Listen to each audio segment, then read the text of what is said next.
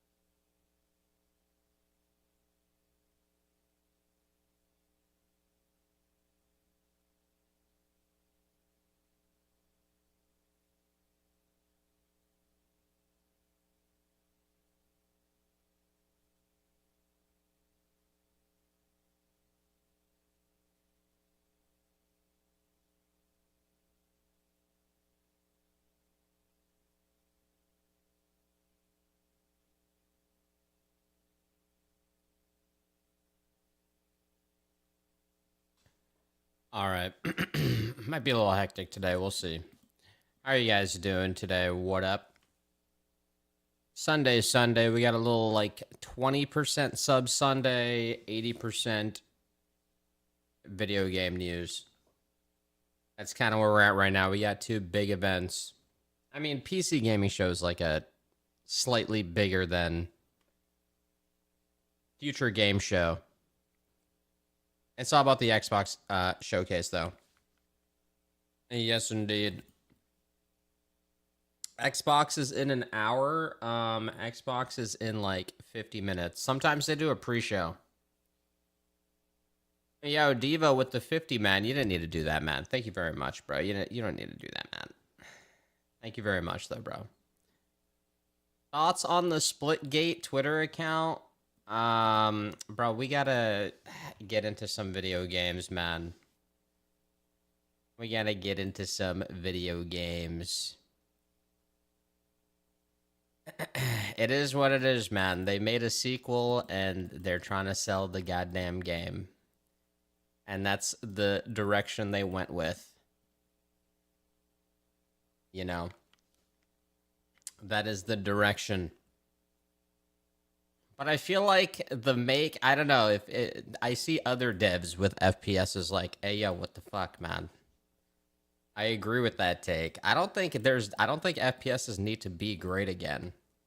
I think they are great already. I think it's more the player that is just not sticking to good FPSs. They're just gonna go back to the original ones, which is Call of Duty, or wherever the fuck has the most population. Everybody sticks to the trio of Valorant, Counter-Strike, and fucking Call of Duty. FPSs are still great. Esports are still super popular amongst those. There's a lot of different devs trying new styles of FPSs, but the player doesn't stick. The finals is a great example. I don't think it's a matter of needing to make FPSs great again. We just went through a fucking massive surge of battle royales that filled how many years?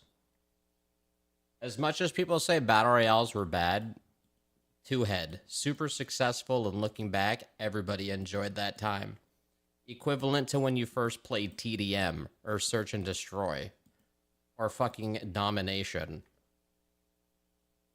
I understand trying to bring back, like, the Quake Tribes Ascend, and now you got, like, portals and shit. I respect trying something new and going back to the old arena shooter, but I think the reality is a lot of those arena shooters have been phased out by the gaming community, hence why a new Quake would probably die. It's just the trajectory of fucking gamers. So yeah, I don't think FPSs are need to be great again. I just think no one knows where to evolve it next. So people just stick to their norms. Counter-Strike, Call of Duty, Valorant now. I mean, that's kind of it. Yeah, I feel like Splitgate's going to have the same faith. Like, I don't know, maybe it was, you know, at the end of the day, they're passionate devs, you know. The message was a little shots at the FPS industry, or those devs, but, you know. I don't think FPSs are bad. Even fucking Rainbow Six, too. Rainbow Six is solid as well. Like, what else? What else do you do? Yes, alright, we are doing like a 30-ish% sub Sunday here into, yeah, even look at Fragpunk. Fragpunk tried something new, was decent quality. At the end of the day, how many people are playing Fragpunk? Like, there's devs that try new formulas, but like Fragpunk actually did really well. God damn. I thought this died on release. Another game, say what you will, but it has mostly positive 40,000 reviews and then 6,000 people in game. You know, these games just don't have they don't have the sticky feel of what makes people want to keep playing Counter-Strike, keep playing Valorant, keep playing COD. It's like going back to the old playground. You go here, you check out the amusement park, you realize, I tried, maybe I peaked, don't know if my friends are still playing, might as well go to where everybody else still is. Natural trajectory of FPSs. Same thing's probably going to happen with Splitgate too. As much as it's like, bro, our game is amazing, this is going to bring it all back. I don't know, man. The players are finicky. All right, how many votes do we have for Sub Sunday? I didn't advertise Sub Sunday at all, so there's probably like 5 votes. There were actually a decent amount. For not mentioning it whatsoever, we are at 719 votes for Sub Sunday, which is actually, wow. I said nothing was gonna happen here. But we'll see. We'll see. There were a decent amount of demos that were dropped, so a lot of those did get voted for. And then there were also a lot of games that we did see that you guys voted for, like Waifu Tactical Force. Yeah, no one has access to the game. Yeah, I don't know how. Yeah, there's like an ongoing alpha, and there's like no way to join it. So I don't know. You're in it? Yeah, probably from the alpha, but I had to request access, and you just don't get access to it unless they let you in. I could even do some Mario Kart, bro. I mean, shit. I do need to practice GeoGuessr. I told you, today is not a traditional Sub Sunday. Okay, it's not traditional. I could go for 1 win and then jump into the Xbox event in 40 minutes.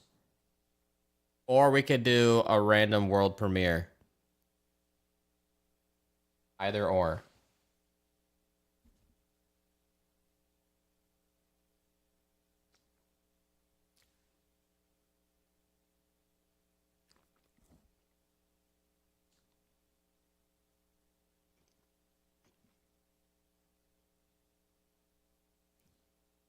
Save them for next week.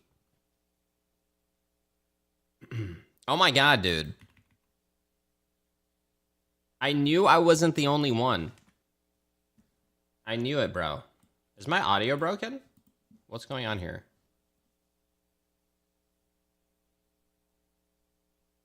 Oh. PC muted. Hold up. To go straight. Wait. And so I wanted to know, what Can you guys hear? Can you guys hear anything? is the fastest way to go straight? So first we're going to answer the age-old question. Oh my god, dude. I have a new tech issue. Not like this. Why is this happening? Why can't I hear anything?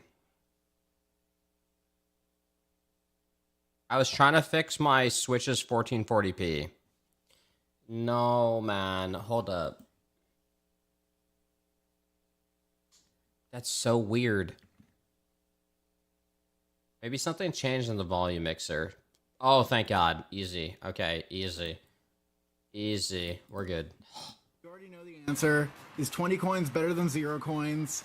Let's take a look. To no one's surprise, 20 coins is better than having 0 coins. Obviously. 20 coins seems to do about what 10 coins did in Mario Kart 8, and maybe that's why you see a lot of world records kind of skipping coins if they're slightly out of the way. I guess because they're worth half as much. Next is snaking faster. Snaking is a little bit faster in Mario Kart 8 if done properly, much faster in DS, much faster in Double Dash. That's what I try to do when its people role say I in drift too Mario much.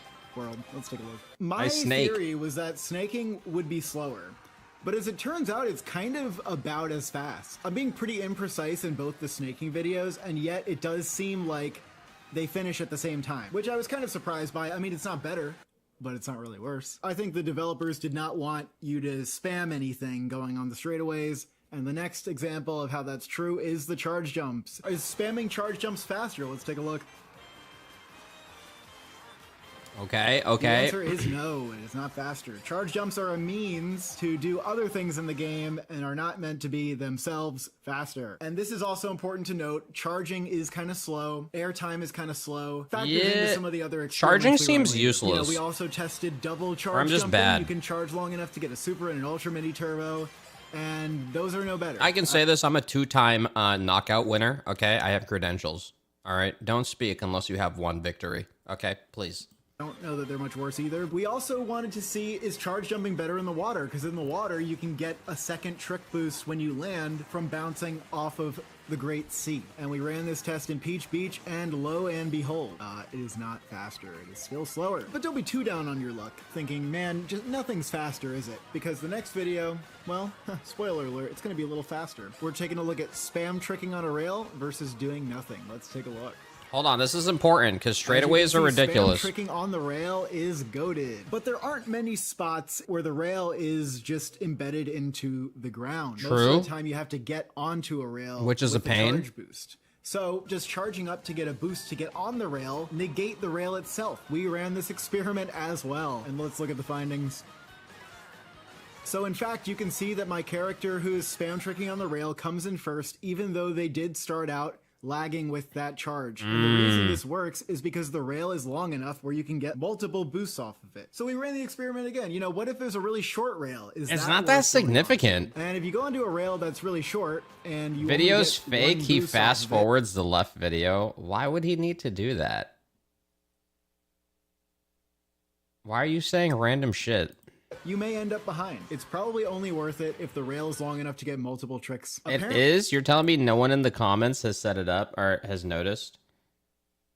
I'm not gonna believe one random chatter.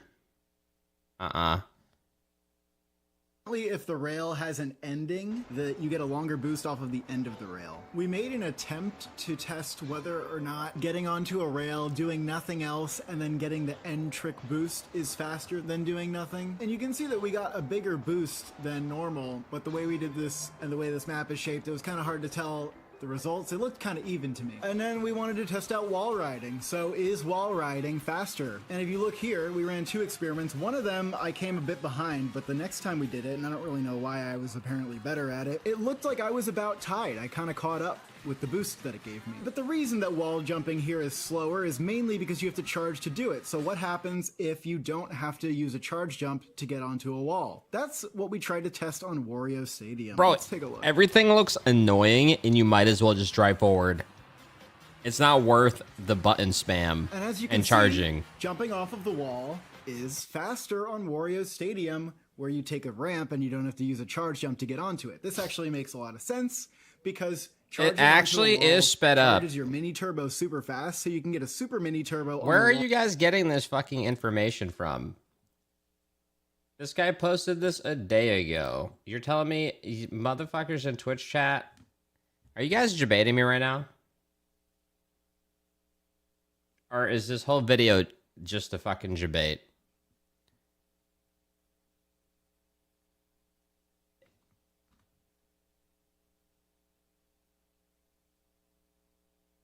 It's basically a free Super Mini Turbo. Walls are not that useful in this game because, you know, and as is the case in this example here, you do need a lot of room to do a straight wall. They're mostly useful if they happen to cut a corner. A lot of the pros seem to be doing a bunch of tricks up in the air, flying around. I don't really know what the heck is going on. Maybe that's useful in terms of alignment and it's very specific to what ramp on what course, but we wanted to see if it was a general rule that you can forward trick, because it kind of makes it look like maybe you'd get less airtime, and airtime seems to slow you down.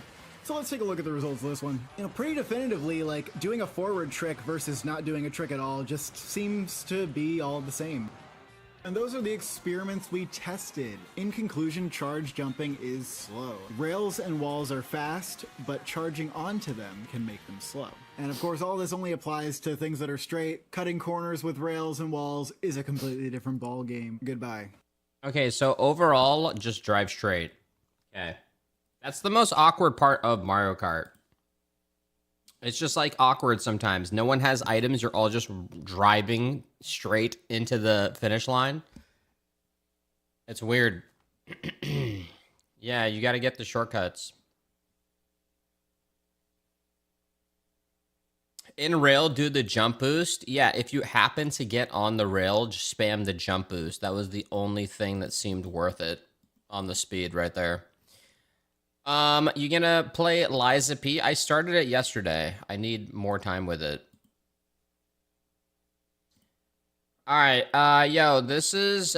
Boys, we got 30 minutes here. I say I go for a Mario Kart win and then jump into Xbox. What am I going to do? Play a new game for fucking 30 minutes? If we're talking about actual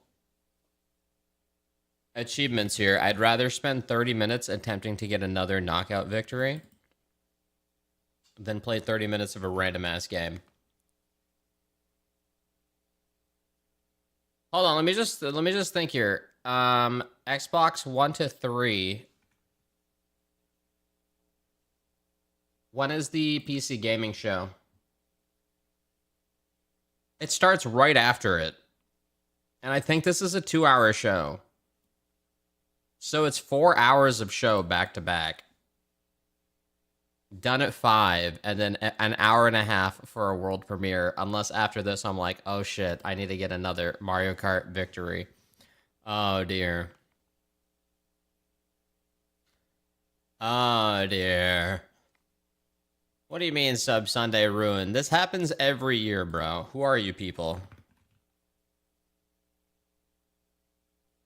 Xbox and PC gaming show falls this weekend on Sunday, like every year. This is nothing new.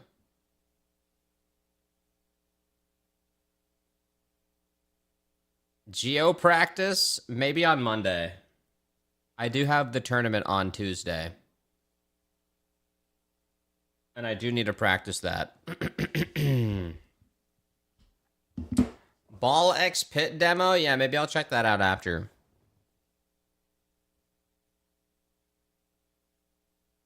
Can we do sub Monday? We got a bit of a bumpy schedule coming up here. I'm not really sure. Maybe.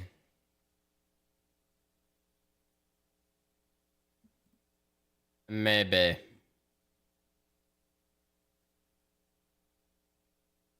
Maybe. I don't see why not. Geo practice? Yeah, I do have to do Marvel on Monday, but that's fine.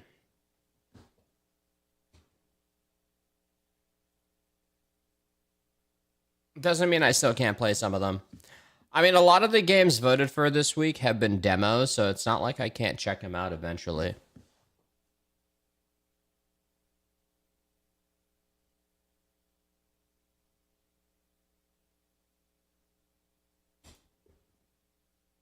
All right, let's see here. Mind's Eye. Oh, yeah, dude. Mind's Eye. I forgot that comes out in literally 2 days. Chat, can you guys hear this? You guys can hear that, right? All right, here we go. No rage. Moment of truth. Mind's Eye looks terrible. I mean, GTA 5.5 might be kind of fun to play. I got a new AI setup. Potentially better than the other one.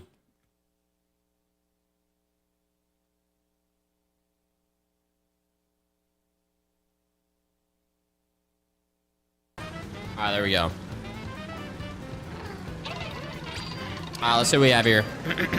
Bro, if I win one in 28 minutes, I'm just saying, dude.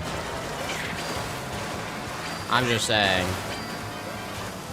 I haven't fixed it. It's still at 1080p. I bought a new splitter to see if the splitter was the problem. 100 gifties if I get a win in the next 30 minutes.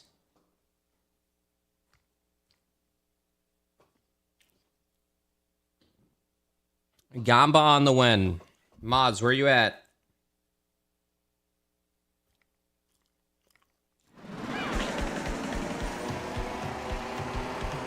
Alright, here we go. We're already in.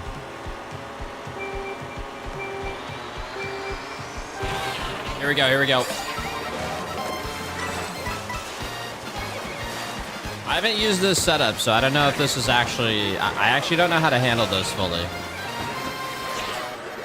I gotta see.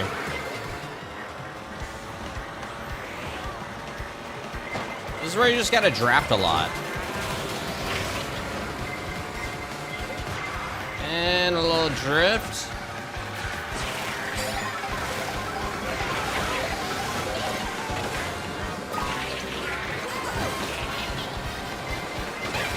Honestly, we're just chilling here. We're just chilling.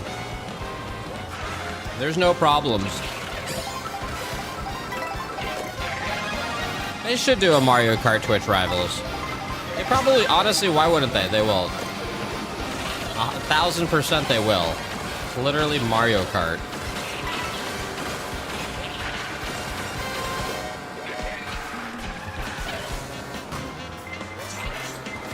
Hey, yeah, don't tell me. If I lose, if I get top 20 right now, no. Everybody relax. Okay.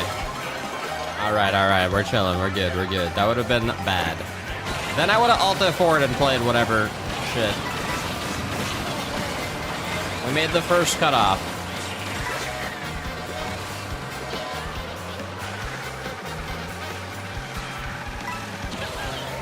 I wonder if Knockout is worldwide.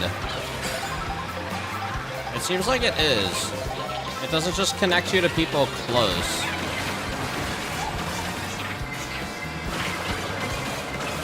Yeah, because even old Mario Kart does a lot of worldwide shit.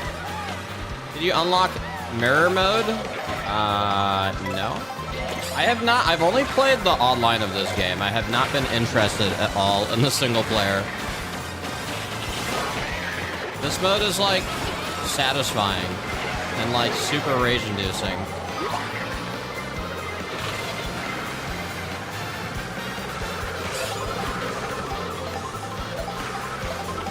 What am I doing? Right there, I tried getting a charged boost to grind the rail, but Oh, this is good. This is bad. Did a ghost just steal my last item? Why didn't I get an item?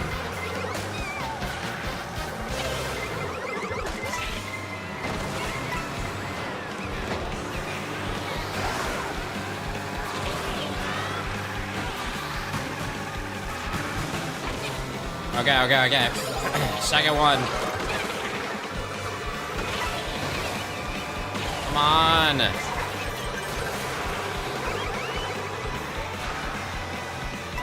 Max the coins. Oh shit, I went the wrong way, dude. What am I doing?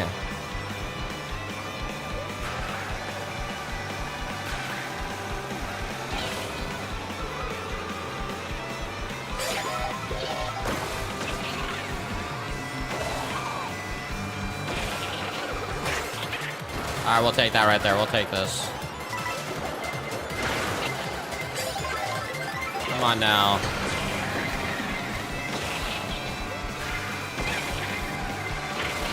Nice boost.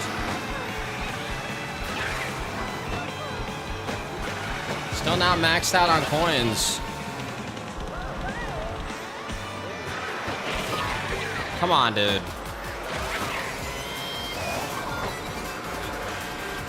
Cut off ink. I should make it here. Top 12.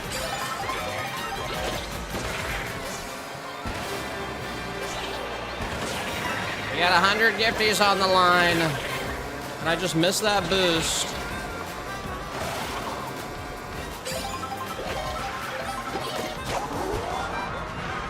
What do we get? What do we get? What do we get? I'll take those.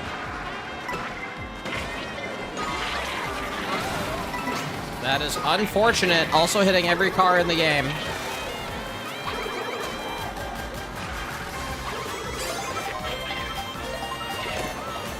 I'm gonna pop this. Oh, God. This is a little scary. I did not get a boost there.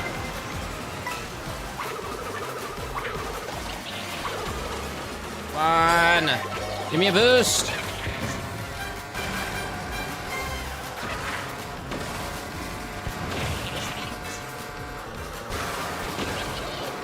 Come on, come on, come on, come on. All right, we take these. Oh, no, no, no, no, no, no. Shit. Hit it. Oh, my God, it missed. That would have been like a multi-bomb kill, dude. GG. God damn it, man.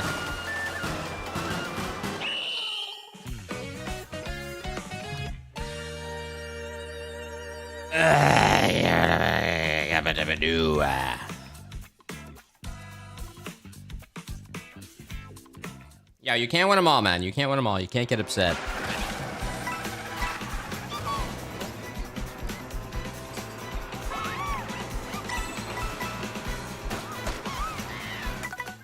Change cart? Nah. Yeah, we still got 22 minutes. We still got 22 minutes. It's all good. I was close.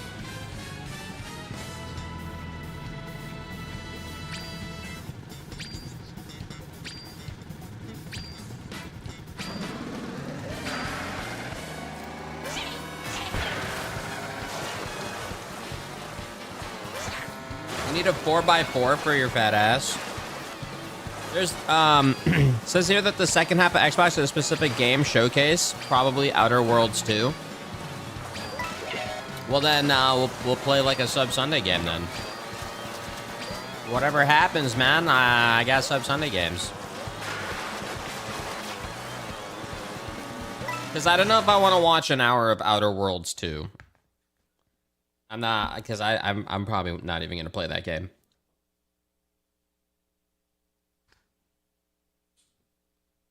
So let's just see how the event plays out.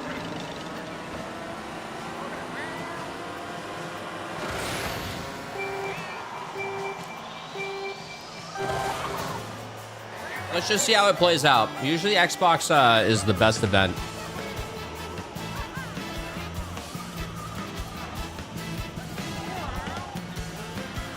All right, here we go, here we go. Honestly, I feel like we've been hearing a little too much from Bethesda. I don't want to hear anything from them. They're like, they're around too much. I don't even want to see Elder Scrolls 6.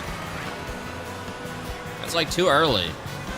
We don't need to see anything. Just like go back to the kitchen. Stop being in the feeds.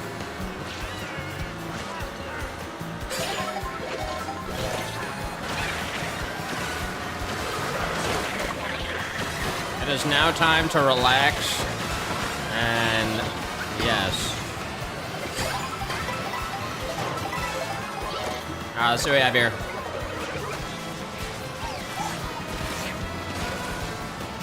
Come on now. That we're not going to be seeing Elders. I will be so surprised if we see that. Like, I don't think it's going to happen. I would say next year. Oh my God! Yeah, I bet next year, not this year. Yeah, maybe like a maybe a remaster.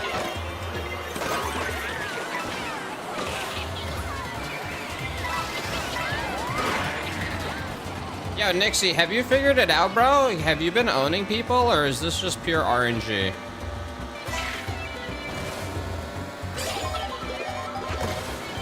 Is this Mario Kart heavily RNG compared to the other? Oh, you're just bad! Once again, bro. Motherfuckers who have no knockout victories needing to leave comments, bro. Who asked you, sir?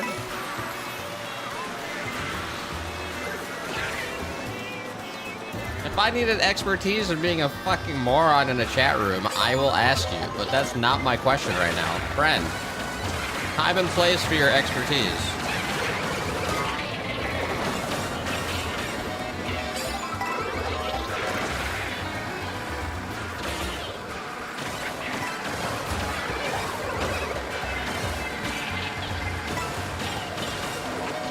That ain't fucking rude. He's the one that fucking tapped the hornet's nest.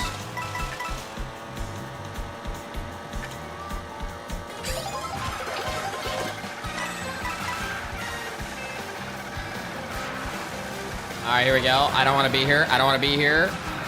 Every blue shell, every murderous weapon is after me. We'll take it. We got a little defense here. And here.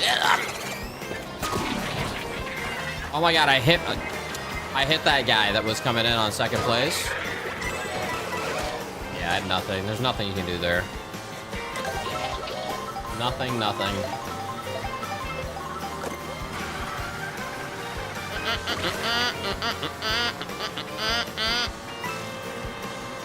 Better halfway through than now. Oh my god, bro! The come on, come on! Oh, there goes everything. I sure did. Shoulda did it. Shoulda did it. Oh my god, that was the worst shit ever. No skill points.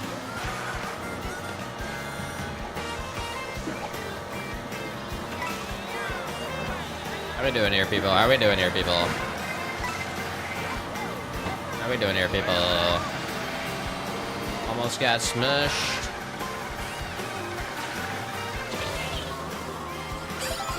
Come on.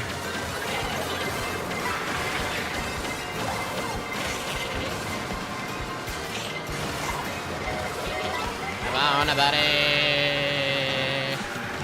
Drive, motherfucker, drive, motherfucker, drive, motherfucker, drive, bro, drive. We're in.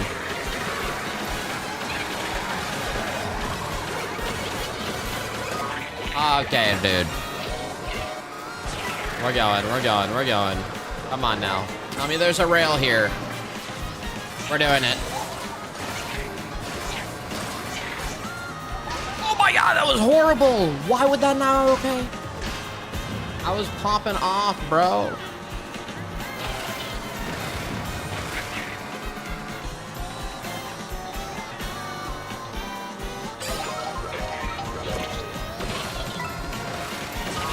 That's bad. But we're good. That's fine. Halfway through, there's so much recovery time.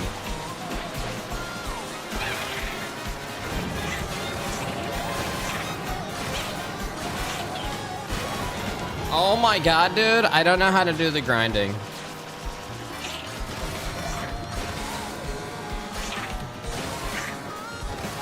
I don't know if that was honestly worth it. I feel like that was fucking terrible. Holy shit, you can go all the way up there? Good thing the game just like awards shit play by giving you this.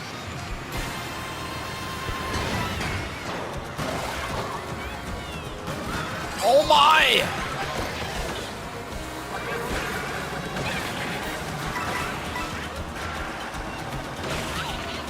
Come on, buddy. Come on, buddy. Come on, buddy. I just got an oil change in this bike. Ah!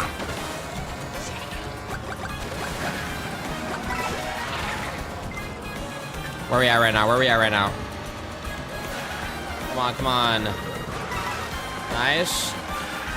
Who's playing a snowman in the desert? We send those. Nooped.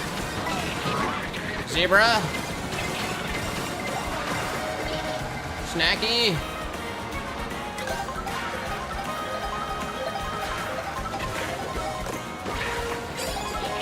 Come on, come on, come on. We need another blue shell. We need another blue shell.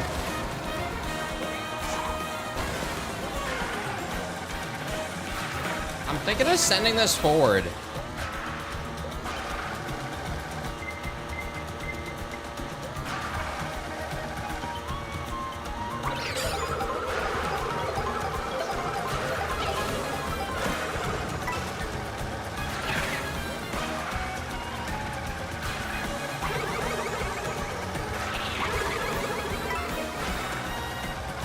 Ah, shit, man. Come on, come on, come on. You would get a red, bro. You would get a red.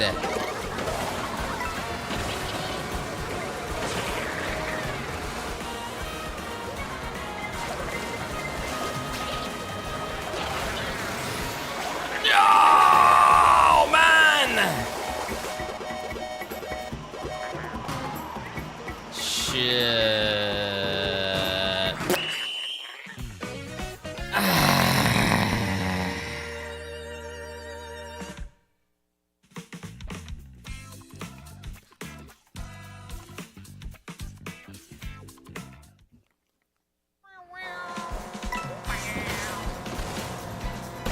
So bad. Yeah. Nixie, what have you seen? What I've seen, I feel Grand Prix mode is much more RNG than MKA was because of 24 players. On knockout mode, you need to be much more defensive and trying to nail those rail wall jumps is my take. All right. I got you, Nixie. You're saying you need that mechanic. You need that mechanic. I have yet to fully understand the wall jumping. Is it the same? The same, you just drive right into a wall, double jump? Oh yeah, that's it. It's so awkward. The charge is so awkward. It's so awkward using 2 fingers on the controller. Specifically on the controller.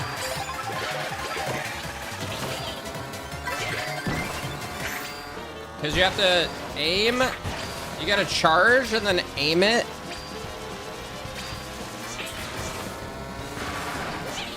And then I don't know if you can charge to then jump again on the wall. I don't know if you can do that.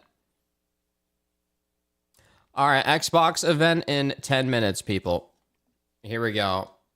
Last victory attempt. Brace.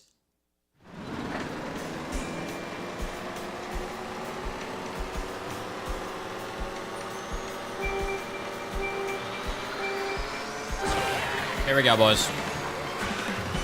Sending it.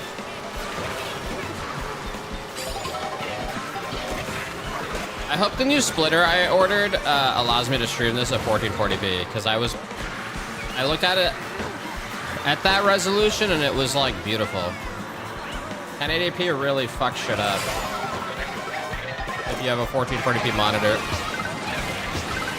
Hopefully that's the solution.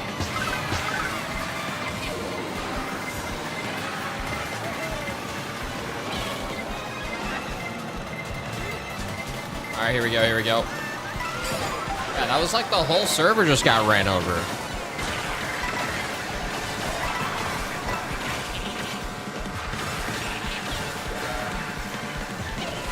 I think my setup from yesterday was better with the buggy and Yoshi. I think it might be superior to this.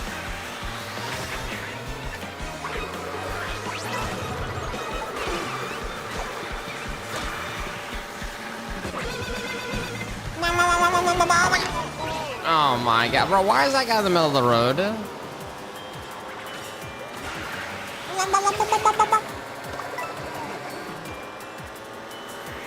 Yes, that was Nintendo's version of Bulbasaur. Damn! Damn, that's a crazy timing.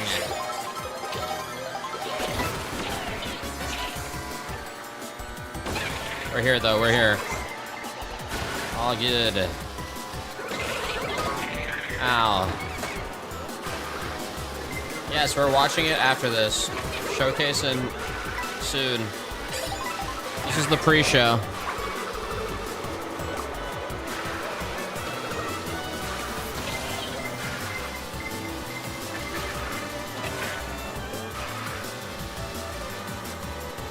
The pre-show is me getting a victory, which will lead to some sort of games reveal. Which one, I don't know.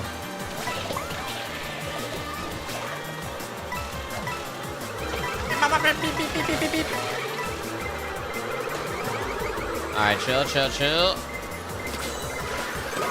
Okay. Oh my god. Oh my god. Oh my god. What was that?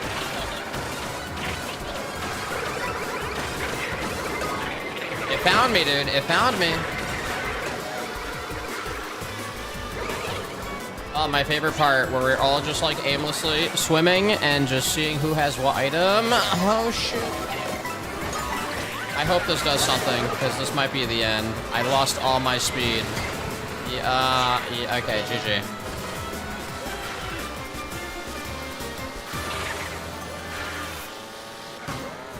That's crazy, dude. It's just like a fucking avalanche of garbage that you need to survive.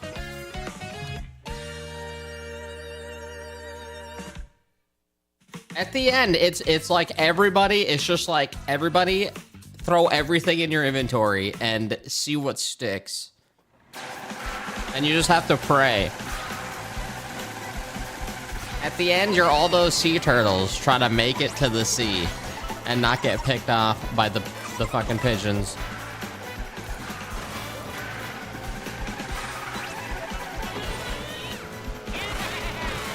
The goddamn seagulls.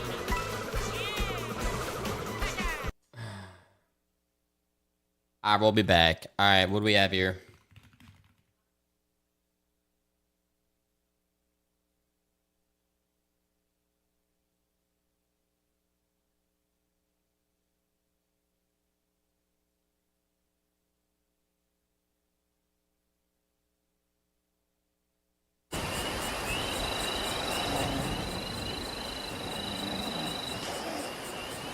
Alright. What the hell is this Fallout 76?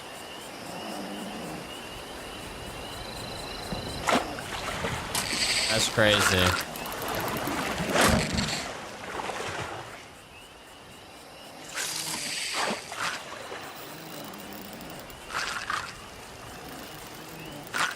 Aren't these all radioactive fish? 4K stream?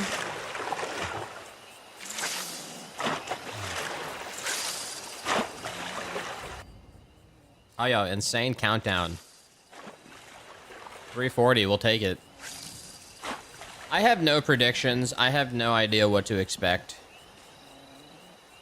I don't know. I don't know what I want. Honestly, I don't know what I want. I want new IPs. I want something to make me be interested. But there's nothing I want. Read YouTube comments? Oh, yes, of course. Let's see. Chat summary. Love the YouTube chat. It's in sub only. Oh, wait. Are we going to see Gabe Newell? Is Gabe going to be here? Is this now finally the reason for his yacht being parked outside? Is this it?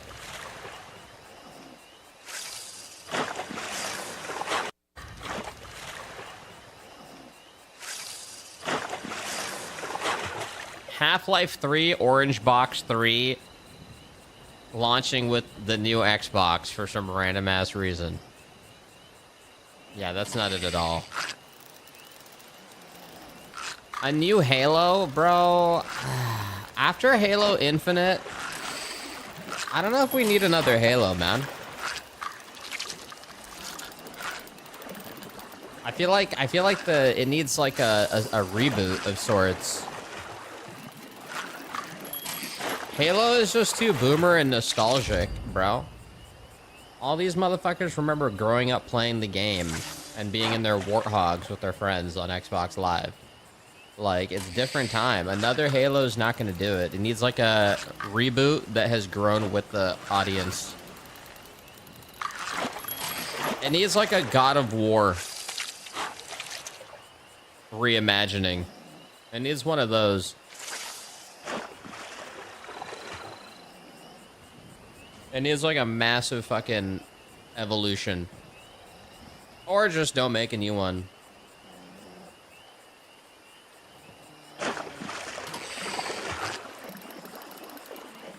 I swear, if anyone pogs when they hear the Halo music, I'm gonna judge you. You need to relax.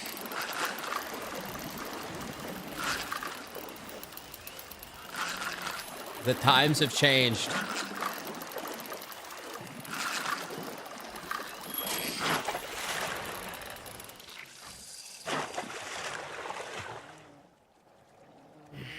Alright, here we go. Damn, are they ahead of schedule? Hey, yo, Goktu with the 5 gifties. Thank you, man.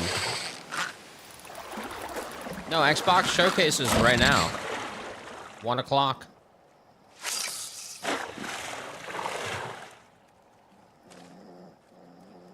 A new Forza Horizon? Has it been enough time?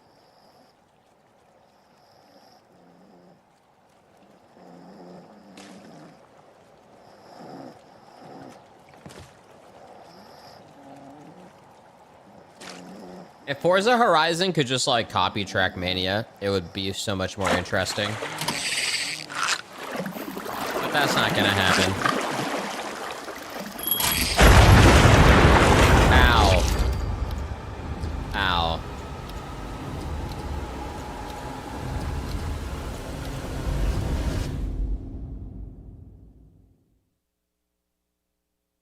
RPM, boys. RPM. What do we got? Is this going to be the best event of this year? Or is it a Zoom call? This might be like a, hey guys, Zoom call. Oh, wait.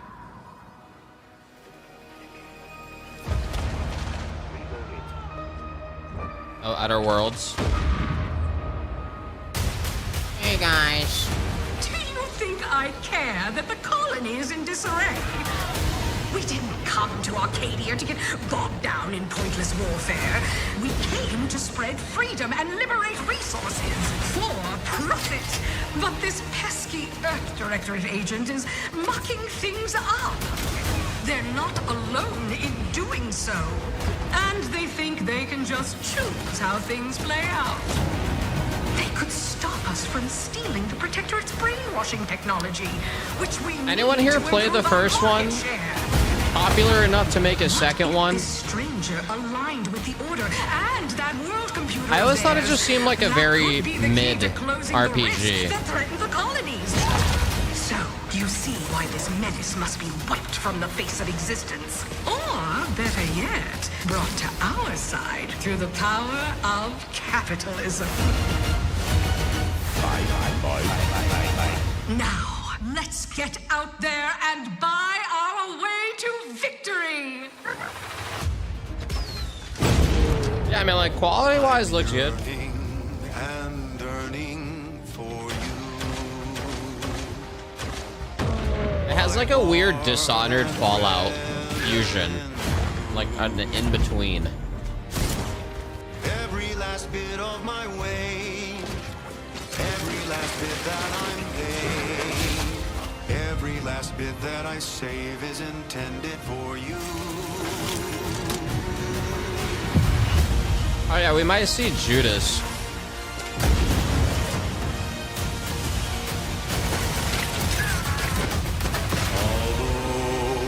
It looks like a more cooked Fallout. Like, it looks like Fallout without shit combat. I know you'll be mine. Someday perhaps I'll own two. For now I'll take one one that's brand new.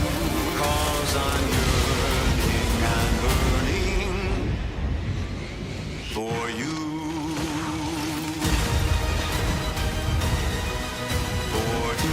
I don't know, that looked like the combat looked pretty good. An adventure made for capitalism by capitalism.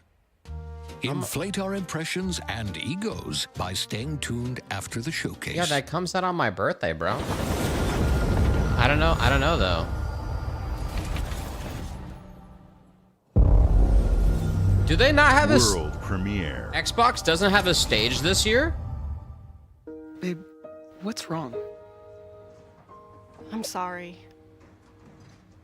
I've just been so depressed lately. Fix everything. Human's a problem.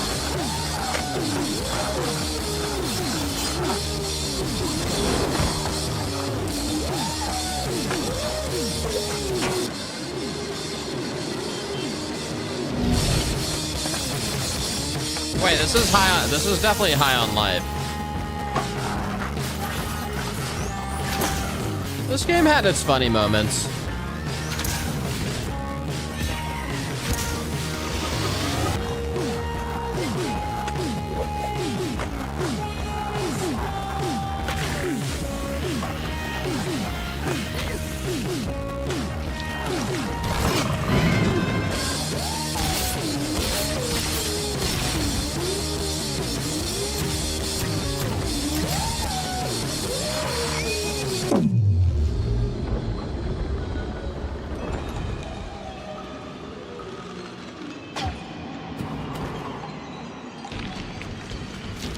Yeah, humans are barely sentient. Scientists have done studies, and their brains are like half the size of ours.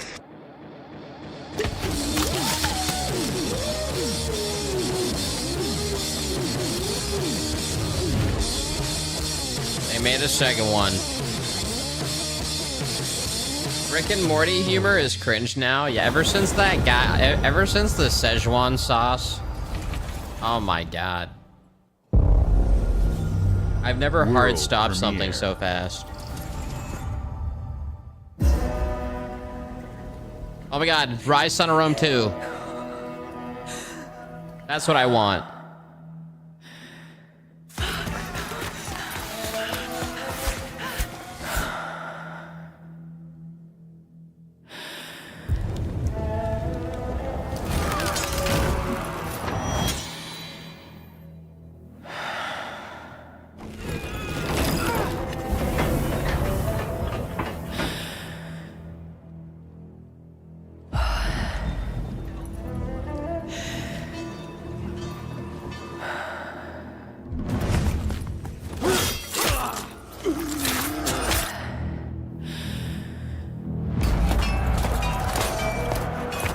Yo, is this Wonder Woman?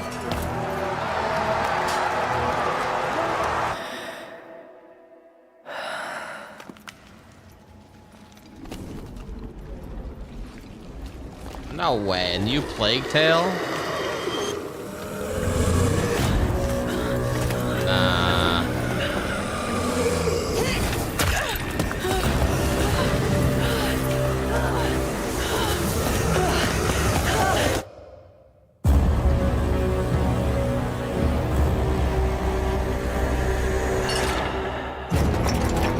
Resonance? A Plague Tale Legacy? What? It's from Asobo. Is it a spin-off in the Plague Tale universe?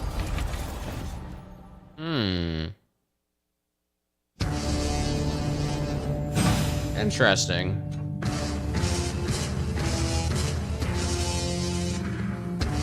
Oh my god, the new Xbox.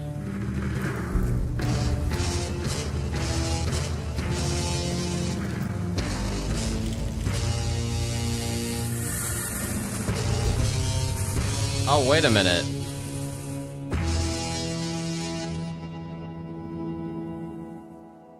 A new handheld?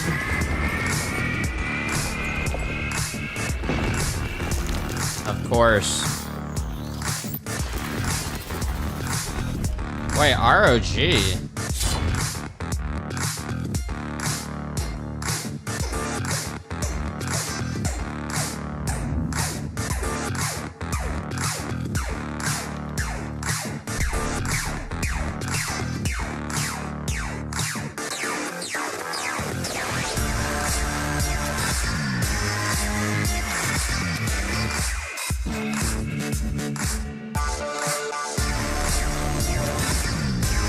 So I wonder what would top the Steam Deck. I don't know if I don't think it's gonna top this. The Steam Deck is just the best.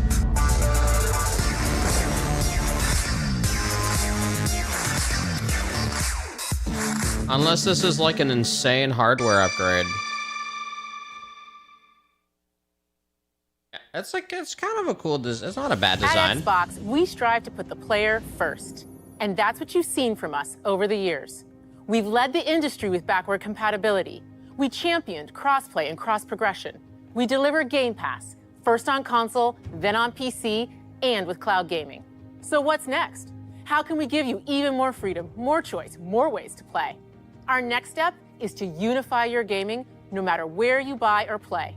So we're building an Xbox experience designed for players, not locked to a single store or tied to one device. The Xbox Ally is an Xbox you can hold in your hands, bringing together the power of Xbox and the freedom of Windows. On this Xbox, you can play games across your entire library, including all the Windows PC game stores, from Xbox and Battle.net to Steam, GOG, and Ubisoft Connect. And Steam, the brah. highly anticipated Hollow Knight Silksong will be available at launch and in Game Pass when the Ally releases later this year. In fact, every new game you see in today's show will be playable on the Xbox Ally. Whoa. We have What the always heck? wanted you to have the unique experience of Xbox on any screen. That's why we're investing in Xbox Play Anywhere. Whether you're playing on console, PC, smart TV, or any Windows handheld like the new Xbox Ally, the Xbox experience roams with you. Your library, progression, friends, and achievements. There are over 1,000 Xbox Play Anywhere games on Xbox today. And every new game you see in today's show, from our partners and our studios, is Xbox Play Anywhere. And because it's Xbox, you can always have access to Game Pass with a diverse lineup of games from the biggest franchises to critically acclaimed indie hits. This Is the this freedom actually we the believe best players handheld now? Should have any game, anywhere, and we are giving it our all every day to make this vision real. But it all comes back to the games. From Dead to Rights on the original Xbox to Armored Core 6, our relationship with Bandai Namco Entertainment has stood the test of time. We both believe in bringing amazing experiences connect to players Steam to around the it. world, and their next game does exactly that. From Rebel Wolf Studio, this is a story-rich action RPG steeped in dark fantasy that I can't wait for you to explore. Thank you, and enjoy the rest of the show. What's the price? And then are we talking 1080p 60 here?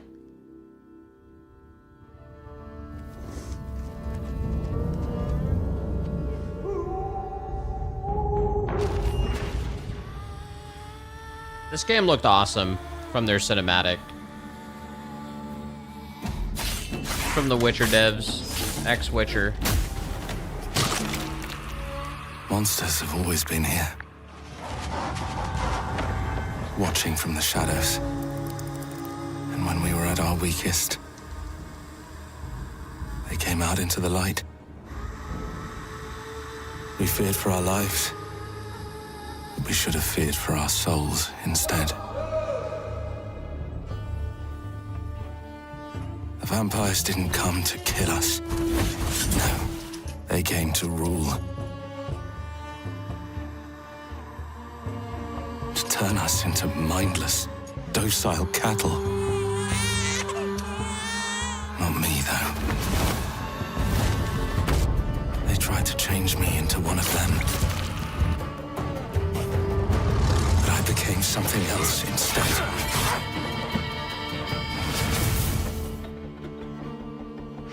Their worst nightmare.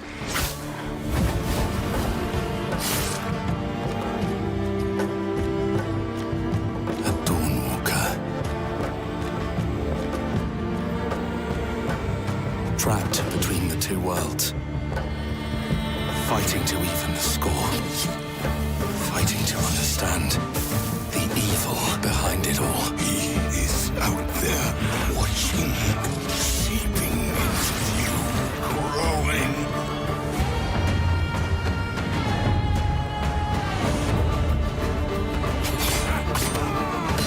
Yeah, hopefully they pull this off. This looks like it could be great.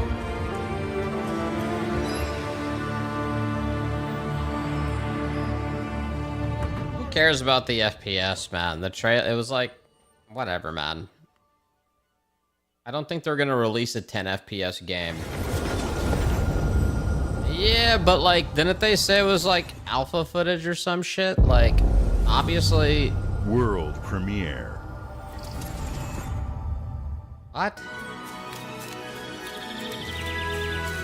You can still get the gist. Oh my god, Mario on Xbox. Oh wait. Super Meat Boy? What? He's back? Oh my god. Yeah, this looks awesome. Super Meat Boy is a classic.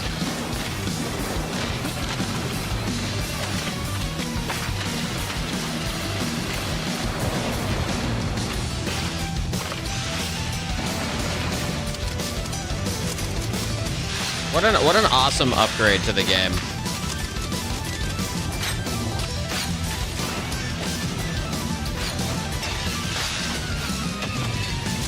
Super Meat Boy 3D. Okay, that's awesome, man. That game is still good. Worth downloading if you've never played it.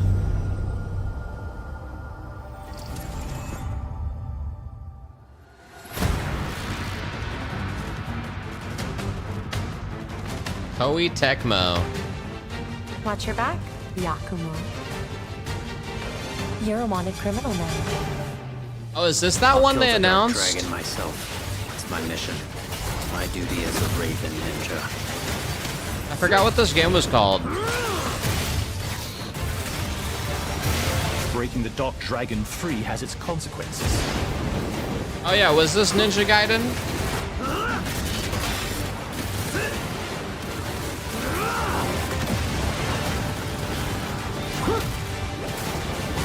This is it. Sayori. Ryu, there's something I need your help with.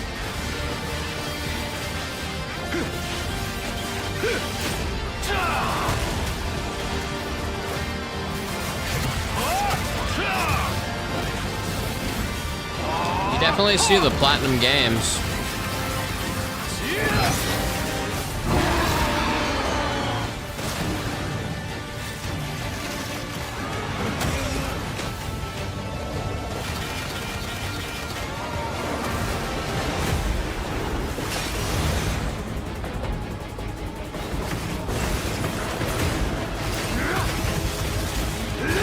The Dark Dragon is mine.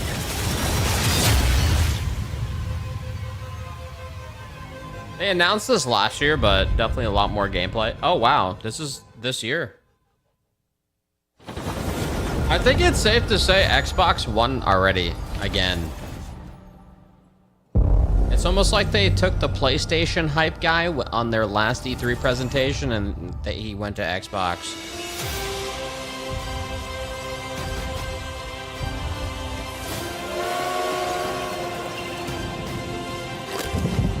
Here we go. Good luck, Indy. What are you doing, Jones? Are you crazy? Yeah, I never finished it, but it was a good game, bro. A DLC makes sense. This is where it starts. Beneath the streets of Rome. Enter the city of Antioch. Find a secret relic. Bring it back to the Holy See. Defend the secret. They worshipped the giants.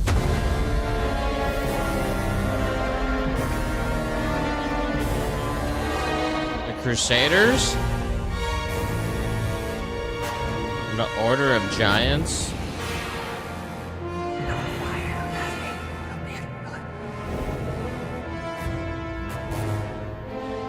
This year? Huh. Yeah, DLC totally makes sense. Indiana Jones,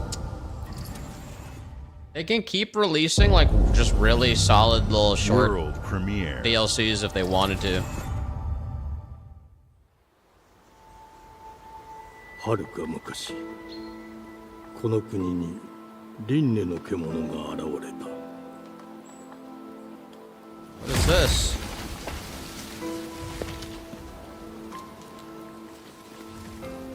輪廻の獣は汚れを吐き、あらゆる生物を蝕んだ。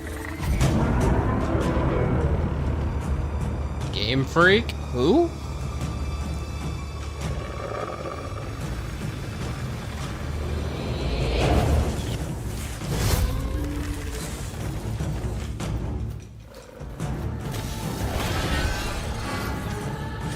Oh shit, hold on. "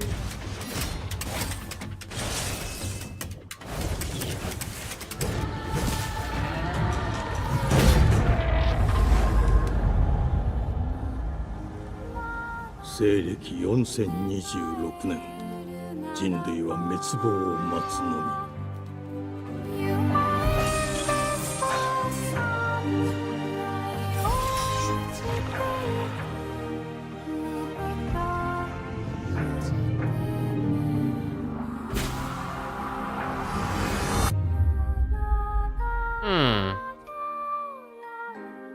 封じ子エマ、お前こそが輪廻の獣を滅ぼす刃となる。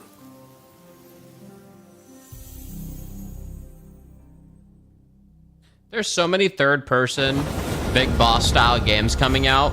That one looked more cooked than some of the ones announced out of China. That one looked definitely like that could be one of the better ones, quality-wise. The glittering streets of Avalon sure do shine. This is Japan, no because shit. They ship their filth down to us. Get your paper in! Who's for a paper?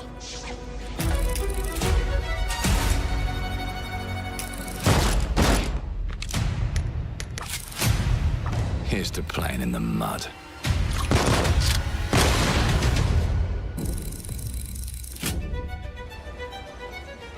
Life here ain't for the soft-hearted. You will be paying me back until you fucking rust. It ain't for the spineless. Keep your filthy pickers off me! And it sure as shit ain't for the decent. That's a clean sweep for one. This seems kind of cool. Justice itself has been affronted. I have been burgled. Lord Griswick. Yes, I got that part. Do you know anyone who might wish you ill?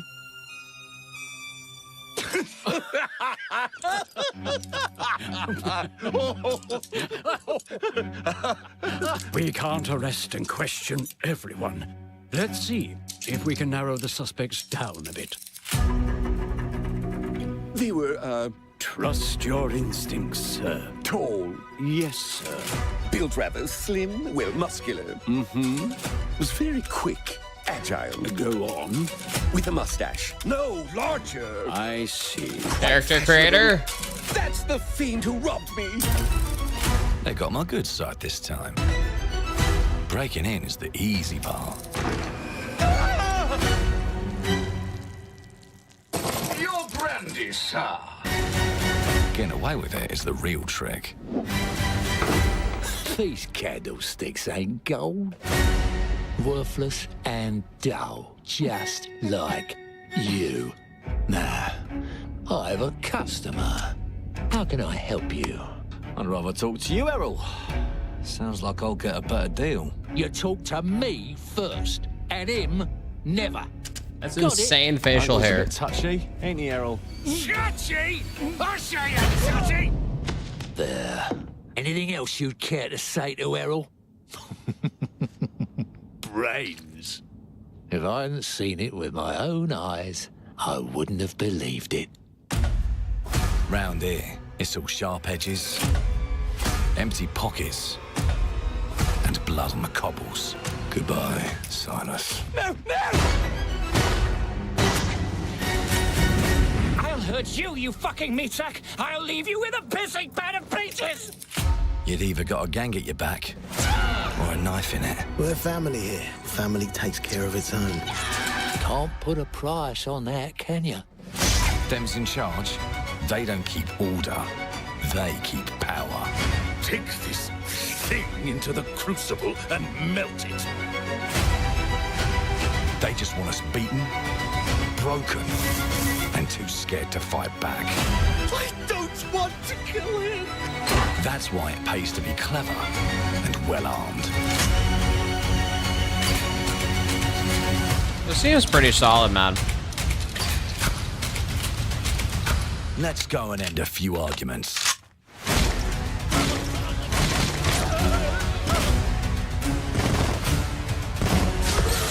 Don't get cocky. They've got a weapon far worse. Time. And if they can rewrite history, they can rewrite us. But look who just found Mummy's keys. Now I can fiddle with time. Put the bullet back in the barrel. Bring the chaos to a crawl. Take a mistake and make it like it never happened. We can change the world as we know it. One choice at a time. And I can even go back and change the past to change the future. And let me tell ya, the hunters don't like it when the rabbits got the gun. Huh.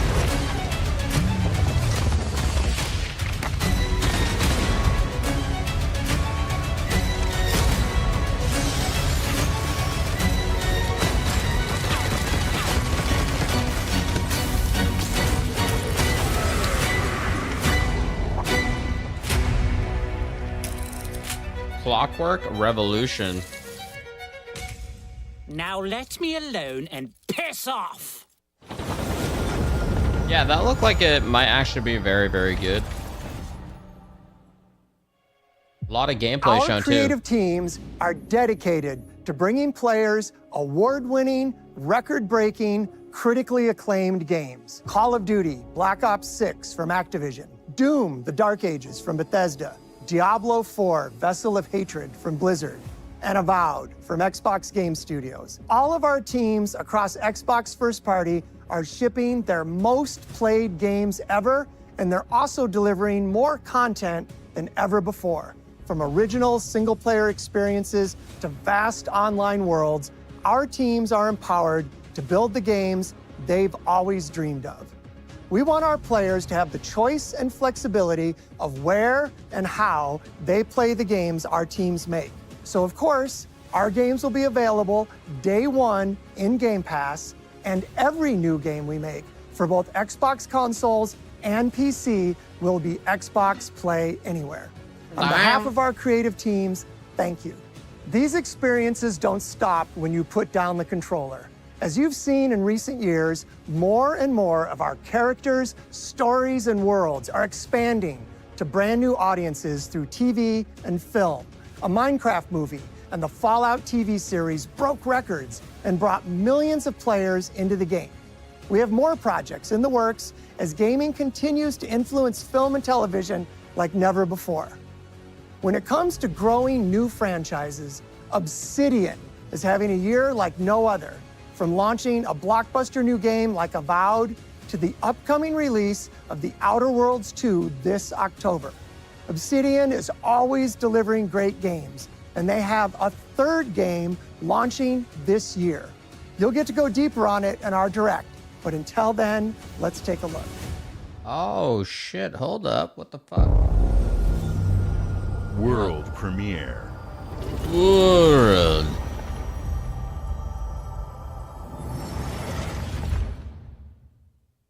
I told you, you can't run from me, you foul beast!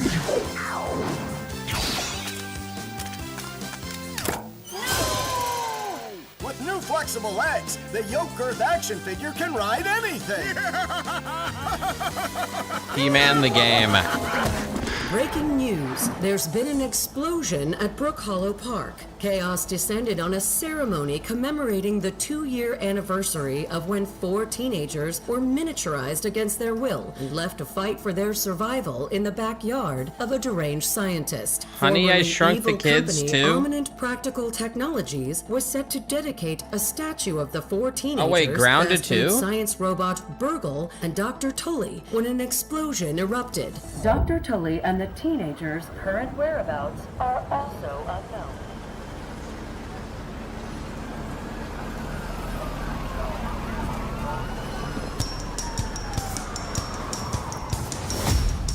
You gotta keep them separated. This summer, wow. I still think the spider was the scariest thing I've ever seen in a game.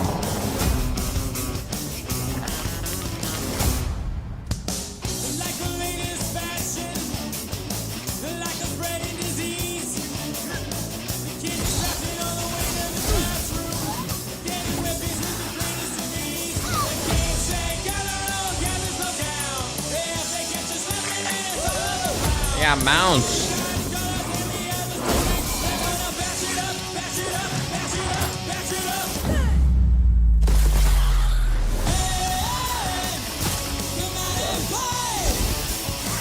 Mount combat? Wow, next year to game preview. I think Grounded 1, that game was under development for a while until it 1.0'd. Yeah, next month. ND350. Oh, this one's gonna be such a good playthrough. Accessing predecessor's travel log. This one, I hope they pull this shit off. Data salvage. I need a linear sci-fi game in my life. I have encountered an unprecedented orphan. Gimme. It was in a state of suppressed recomposition. The behavior pattern of the orphans populating the area is highly unusual. I don't care if it's Dead Space inspired. I don't give a shit. Give me more. They become exceptionally aggressive.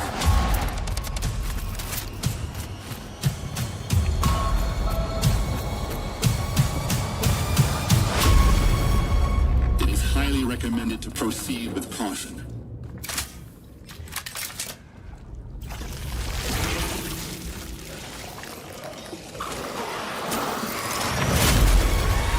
Oh, sure. They seem to act more consistently, in coordination. Destroying the nest is now a priority. Yeah, Bloober looks like they're cooking with this one. Such is our calling. Such is our calling. Oh, shit, man. That's gonna be beautiful. Oh, that's gonna be a fun playthrough. That game and like Mafia, those are the types where you're like, you know, boom, boom. Those two are heavy fine wines. What do we have here? Elder Scroll Online. Okay.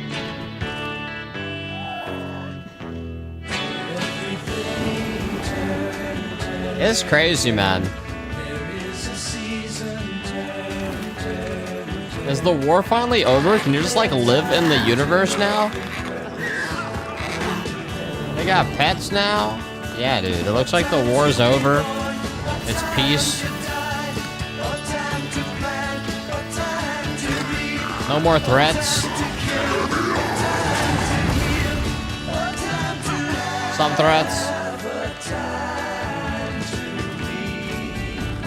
This is a fucking RP game now.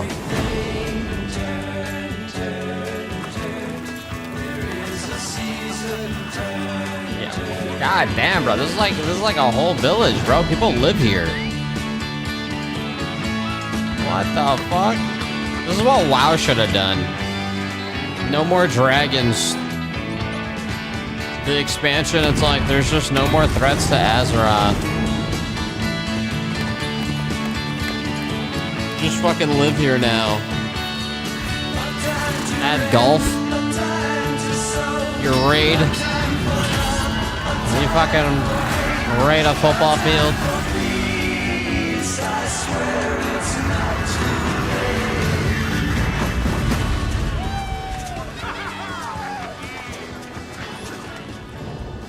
I respect that, Elder Scroll. I respect that. No skeletons. A new threat arrives. They had a fucking cat world premiere race playing volleyball. They made it a dating sim. Starfield 2? Mayday! Mayday! Hold one to mission control. We're falling!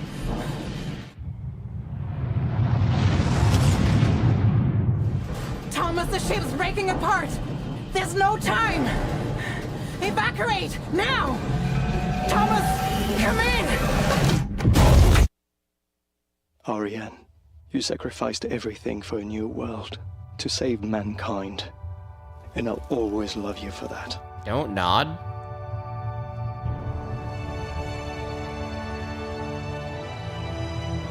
Oh, we're using this song?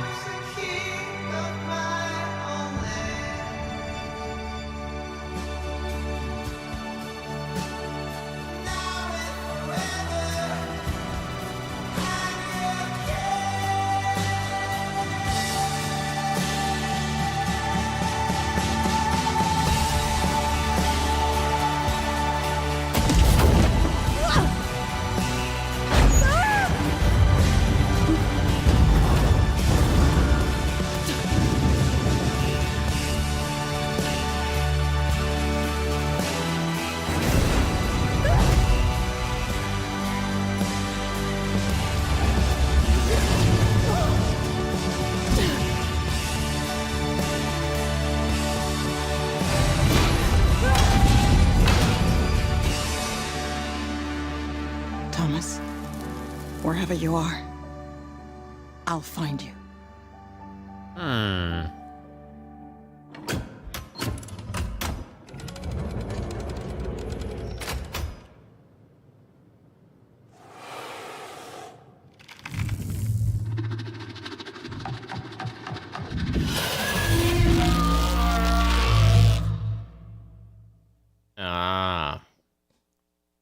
The European Space Agency?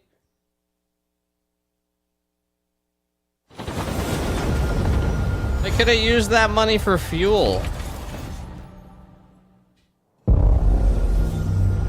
world premiere. World premiere. Welcome to England, Mr. David. I know this must be a shock, having never met your real father, but he left you this hotel in his will. It's been in your family for generations, much like the caretaker. He's a little eccentric. You'll see. Let me welcome you to the Grand, a hotel famous across the land. I think I played this game. I think this is a hotel renovation simulator. Room used to be in such high demand. Your wish I'll command here at the Grand. Well, hello there. It looks like you're about to do some renovations. Would you like some help with that? Oh. Oh, wait a minute. So, my father was renovating the hotel when he disappeared? Not just the hotel. He was helping the entire village. You have his power tools. You know, you could pick up where he left off. You seem like a good man. This is actually kind of cool. Like he was. I'm in. They don't suspect a thing. Just make sure the locals don't get wind of what you're really up to. Because if they find out, they will Wicker Man your ass. You keep looking into things, and things are gonna start looking bad. Don't make the same mistake your father made.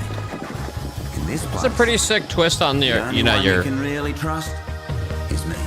typical Sims.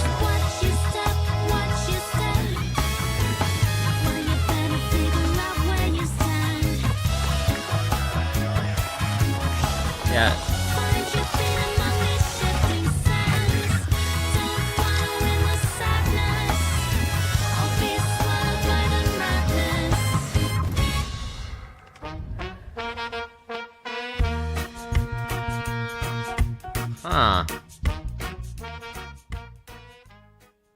interesting, you know? Sure, man.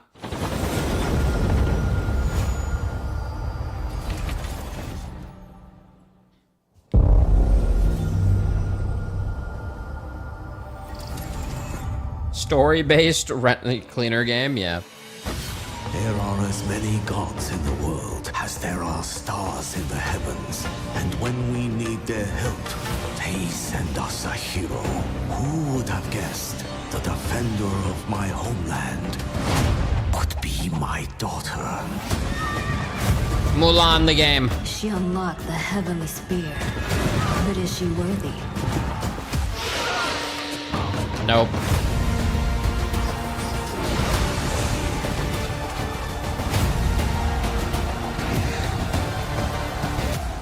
Oh, is this Age of Mythology?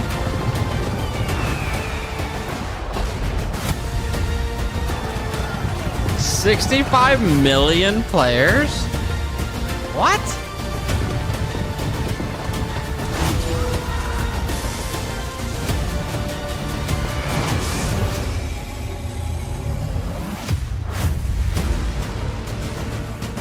You can't rule if the heavenly spear is mine.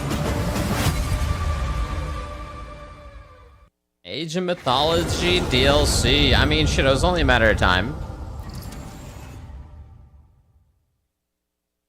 Ever Studio EV. What the fuck is that? I think that's an R.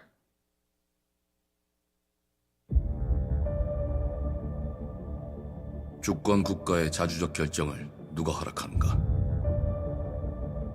Are we in Korea? 만약 이 결정이 패권 국가의 특정 정치 집단의 이익을 저해한다면 당신의 특정 행동이 대중의 의사결정에 영향을 미칠 수 있으며 반대로 누군가는 당신의 의사결정에 영향을 주려 한다는 것을 인지할 때 자신만의 온전한 입장을 세울 수 있지 않을까? 당신의 입장은 온전한 본인의 판단인가? 그렇게 믿고 있거나 믿고 싶을 뿐.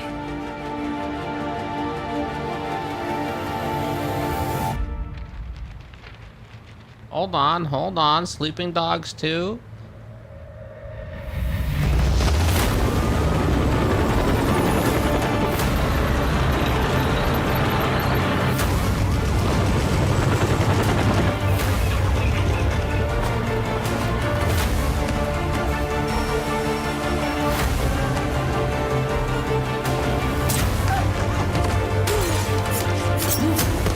Yeah, this looks pretty sick. 당신은 무엇 때문에 분노하는가?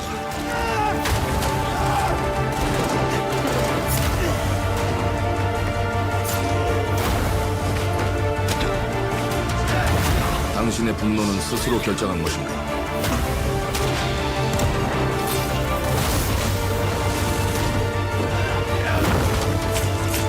누군가 당신의 분노를 이용한다.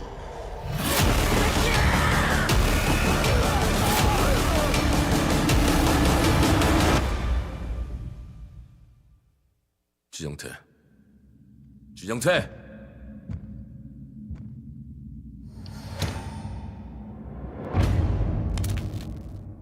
Mudanga. Ah, that looked kind of interesting. Okay. Closest we'll get to a new Splinter Cell. That looked like they were... Yeah, sure. World premiere.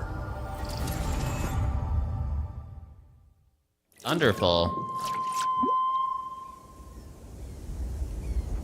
E ora Olaiem loite fativi. Did I play the demo for this? Novo. I thought it came out. I think it was just the demo though. Te kemaite mana. Muite unanite waiora. Dia. Novo tualibemo iwalotaname. I did play Release. Ona utalima. Diefema. Teonami.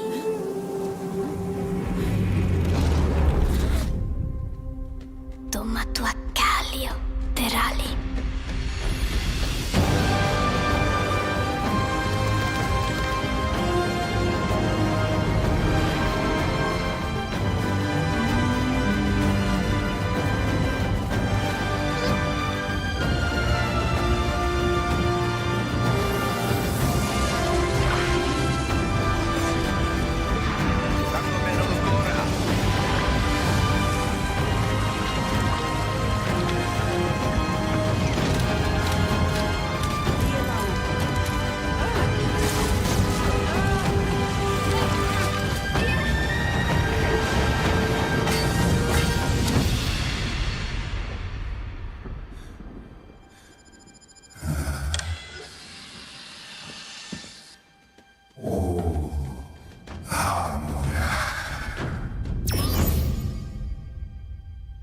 There it is. Planet of Lana 2. I swear the first one, like, just didn't come out long ago, dude. Coming 2026.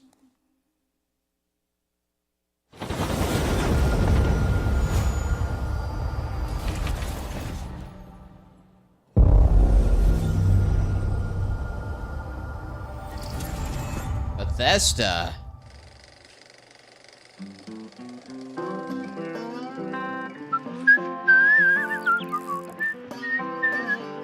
Well, hello there. Beautiful day to relax by the old fishing hole, wouldn't you say? When it comes to fishing, Appalachia is a land aswim with opportunity. Yes, you'll find fish of all flavors in every walk of waterway, from its mightiest of rivers to its humblest of ponds. Just step up to the bank, cast your line, and when your bobber starts bobbing, reel in the rewards. Ah.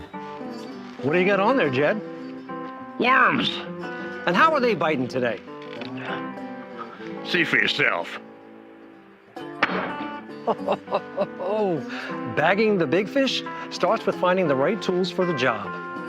There are as many unique combinations of rods, reels, bobbers, and baits as there are fish in the sea. And when you've caught your fill, pop over to the local tackle shop to swap fish tails. Can you smell that? No matter what troubles plague the future wastelands of Appalachia, all mine, you can always find comfort in cozy little joys like this. You just gotta know where to look. Vault Life is your ticket to easy living. Design and build your own little slice of paradise. A place to show off all the bits and bobs you collect in your travels. Yo, ESO and Fallout both becoming plant your life own peaceful sims. vegetable garden. And nothing warms the heart like a neighborhood. The conflicts are over in both games. Ah, community makes a wasteland a waste home. Join today, and tomorrow you'll be kicking back and sharing a meal with friends in beautiful Appalachia. It makes sense. All these players are now seasoned who are still playing it. Maybe they're just like done holding mouse 1 and killing shit. Maybe they're like, fuck it. I need to settle down in this world. World premiere. It seems like both games are going in that direction.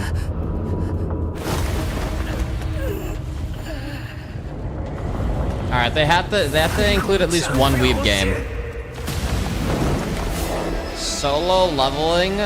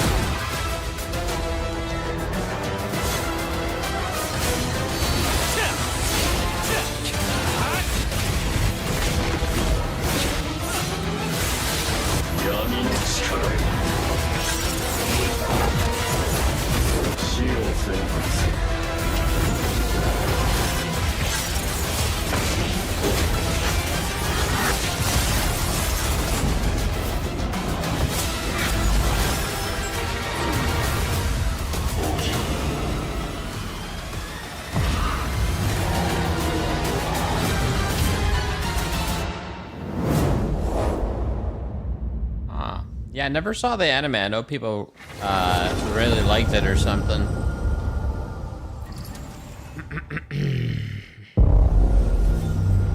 World premiere. Here we go. All right, weeb quota met. Where we at?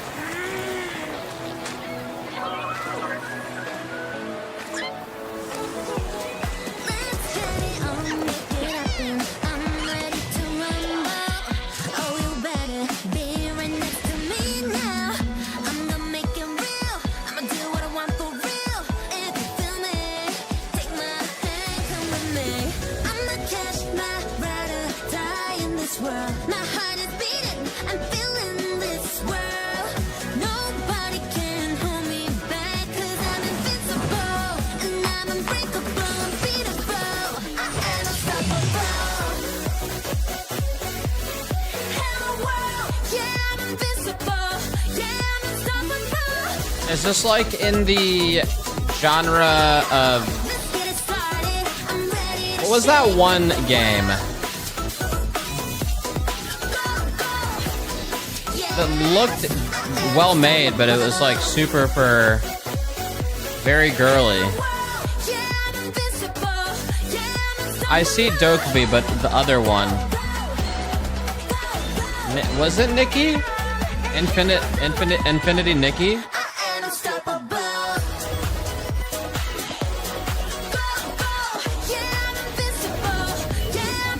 Yeah.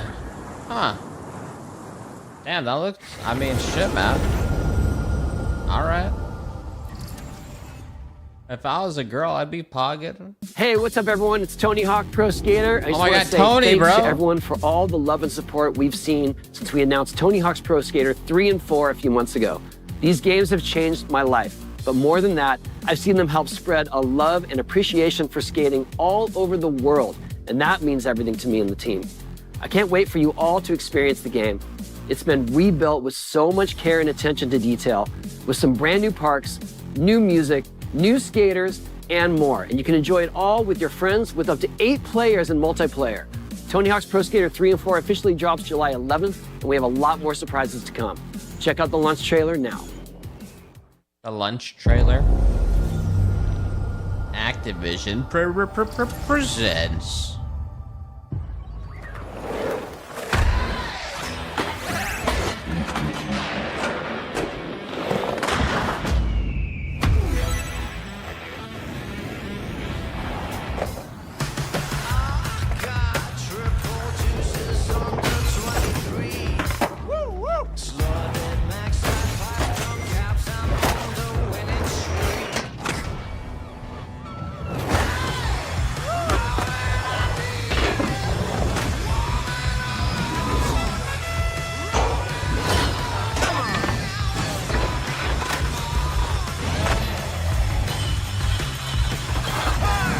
I mean, damn. Watch it, mate. Definitely an upgrade.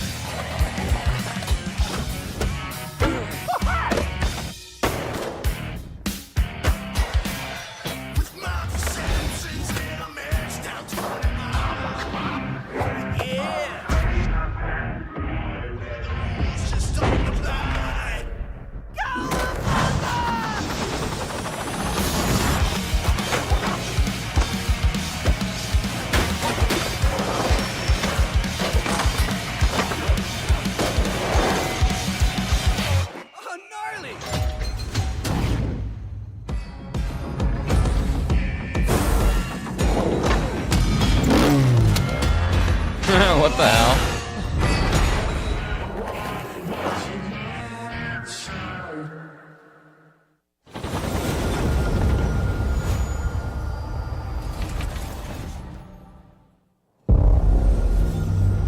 World premiere.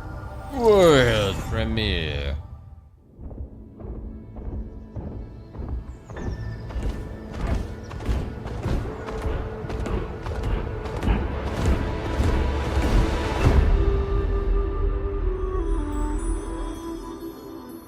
Spiritfarer?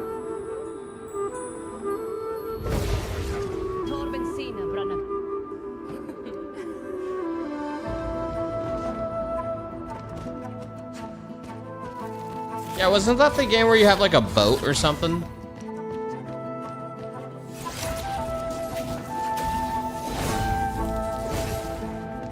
Yeah.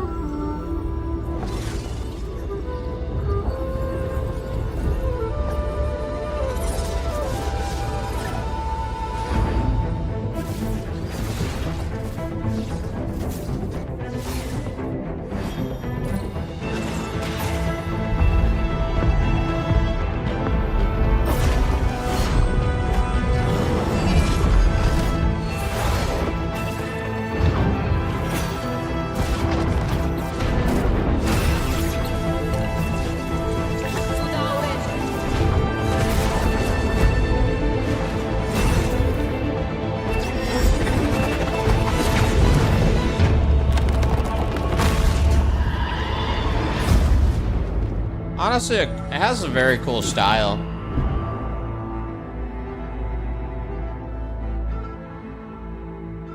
But, yep. I thought that looked kind of cool. Yeah, the art looked nice.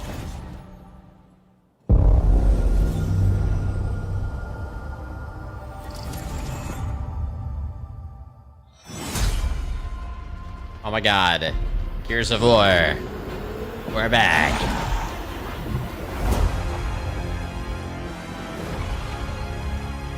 Remastered.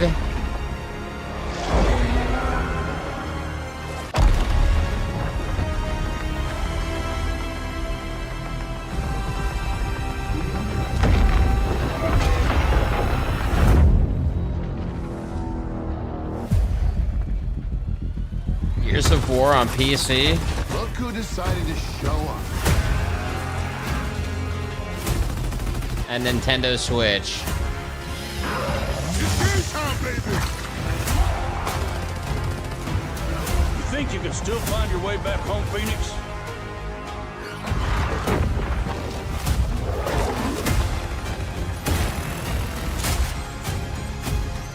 Looks like they upgraded.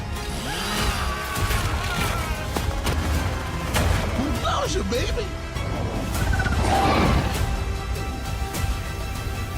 Let's do this.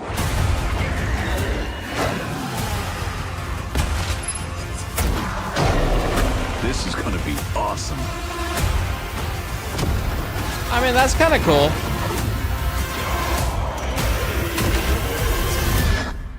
Form up!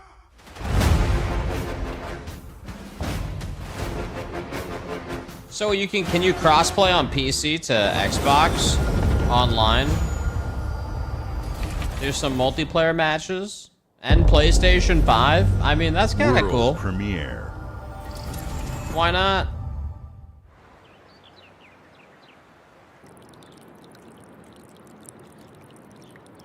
What do we got here? We're in Japan. Typical anime setting.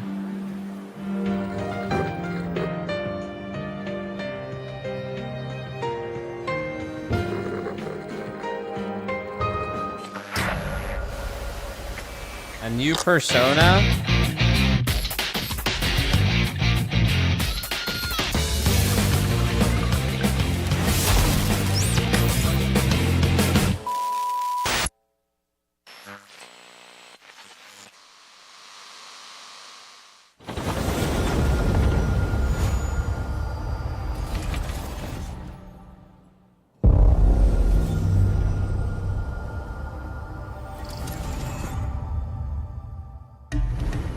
The Smugglers League is always there.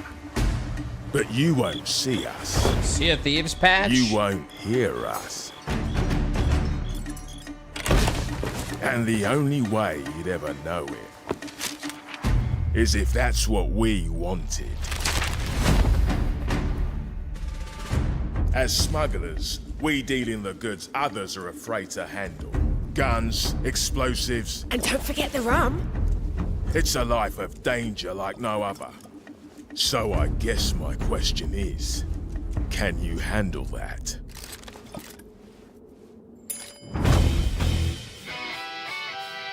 Getting your hands on gold is one thing, but you should know that this is what we're really after. The bigger the boom, the better. Smugglers need to be adaptable. It's more than moving under moonlight and shadows. You should be ready to take advantage of others' misfortune. Stealing, of course, is always an option. Just do whatever it takes to get the job done. You are pirates, after all. Welcome, my friends, to the Smugglers League.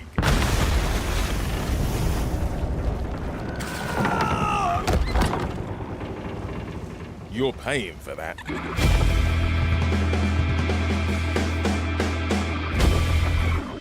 There it is. Yeah, they still update this game. Sea of Thieves has been around for so long, dude. 17 seasons. World premiere.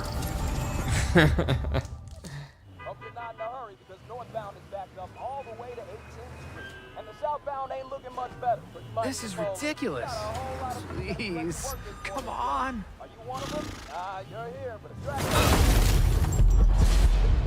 Oh God.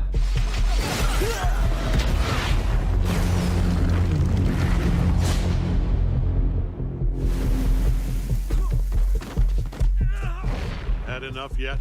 No, Dad, not even close.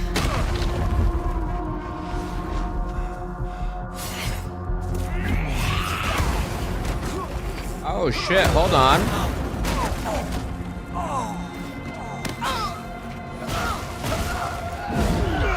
This already looks better than the show.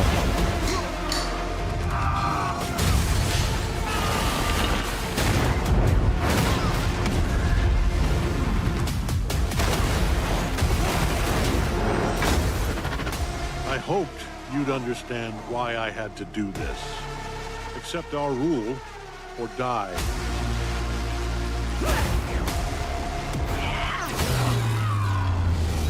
I'd like to propose a third option.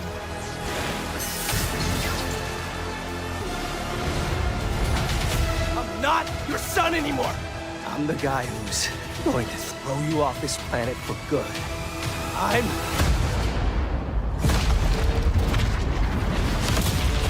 trusted you! What? That's so random.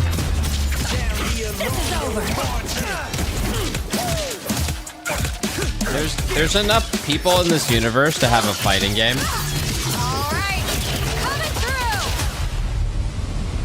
Let's do this.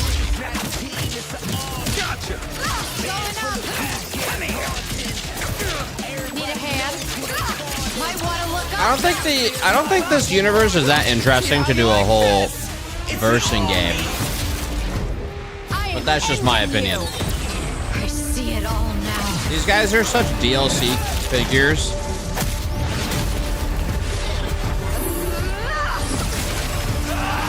Having a whole game is insane. Like Invincible's good, but it's not like, you know.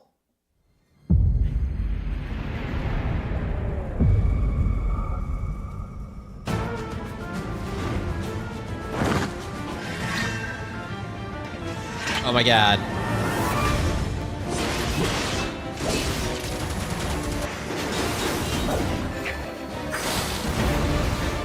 Whoa, Final Fantasy on Xbox?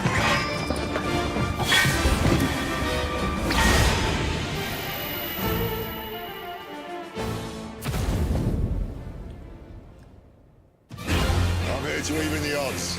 Oh, damn. Know your place, little lamb. There's no one to save you now. You will answer for what you've done. The flames are around, and they burn as one. Come to me, Ifrit! I'll never forget this game's demo. Valisthea cannot endure a second claim upon her being. But she may yet be I'll never forget it.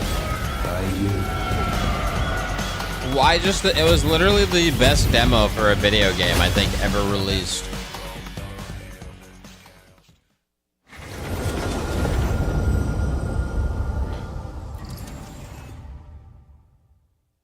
The demo in itself was like that was the best demo, I think. RE7 was up there too.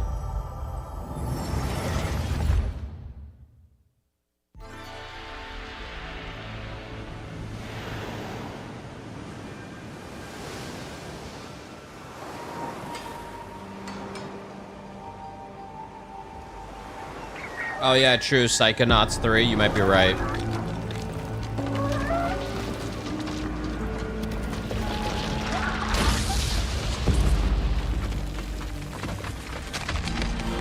Man, you can't deny, dude. Microsoft delivers to some capacity. Quality-wise now, for like, they're on like a streak of 3-4 years now.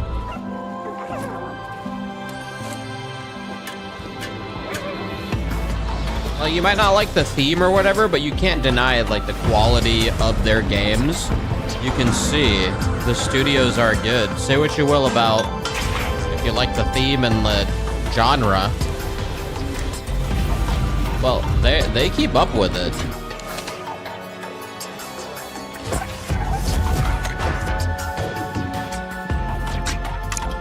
It's almost like they invested in the future of their library way better than PlayStation. And now PlayStation is like kind of fucked because of their live service heavy push. Like this would have been in another reality, PlayStation would have similar. But it seems like they're like constantly trying to rev their engine and like it's not. PlayStation feels like a lawnmower that's like struggling to turn on.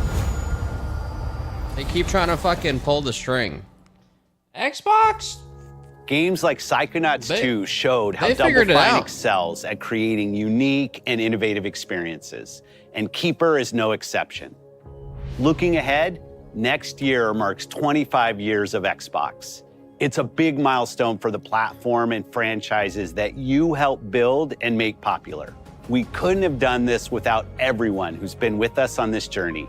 As we think about bringing a new generation of players to these iconic franchises, I'm excited to share that players will get to celebrate 25 years of Xbox with a new Fable, the next Forza, Gears of War E-Day, and the return of a classic that's been with us since the beginning. Today, you've seen an incredible range of games from creators across the globe. Creators like In Exile, reaching for new heights with Clockwork Revolution. Sluggerfly, making Team Meat's modern classic platformer into 3D. Square Enix, bringing more of the critically acclaimed Final Fantasy franchise to our players. And Team Ninja, returning to the beloved series they debuted on Xbox. You've also seen the next Xbox hardware release, our Xbox Ally handheld, which lets you bring your Xbox experience and your library with you anywhere. I hope you enjoyed the breadth and depth of the games, updates, and experiences that are coming to Xbox from our partners and our own creative teams. So it's called an Xbox Ally. We're seeing more players on our platform and in our games than ever, thanks to all of you. We're proud of the creativity that Obsidian it looks like it's is just delivering branded this to year. Xbox. Immediately after Showcase, our direct begins, where you'll go inside the studio for an extended look at the Outer Worlds 2 and Grounded. That's it? It's literally Thanks just a for ROG joining us Ally today. with the fucking logo? But before we get into the direct, we have a final world premiere. Enjoy. Oh. Oh my god. Gaben, bro, where's Gaben? This is Half-Life 3, dude. It has to be. Where's Gaben, bro? If he's not here, he's nowhere. Welcome to the Guild. We have been expecting you. Please, follow me. You already know us as a global tech leader. Our software, our systems, combined with our skilled team, is designed to save lives. Oh, shit. Your years of service have shown you the importance of our work. Here, you'll witness the global scope of that mission in action. Let Oh my god, the dude from Heroes. To our esteemed visionary.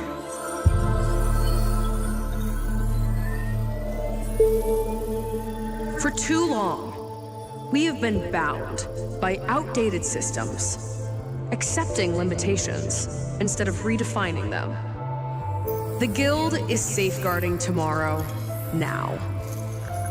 We are pioneering the future of protection worldwide. Is this Palmer Lucky's new company? Everyday life. Reshaping the future of technology on a global scale.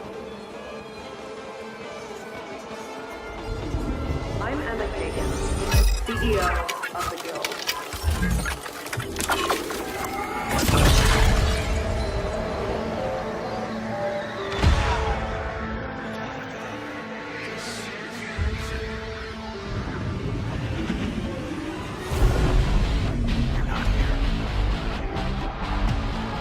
What do we have here?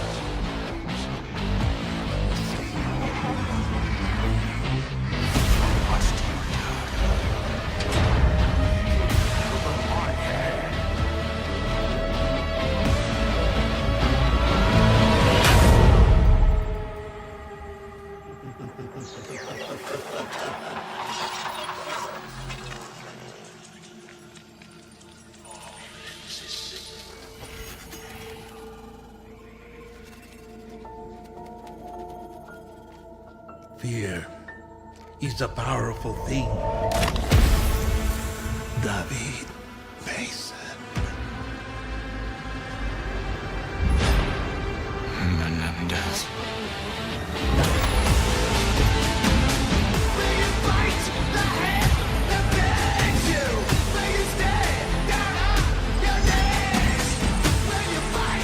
What?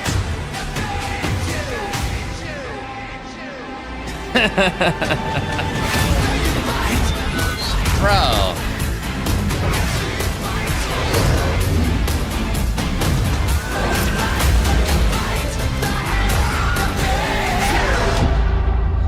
That's crazy, dude. That's crazy. That's crazy, dude. COD, you gotta go. You gotta leave, COD. COD, leave for like 4 years, bro. Relax. Go on vacation, bro. Holy shit.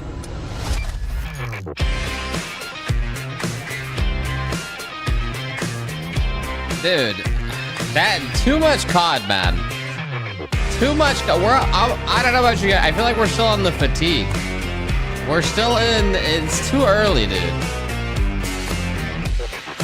My stomach is full, and I don't even play it anymore. To Obsidian Entertainment. We here at the studio have joked around that this has been the year of Obsidian, with Avowed releasing early this year and now ending the year with 2 more games. And what better way to cap this incredible year for us than by doing what our studio does best, sequels. That's where I come in. You can get out of here, Fergus. Thank you so much. No, you're doing great. You nailed it. The sequel is the lifeblood of every great franchise. Think about it. The original creates the world and builds fandom, but the sequel, that's what makes it worth remembering. No sequel, no hoverboard. No sequel, no dual SMGs. No sequel, no raccoon tail. No sequel, no Zune 2. Which doesn't really exist, but I wish it had. There was a Zune 2. There was? There was a Zune 2? I'm Mark, the head of sequels here at Obsidian, and I have sequelized everything. Blockbuster movies to AAA video games to my first marriage, so trust me, I know what I'm doing. Come along on this journey with me. Part 2.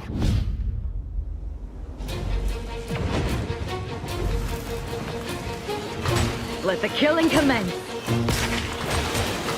I think Xbox overall had a solid show.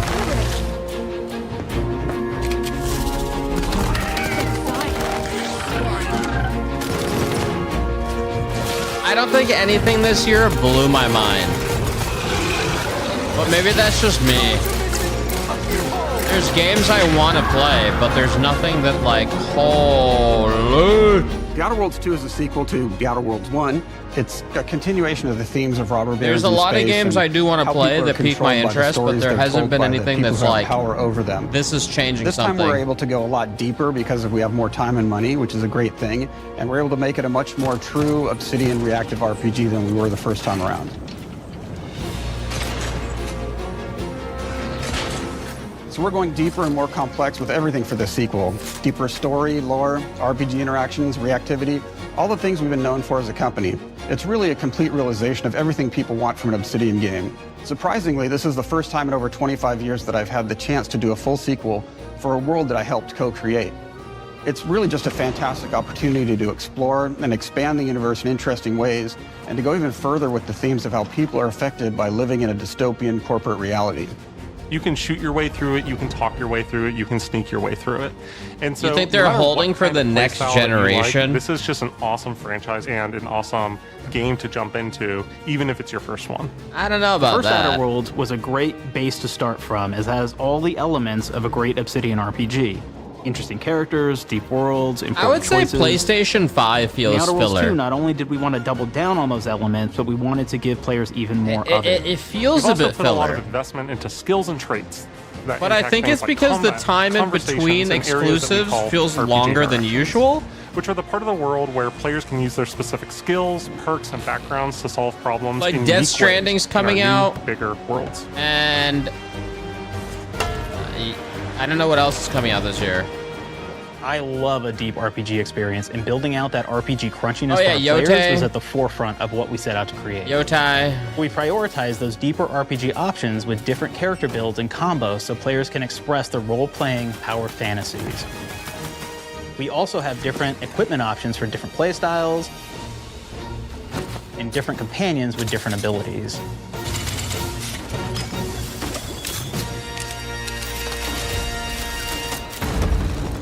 Intergalactic is like 2026 though, right? In the first Outer Worlds, you start off as the Stranger, which was basically a blank slate to build on top of with various attribute points that would begin to define your personal experience in the game. You can make any kind of character you want, but we've given you a role.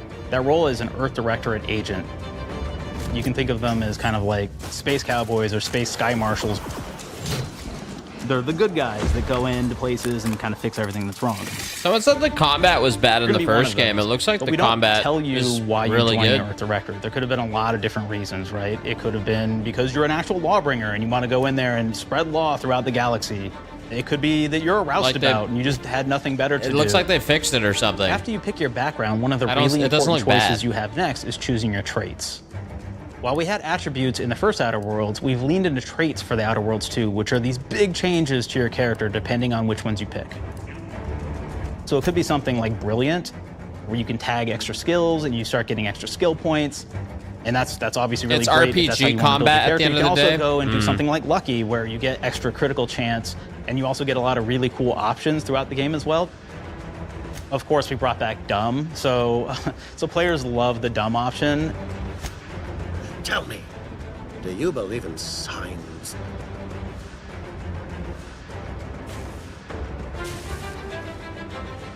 Not quite what I meant, but I like your contempt for boundaries. I could put your adventurous spirit to good use. You get like lots of really cool, fun conversation options in the game, but we took that even further. And again, there's lots of elements in the game where you can be dumb and use that for something. Could be something as simple as banging on a machine to get it to work.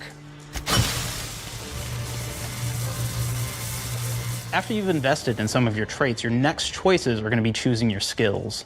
The skills themselves basically allow you to build on your playstyle and what your character is doing in the game.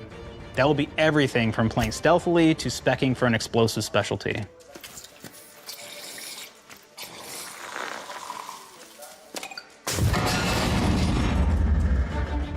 Throughout your entire journey, your character continues to change with the different choices you make.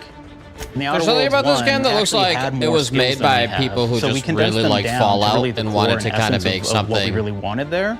But we made each point that you put Even though into a it's skill much Obsidian, more impactful. So instead of getting this small gives off, percentage like, changes, super, like, we actually we're did fans of much larger Fallout. changes per point that you put into each skill. I And wanted to again, make all a these game. things, because of how they're checked inside the world itself, can matter quite a bit. You know, just even having one additional skill point in something They can made open New up a lot more Vegas? options in Oh, the world well, itself. lol. If anybody's played Fallout New Vegas, they'll be very familiar with like the perk system. We basically borrowed that, but went even grander. We actually have more perks than Fallout New Vegas did. But here's the cool thing, right? We check and use perks for literally everything, right? So you can do everything from, hey, I want to make a stealthy build that steals stuff and is really good at that. Okay, great. Well, you can take maybe the pickpocketing perk. So that's not available to everybody, but if you select that, now you can actually go around and steal things out of people's pockets. I never really played. I'm not like a massive There's Fallout another perk called Heavy Handed, fan. right? Where say you're a melee person, what this does is now your power attacks that you use actually knock people down. Like Fallout, I understand it's popular. I just, in my gaming career, they will drop hearts. It's not and a you can bullet take point those for me. hearts, and essentially you're taking these trophies, you could say, and it's actually giving you a permanent health bonus every time you do it. We have this perk called Assassin. Now, this is an early game perk that you can take, which every time you stealth attack an enemy, you're actually going to get a movement bonus for a certain amount of time.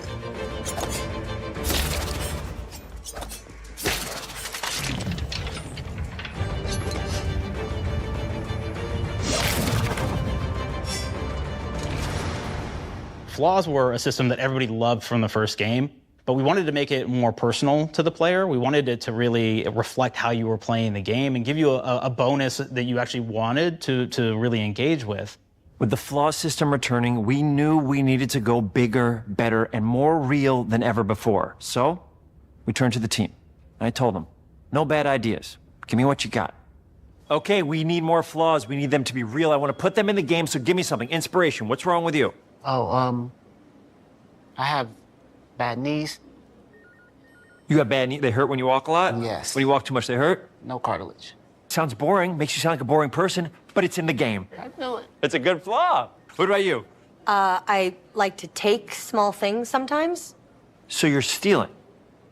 No, I'm taking. When do you give them back? I don't. Claire?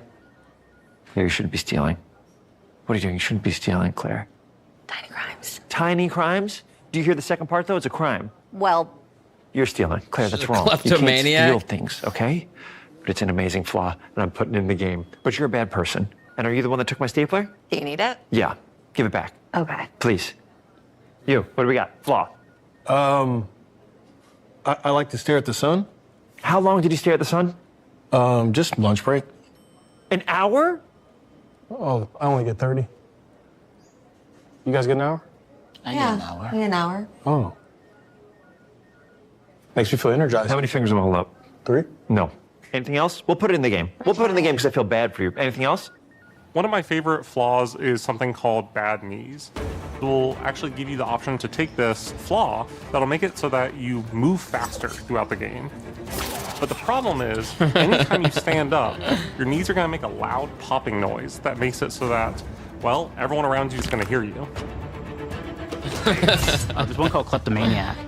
This is really interesting because what it does is when you steal something, you can actually sell it for more bits than normal. And like that sounds really great. The drawback is sometimes when you're looking at things in the world that are owned by somebody else, you'll automatically steal them. So you have to be very careful about how you use them. One of our more wacky perks is the Sun Gazer Flaw, and it just gives everyone cataracts while playing their game. So everything becomes like light shafts and blooms and What hazes, the hell? and makes the game pretty unplayable if you happen to choose that perk. If you happen to be the type of player that habitually reloads your weapons like I do, well, you'll be offered the flaw of over-prepared. Now, you'll get larger magazine sizes on all of your weapons, but if you ever fully empty your magazine, you're gonna take a debuff for a while. I need Well, that support one. options like being a gunslinger who wants to I create reload one destructive bullet. weapons, or a rogue who wants to alpha strike their enemies before they know what hit them. We also allow for a lot of fun and experimental builds. You can be a mad scientist who utilizes gadgets and wacky science weapons and armors. Or even a psychopath who gains permanent bonuses to health by murdering their friends. Nothing shows the impact of these character build options better than, in my opinion, the bridge area, which has a quest you get early on in Paradise Island.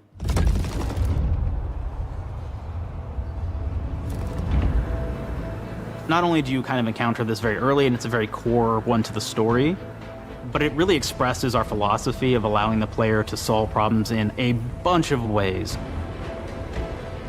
So you may solve it by, speech options. You may talk to them and maybe have to go do a quest for them and really kind of prove that you're a friend of the Protectorate to get by. I may have need of your help, stranger, if you are ready to seize an opportunity to show fealty to the Protectorate. You could go guns blazing and you could just take everyone out inside the POI, lower the bridge itself, and kind of get across.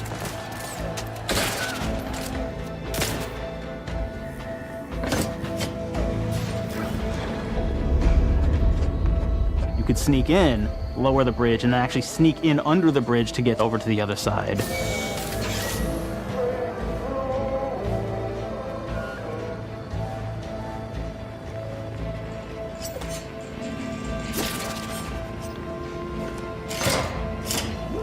So many dagger backstabs. You can bypass the bridge entirely if you found like certain gadgets, like the shield gadget that protects you from poison gas as you go across, or the double jump boots, which kind of allow you to jump across the chasm and get across that way. There's even a really kind of messed up way, right? Which is players can actually sacrifice one of their companions. The companion who they just found is part of. We're no different than the Vrees if we start tossing our own to the rats. I sure as law ain't gonna follow someone who can't see the wrong in it. I must admit, I'm surprised we could come to an understanding. But I thank you for your loyalty, stranger. As promised, you shall have clearance to cross this bridge. It's such a fun quest, but again, it really showcases that we want you to be able to solve this in whatever way you want to. When you build your character your way, we're there for you. We really want you to have the experience that you want to have out of this.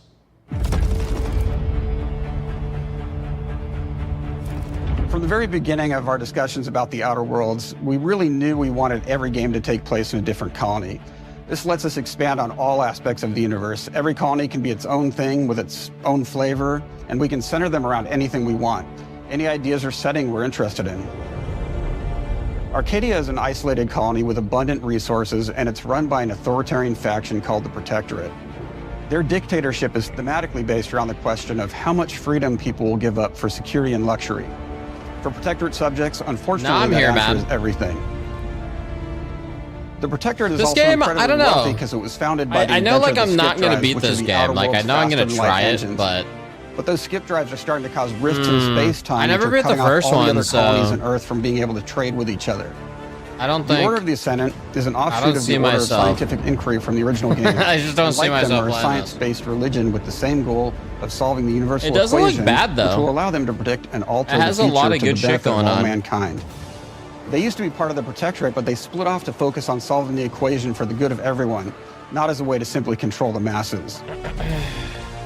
The player's been sent to Arcadia as an Earth Directorate agent to find out how the skip drives are causing the rifts and what can be done to stop them. Each of the factions have their own solutions to the rift problem and their own goals. The Protectorate wants to close them to protect their legacy as the inventor of the drives and their wealth. The Order wants to close them not only for the good of everyone, but also because they're complicating the math they're using to solve the universal equation. And Antes just wants to be able to open and close them at will to control all the trade routes between the colonies. In addition to expanding the themes and lore of the Outer Worlds, we're also expanding the humor, so each faction has its own flavor of absurdity.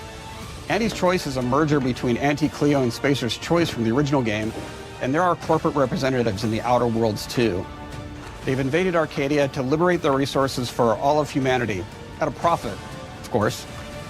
One of my favorite things from Fallout New Vegas is the radio system. It was just iconic for me, and I wanted to make sure that the Outer Worlds 2 had that. So we actually built out 3 different radio stations, one for each of the major factions. You also have a ton of music. Each station might have, like, I think 20 tracks of unique music that we've made for it. It's a lot of stuff. But the really cool part about this entire thing is that we actually put a lot of reactivity into the radio. So it will respond to the things that are going on around the world that you've been interacting with. So if you go into a location, let's say you solve a problem for the Protectorate folks, if you listen to the Protectorate radio station, they're gonna be cheering you on as a hero. That's kind of cool. Wonderful news, everyone. The Zeranium gas leaks at the Automech repair facility, strongly believed to be caused by Anti's Choice malefactors. Yeah, like, this game looks have wicked been well made. corrected. Some hotshot for hire just managed to fix the electrum leak in their repair facility. Now, I'm not saying we caused it in the first place, but we sure like the idea of all those broken automechanicals and all the excessive gasping and choking involved. The factions and companions are great examples of how we're going deeper and more complex this time around. They're integrated into the game's storyline much more than we did on the first Outer Worlds, and like with everything else in the game, they have a lot more reactivity. There are 6 companions in the Outer Worlds too. As usual, each has their own quest lines, but this time they are also connected to a different faction and have character arcs Yeah, that the player PC can gaming affect shows through in their 30 choices. minutes. Your first companion is Niles. He's another Earth Directorate agent like you, and he's looking for your help to decide whether he wants to become an even better agent or to turn his back on the Earth Directorate completely. There's also a somewhat cute Automech support drone that is basically Niles' helper. This game is Her name 80 Val. bucks. It's on Game Marisol's part Pass. of the Order of the Ascendant, and she's an aging but still deadly assassin. That's right, she's a deadly mathematician who may or may not have some unfinished business to attend to with the player's help. There's also a cultist named Azza, who is part of a sub-faction that worships the rifts, and in her case, violence in general. You can choose to either turn her away from overt violence or support her chaotic and dangerous tendencies.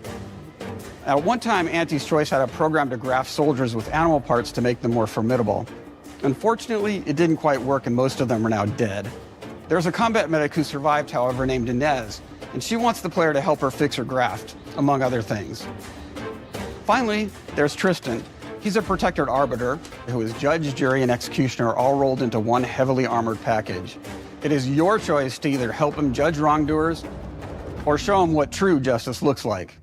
We definitely have reactivity in the game based on how you've been treating your companions. I won't reveal the end of the game, but let's say if you have not been treating them well, you will find out at the end of the game what that means. Companions are a very, very important part of merchandising, because that's the real beauty of the sequel. We're talking merch, baby. It is the lifeblood. It is what fuels us. Do you want to see some of my ideas? Hop, hop. Check this out.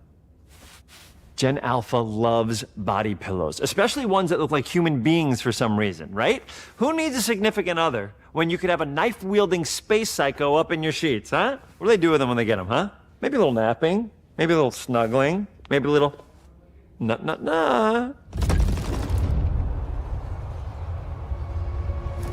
The visuals of the first Outer Worlds depicted a frontier colony in space. The Outer Worlds 2 is driven by an invasion of the Arcadia colony system by Auntie's Choice, which shifts the visuals to be more reminiscent of a World War I-like setting in space. That evolution is seen across all aspects of the game, starting with the factions. How do you militarize everything, including extreme capitalists or math-crazed scientists? In a World War I Wait, setting, is this whole war hour comes just with propaganda. The Sovereign this uses game? it to maintain control. Auntie's Choice uses it to help their bottom line. The Order just wants to show how it exists within the grand plan. We want players to feel like Arcadia is a living, breathing place scarred by a long-standing war. Fairfield, one of the first towns you encounter, was once under protectorate control, but has recently been taken over by Auntie's Choice. They don't just occupy the town, they rebrand it with their signature style, repainting buildings, posting guards, and adding propaganda-based holograms featuring Auntie and the Moon Man. Showing the towns evolving after the invasion helps us push immersion for our players. One of our priorities in visually realizing the world of the Outer Worlds 2 was making sure everything is clear and recognizable from the player standpoint. We want to make sure each faction has a particular look and design. So when the player is running across these vast, different environments and landscapes, they're recognizing the motifs and visuals of who they're talking to, what they're going to be talking about, and how that progresses throughout the story. The first Outer Worlds was really about player interfacing with corporations. And while we have that in the Outer Worlds 2, we really want to express not just the corporations, but how the player interacts with other facets of the world, like government entities or religious structures. And then we elaborate on those. With larger environments, we wanted to encourage exploration by improving player mobility across the board. Now you can run, slide, double jump, mantle, and parkour your way through all of the nooks and crannies of these worlds. It really allows the player to just explore and have fun finding really cool stuff.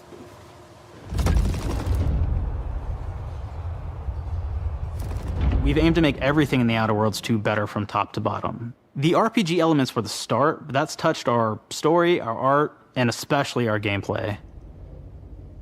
A good sequel is true to the original. That's first and foremost, right? Like, we all want to add in a bunch of things as you're making a sequel, right? We want to make it bigger and better in every way. That's what we were trying to do here. And I thought, we did not need this consultant. We've made enough sequels. We understand how to do this. And I will say, I don't think it's been entirely successful. I am very proud of the combat improvements we have made in the Outer Worlds 2, thanks to my patented combat system. You may be thinking to yourself, it can't be that good. Shush, what are you even talking about? You haven't seen it yet. Watch this. Put a helmet on, because I'm about to blow all of your minds with my COMBAT system, combat system. My name is Mark, I'm the head of sequels. Shall we begin? You're thinking, what's C for? C, capitalize the fact that the people loved the first game. We're gonna take those people, we're gonna make them buy the sequel, giving out pounds. Quick ones, ha, ha, not you, Dev. Here we go. What comes after C? O. Optimize for player satisfaction. I am terrified of online gamers, okay? I want to make them happy. So let's, okay? All right. Mobilize the players so they're ready for that sweet pre-order. Clap with me. Sweet. If you don't have rhythm, Brandon, just say it. Sweet pre-order. Everybody has a different rhythm, and it's blowing mine. And here we go. B, burglarize. What is this? It's basically just finding new ways to loot dead bodies. You know what I mean? Right, Otis? Okay, well, it's a big part of the game. A, you gotta agonize about how many people are gonna be angry that we have just put so much combat into this thing and almost no romance at all. We should look at ourselves. What is wrong with us, huh? We can't have one love story in this? How many people have been in love? Raise your hands. Raise your hand if you're in love. Okay, are you lying? I have a wife. Put your hand down. T, trois. In French, that means two, sequel. I think that means 3. Okay, you're getting ahead of yourself. Come on, Claire. We're on 2. And how do we end it? Anything is possible. And we've established that we're the best there is, and there's no sequel better than us. And if I could just say one more thing, thank you very much. I know I've kind of changed the world of video games today. For The Outer Worlds 2, we wanted to improve gunplay in every way. We focused on improving the feel of each weapon, the way a weapon snaps into ADS, the way recoil feels when firing, and how impactful our sound effects really sell the weapon's fantasy, to things like how a unique reload animation can add a lot of character to each weapon. We've increased the variety of weapons by including new weapon types, but also through a host of fun and unique weaponry. We have things like the Bourse Blaster that fires out tumors that can explode like grenades, or can even be eaten by the player for additional health. We have a weapon called Rookie's Reward that will actually level up the more you use it throughout the game. And every time it levels up, it's got fun fanfare where it's like shooting out confetti and it's got a fun little setup. We have a really fun weapon called the Pop-Up Gun. It fires out ad drones that will distract your enemies with corporate ads, slogans, and jingles. While your enemies are distracted, you can focus fire on them or explode these drones for additional damage. Is this the first $80 RPG? Are throwables. So you can use frag grenades to flush out enemies, smoke grenades to camouflage and escape, distraction devices to bait enemies into a stealth attack,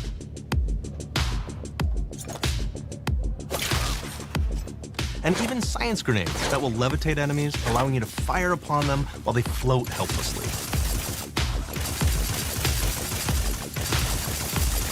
And of course, science weapons are back. We have returning favorites, like the Shrink Ray. This time it's been upgraded so you can shrink your enemy down to the size of a sprat and run over them, exploding them into bits. The Shrink Ray, that was probably my favorite one from the first game, so we brought it into the second game, but we improved it though. So instead of shrinking your enemies for a short period of time and having them re-expand, this time they stay shrunk, and we actually added in the ability to step on them and kind of squish them and kick them, because we knew that that was the player fantasy. We knew that's what everybody wanted to do. They wanted to step on the enemies, they wanted to kick them. So we made sure to double down on that stuff. In addition to things like our returning favorites, we also have some really fun and unique new science weapons. One of them is called the Armageddon. This one's really cool because it actually shoots out these masses that are like these little arms that will stick to people or cover or all kinds of different things, and they will continue to just hit them until they get destroyed. And we have another one that's just super cool called the Spectrum Dance Saber. This is a melee weapon that actually lets you attack to a musical beat. And if you continue to do that, you'll actually get additional bonuses each hit you do. One of my personal favorite weapons is called the Big Bang. It's just a big freaking gun that uses material harvested from rifts to shoot out a giant ball of energy, vaporizing everything in its path. Now, ammo's extremely rare for this weapon, but you can use it in just the right situation to devastating effects. Like another great one is Gary. If you wear Gary, he will lash out at your opponents as you're walking through combat. So we even have science armors, and we've really kind of shown off what we thought was really great for the player from a science perspective. We're all about letting people play the game their way.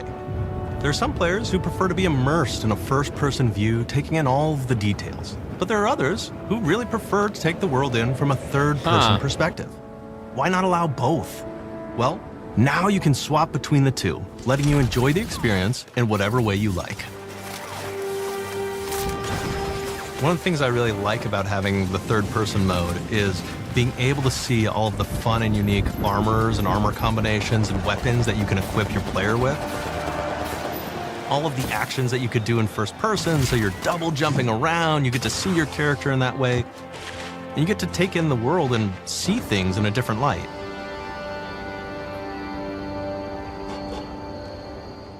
The Outer Worlds 2 is really the biggest game we've ever made. Bigger choices, more reactivity, more weapons, more things to find in each of the worlds the players can visit. The team has done incredible work bringing the Outer Worlds 2 to life, and we can't wait for you to play it. Even though we've always been a multi-project studio, this is going to be the first time we've ever released 3 games in 1 year. It feels amazing to do. We're so excited for more people to be playing our games. It is truly an exciting time here at Obsidian. We're exploring worlds big and small while expanding on franchises that we've created, and we have no plans to slow down. We hope you all continue to come along with us as we do what we do best, make your worlds your way. There it is.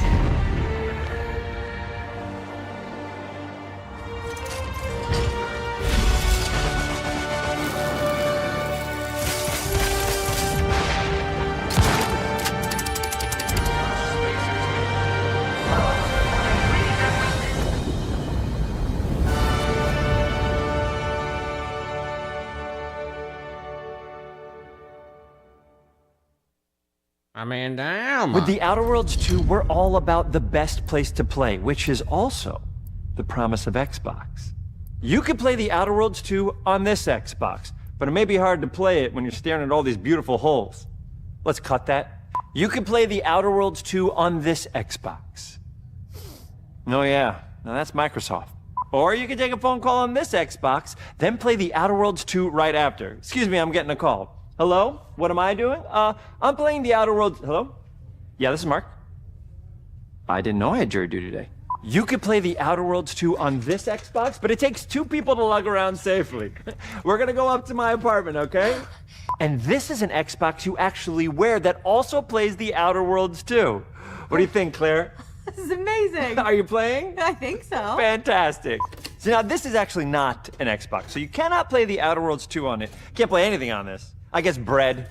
You ever play bread where you take it out of one slot, put it in the other? I don't have friends. If you pre-order the premium edition now, you'll get early access, which is like a prequel to the sequel, or is launch the sequel to the pre-order, or like, why are any of us alive at any time?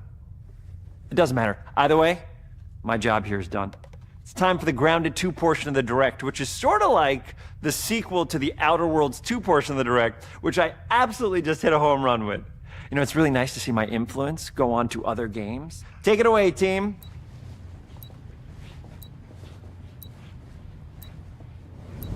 And big exit. All right, all right. Grounded 2. We're so proud of Grounded. What started as a small passion project to make a quirky game where you're shrunk down to the size of an ant, trying to survive in a backyard, grew into something way bigger than we ever imagined. Finished Over the first one? 25 million of you jumped in, explored, built, crafted, and fought off giant bugs together. Y'all helped make the entire experience very special to us. No way! The team's been cooking up a ton for Grounded 2, and we're so excited to talk about it. I had to grease some palms to steal a bit of time from the Direct to give you a deeper look. Did anything There's so crazy many happen at the end of possibilities the and game? ideas that didn't make it into the first game. So with the sequel, we have the chance to dream bigger. To achieve those dreams, we partnered with the amazing folks at Eidos Montreal. Together, we're taking Grounded from the backyard to an even larger world, the Brook Hollow Community Park. When we started working on Grounded 2, we knew that we wanted to make a bigger world. Fortunately for us, Eidos Montreal became our main partner on developing Grounded 2. They have a lot of similarities to the sorts of things that are important to us at Obsidian. They tend to make very narratively strong games. They make games with really deep characters and great character progression. They make games with great gameplay. Everyone at Eidos Montreal is thrilled and honored to be working with Obsidian Entertainment. Our two studios share a lot of DNA. The same things that are important to Obsidian Entertainment are important to us. Choice and consequences, player communities, and doing justice to great IPs and great franchises. The fact that we're the first partners that they're working with to make a sequel to their franchise feels like we're an important part of their history. The events of Grounded 2 take place 2 years after the first game. The same 4 teenagers are returning. So there's Max. Now, this game was so popular. Willow. It's probably going to go through the same. And Pete. They're a couple years older. Which basically early means they've access. Gone through a bit more high school, a bit more mature. It's 1992. Until World's it's a little bit ready. different. First game. But we're still in that fun, Took a while for nostalgic them to era 1.0. of the early 1990s. In Grounded 2, we're moving the action out of the backyard and into the Brook Hollow Community Park.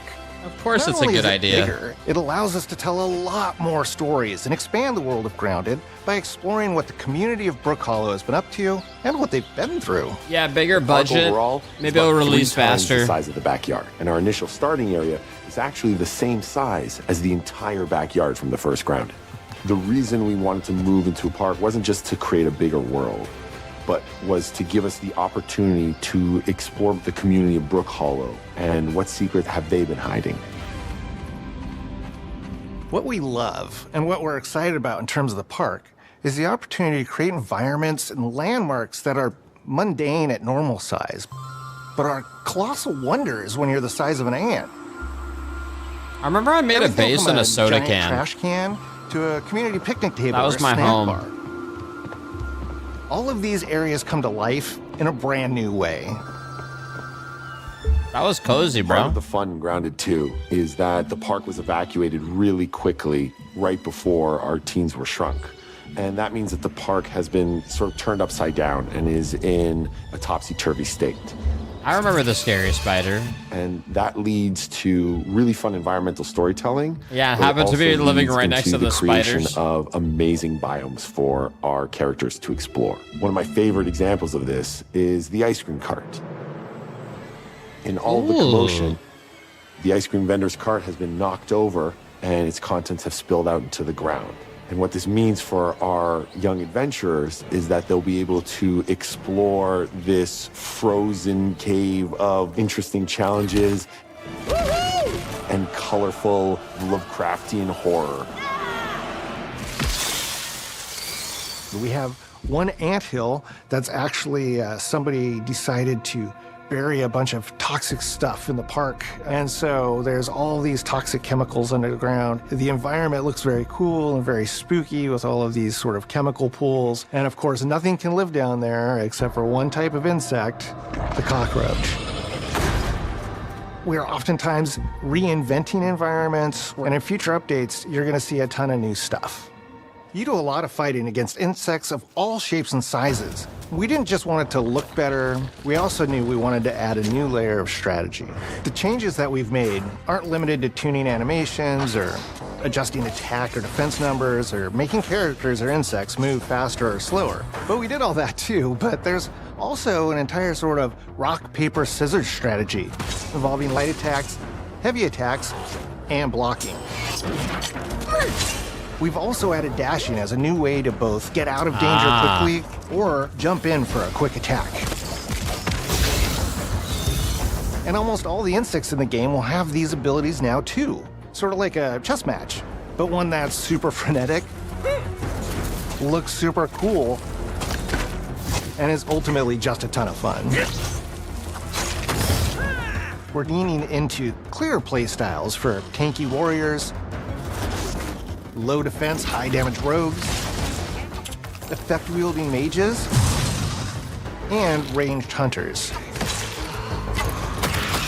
In the first Grounded, we have mutations, and there were weapons and armors that favored different playstyles. In Grounded 2, not only will there be passive mutations, but there will also be active mutations.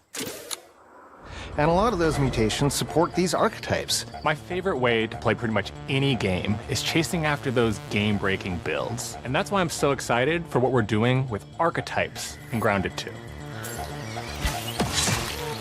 I'm all in on the rogue. Now, you can even dual-wield daggers. I've been dialing in this glass cannon build that stacks ambush, assassin, and cardio fan mutations with the wolfbane daggers and the wolf spider armor. It lets me open up combat with massive backstab damage that also inflicts venom. Then, I can use the extra stamina to reposition and try to dodge, rinse, and repeat.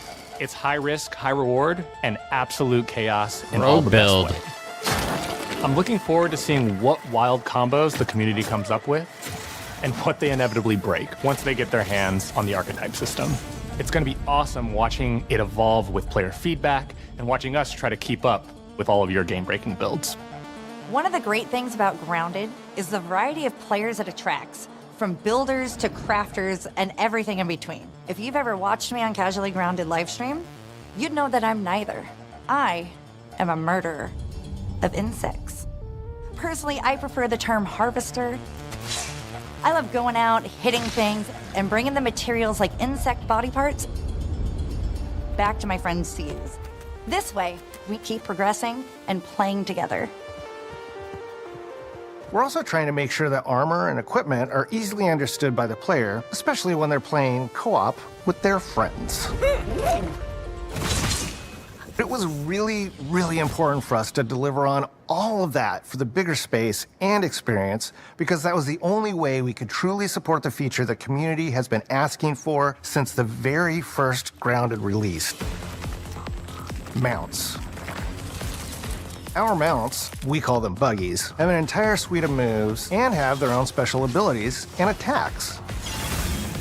We really wanted the buggies to be an extension of the player in every way possible. And that meant making sure that buggies had unique and valuable abilities across all the core pillars of Grounded. So that doesn't just mean exploration and travel. That has gameplay implications for combat. Bro, I'm here, bro. I'm listening, bro. I'm listening.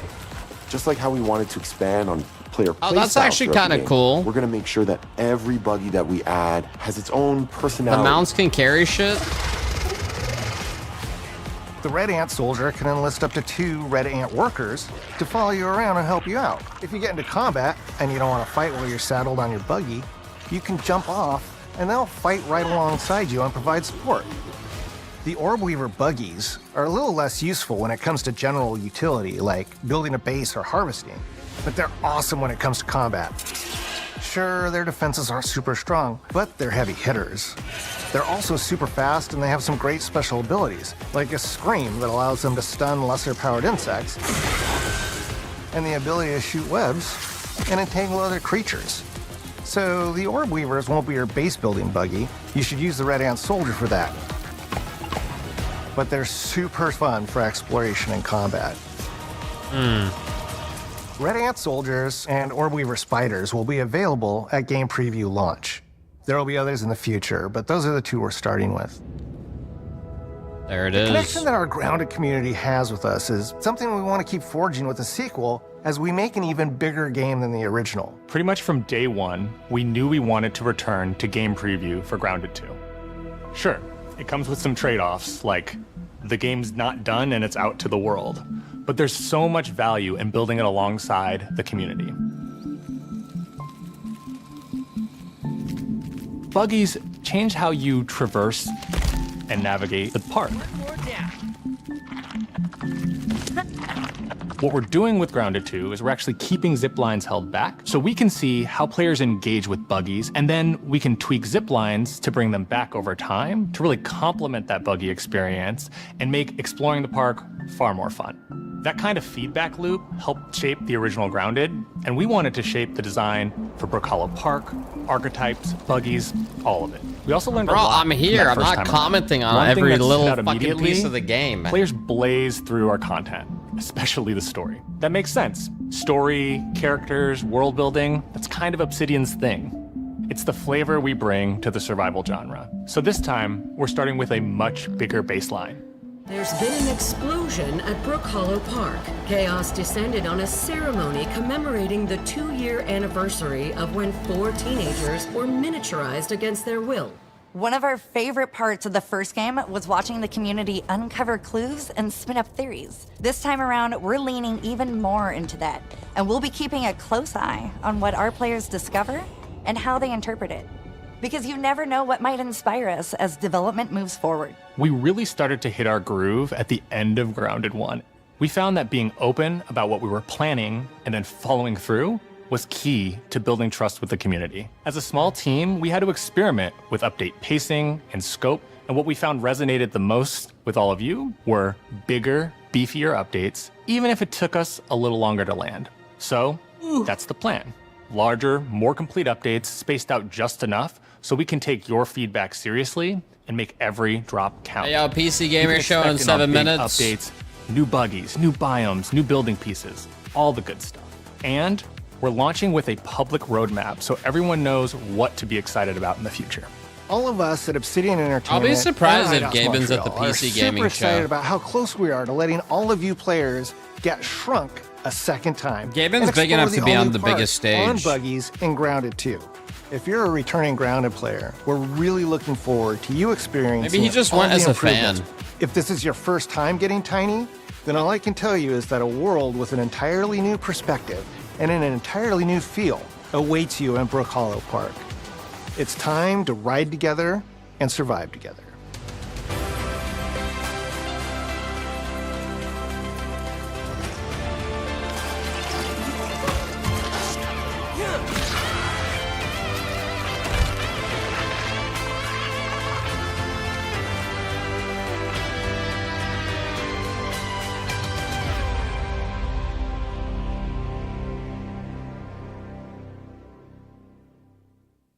There it is, Grounded 2.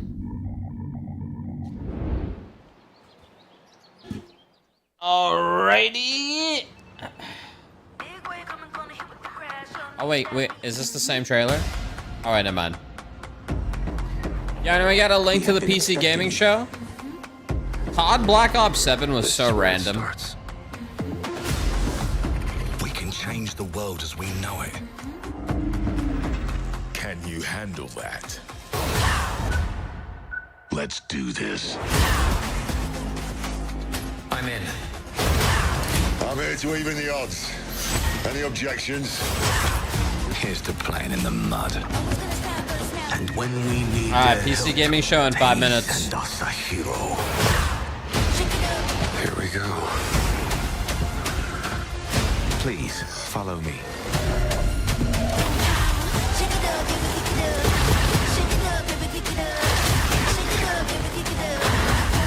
I would say Mudang, Beast of Reincarnation. This game, there are no ghosts. Seem kind of cool. Off me. You think I care? This is gonna be The Plague Tale game might be interesting. Mayday! Mayday! Clockwork Revolution looked unique. Dawn Walker, obviously. But we already knew that was coming out. Ninja Gaiden 4 looks good.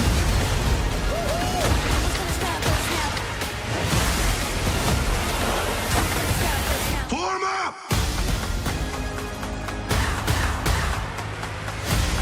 It's game time, baby!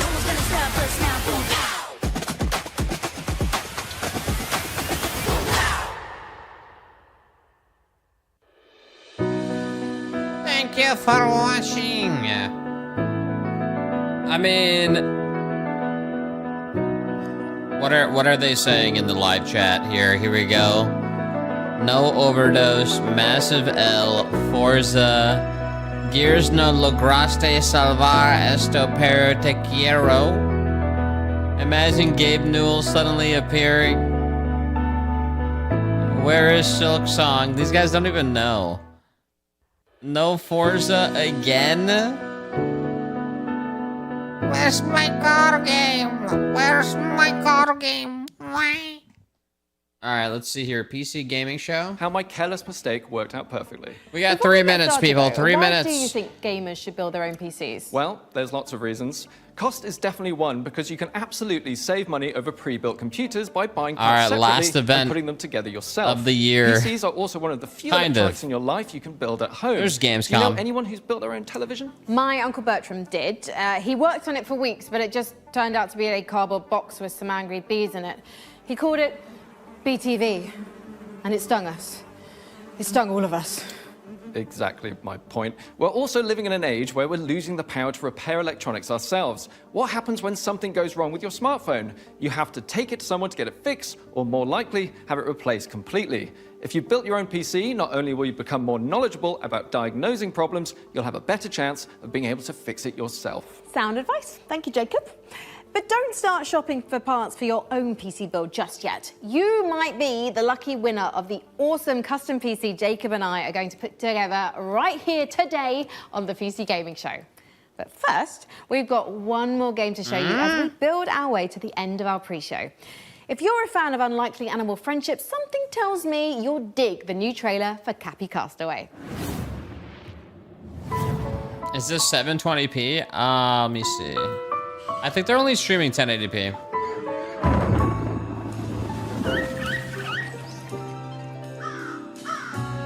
This is their main feed, bro.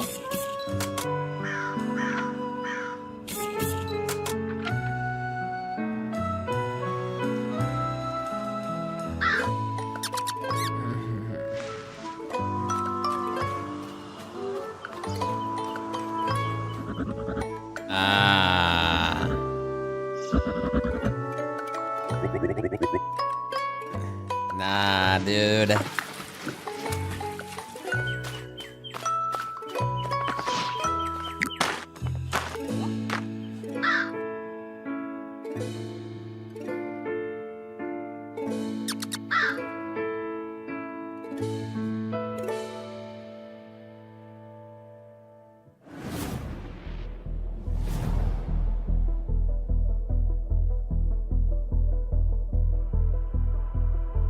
Oh shit, here we go. Gaben, tell me you're here, bro.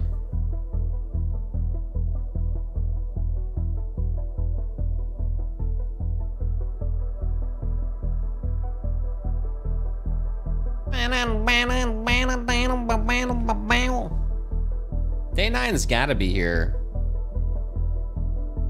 How is he not? Oh dear. We made it!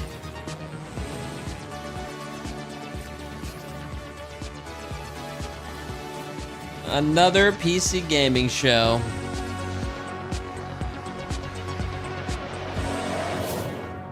Keep your expectations level-headed. I don't think it's gonna be Xbox level, guys. Hello and welcome to the PC Gaming Show 2025. My name is Sean Day9 Plot, and once again, I am thrilled to be here with you, showing you the latest game trailers, previews, and world-exclusive first looks at what's ahead in the world of PC gaming. But even more importantly, I'm delighted to be joined again by the co-host with the most, Mika Burton. Thank you, Sean. It is great to be back on the PC Gaming Show, especially since we're cooking up something extra special this year. As you can see, Sean and I are broadcasting today's show from a crucible of clandestine accoutrements. Oh, that's right. Here in our high-tech hardware workshop, we've assembled some of the finest PC gadgetry for some of the world's smoothest secret operatives. You know where all the spies get all their coolest toys? Well, it's from us. We've made headsets that double as wall-climbing suction cups. We've made keyboards. There's no way Gaben's gonna be here, dude. We've also built a laptop that's a crossbow that's also a blunderbuss, and I'm afraid to touch it. That's how you know it's good. We made a gamer chair that turns completely invisible thanks to cloaking technology. Sean, the invisible chair never actually made it out of R&D. Well, that's what they want you to think. Regardless, we're in the process of using every ounce of our high-tech, top-secret, burn-after-reading black books engineering at our disposal to build what we call the Rig. Ooh. The Rig is a top-of-the-line AMD-powered gaming PC, and it could be yours. Because after we build it here today, we will be giving it away to one lucky viewer at the end of the show. But that'll happen a bit later. Right now, let's kick off the show the PC Gamer way with three, count 'em, 3 world premieres. Oh, shit. Here we go, here we go. 18,000 games released on Steam last year. Dahlia. Show us 30. I know you're nervous about going home. But you're going to be fine. We don't know the state of the crisis.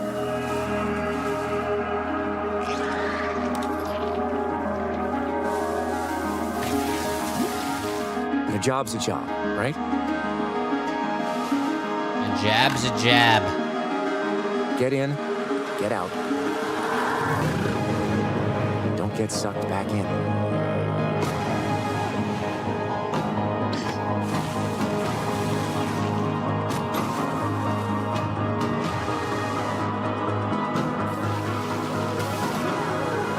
Huh.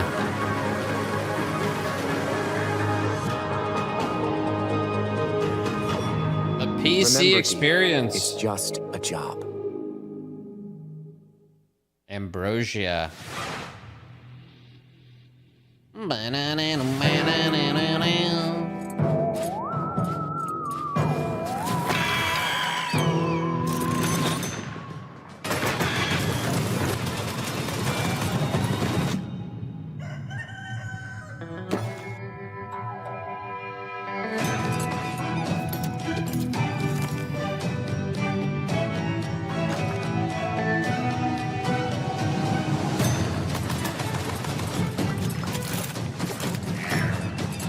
Wait, what is this here?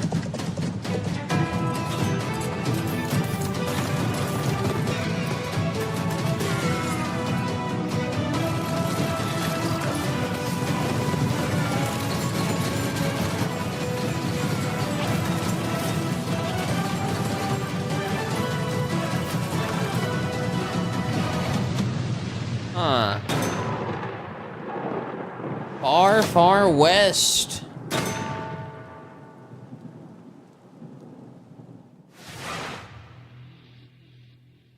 Okay, okay. You are already defeated. The Sword Coast. Neverwinter. All these places will be consumed. They call you the Shard Bearer, a piece of Gith's blade within you. Neverwinter Nights was wicked popular help us defeating back in the day. shadows. Bring in the accused. Did you really think you could keep such relics of my people?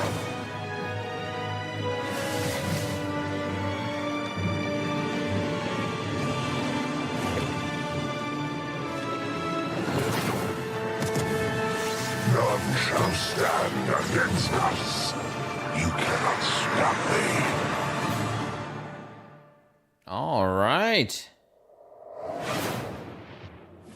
Obsidian's 2006 classic RPG, but it's all new and shiny again. Honestly, I'm calling in sick today at launches. Ooh, me too. I think my excuse will be food poisoning. I was gonna go with regular poisoning. Interesting. Go on. Well, I already have so many sworn enemies and even more unlabeled bottles in my kitchen, so it's entirely believable. You know what? You do you, my guy. In the meantime, let's check in with Frankie and Jacob about the rig.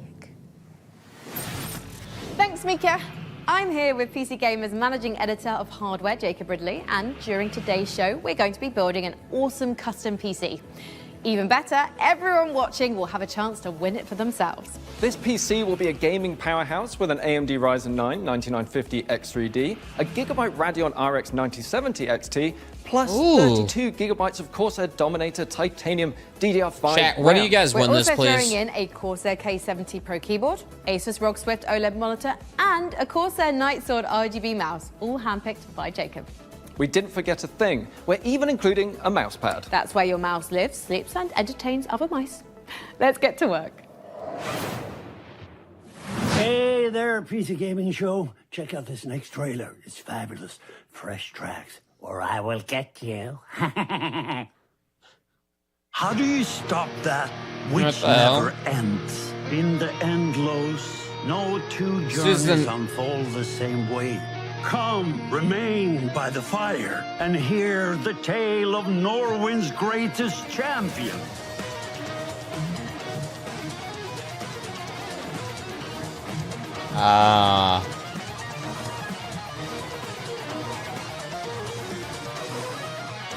I see.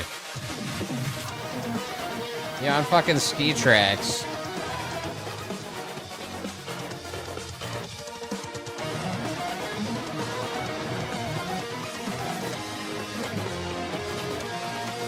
There's no one I would rather die alongside than you, my champion.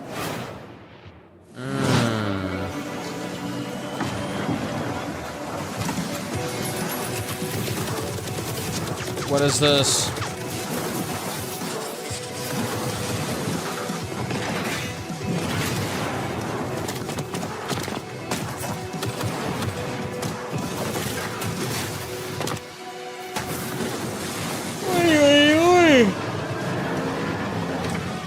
What is happening?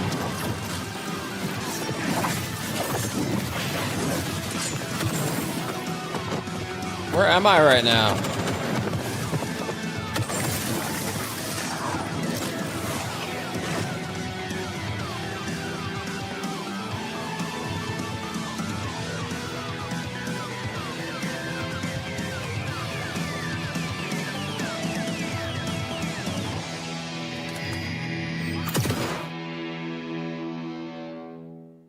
Well, there you go. Yeah. Not sure about that. There's like a bunch of distorted shit that I, after all that, still don't know what that game is.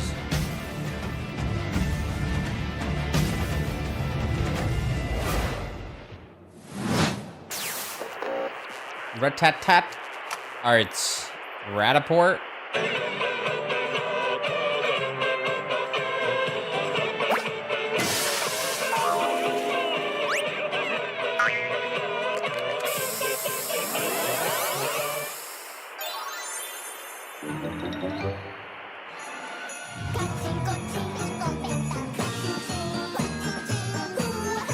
Crazy!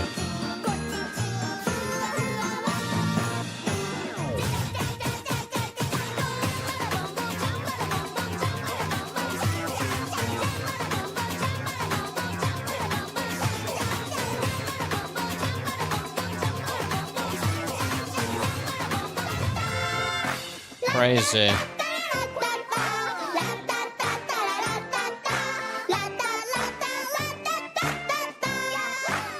This is why we PC game, boys.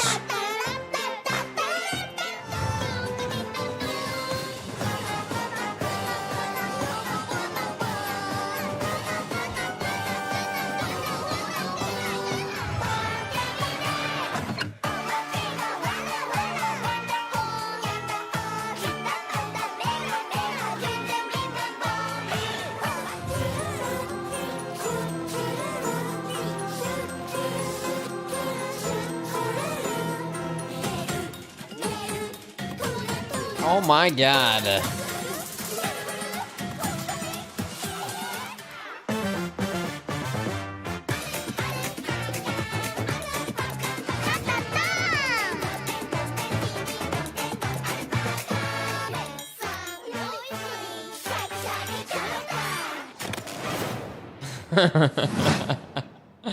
Oh my god, dude. Ow.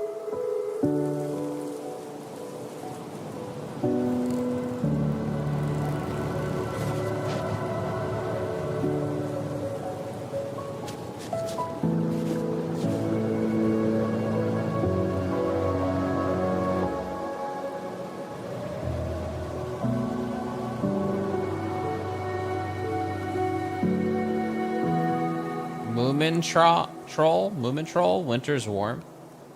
I swear I played a Moomin game on Sub Sunday.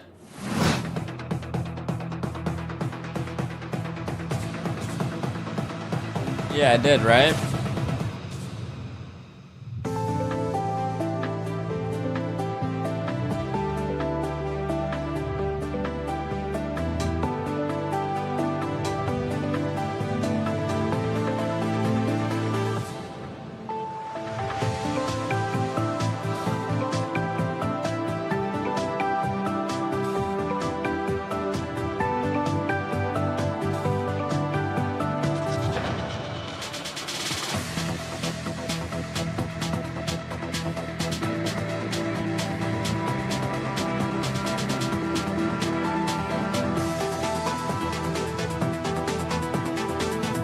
Bruh.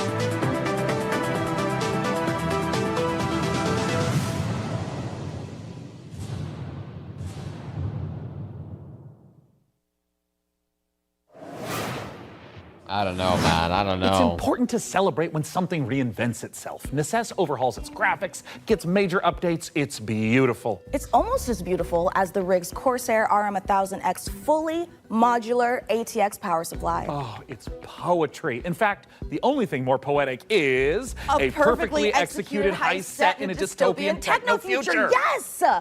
When we heard the makers of Payday and GTFO had a new co-op heist FPS in the works, you know we had to find out more. So we infiltrated 10 chambers and interrogated the makers of Den of Wolves. Here's all the info we dredged from their genius minds. We were prepped and ready for the heist. We had stolen Tier 7 passkeys, acquired the building schematics. I forgot about this game. Security comms. We're in position. The package was as good as ours. Yeah, but this is from the GTFO devs as well. Every variable accounted for, but we fucked it up anyway.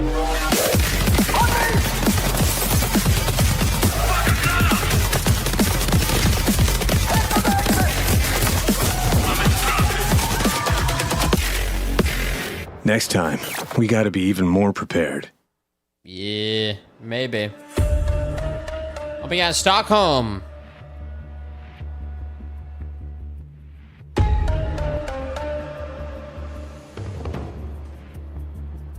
Sweden.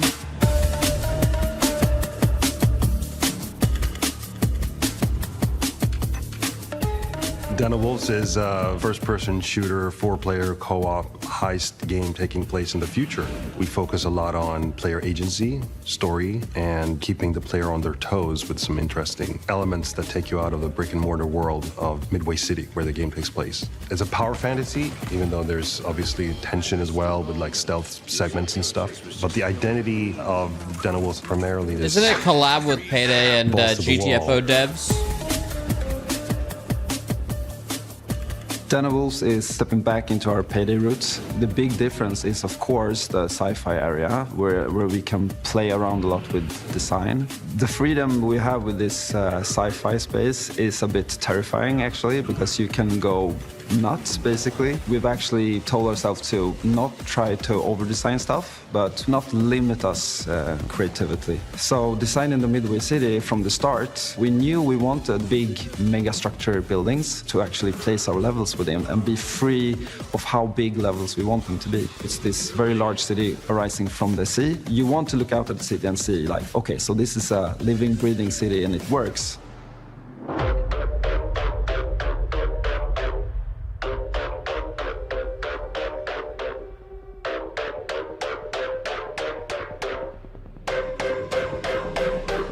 Coming back to the heist genre is sort of I don't know. After Payday 2, I felt like I had so much more things to do in my head, like what I wanted that game to be. A contemporary setting limits you in so many ways. Everything you do to enhance the game breaks the theme.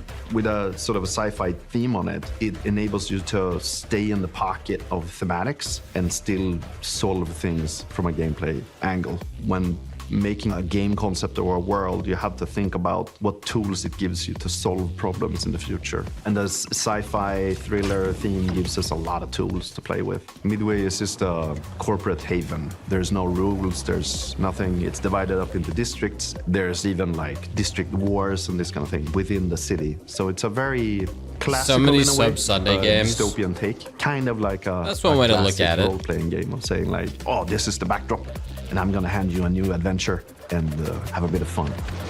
Yeah, this might be the actual Payday 3. In the game. It's basically a neural heist. In the middle of whatever you're doing in the normal mission, you can basically jump to this other place. Thematically, there's these architects that build these defense mechanisms that gets injected into people's minds, and then you're trying to break into one of those. The dives allows us to explore a little bit with visual art design and gameplay design. Just tracking down this specific person that you need to make a dive into to extract abstract information. We don't need a bank vault for that. It could be a suburban, gritty area, or it can be a very high-end luxury apartment or of some sort. The dives provide change of pace and change of intensity in the gameplay and change of scenery. And it could be a nightmarish sort of abstract thing. Imagine trying to navigate a forest or something like this. But it could also be a Japanese temple or fortress in the Swiss Alps. We could just mix a lot of different stuff together because it's this very abstract place. And also with gameplay, we could go from a shooter to a platformer to a horror theme. Or we can have sort of parkour experimentation where you can run on walls. We make the rules for what the dives are. It's one of those games you just gotta play. I don't even know.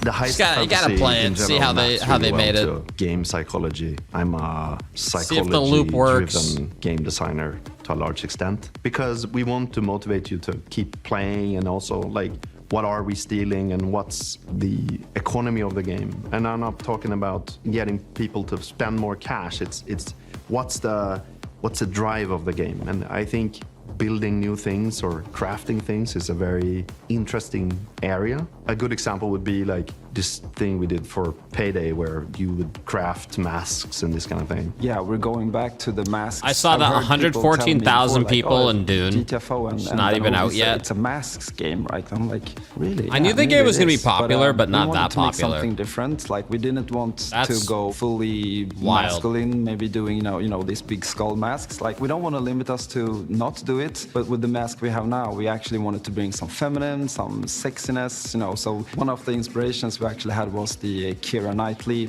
pout that she has, and there's also like these Japanese theater demon masks with Dune IP and survival game. So as in the dives, you know, we could basically make anything. The masks are this expression to allow them to expand the world inside of themselves. So finding designs where they don't really know where to put it, in what categories, we try to hit kind of a sweet spot there. Hold on, chat, I gotta piss. Give me a minute. Be a high-paced, intense, and a very fun, collaborative game. Playing together with friends is a beautiful thing, right? Especially when we have these situations where shit hits the fan, we panic together and try to solve it. So if you put 4 people in a room and they play it, and you start to hear the voices go up, and they start to be loud in the room, then you know, like, yeah, it's something, you know? If you want to find out more about Den of Wolves, head to our Steam page and make sure to wishlist now.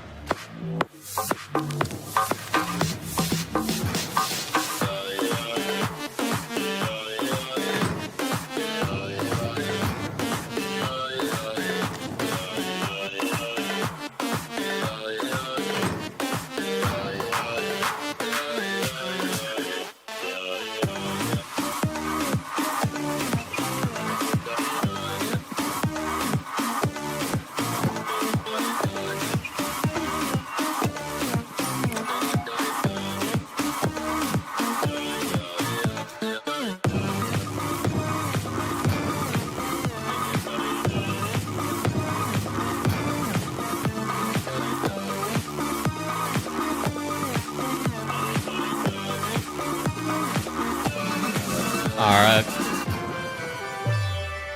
2025 gaming.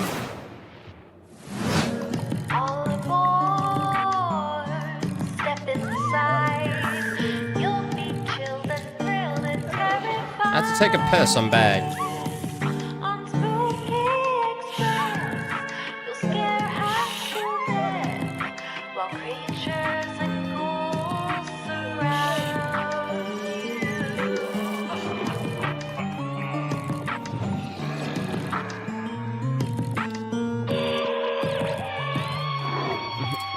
I know, I've heard many people say Outer Worlds is $80.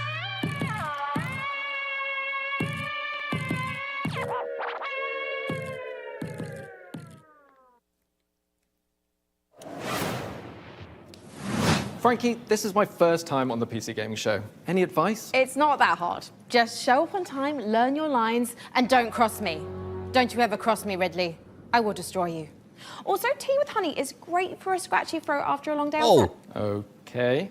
Want to rehearse the next scene? It's that silly one where I'm trying to detangle a bunch of headphone cables and you learn the folly of crossing Frankie Ward. I have powerful friends and a long reach. Or you could tell us about the next part you're going to install. Yep, let's do that, please. Right, the X870E Aorus Master has a few special features to make PC building easier. My favorite is this tool-free SSD slot. Press a button and the heatsink comes away. Then push down on the latch to install your SSD. No screw required, which means no more crawling on the floor looking for said screw when you inevitably drop it.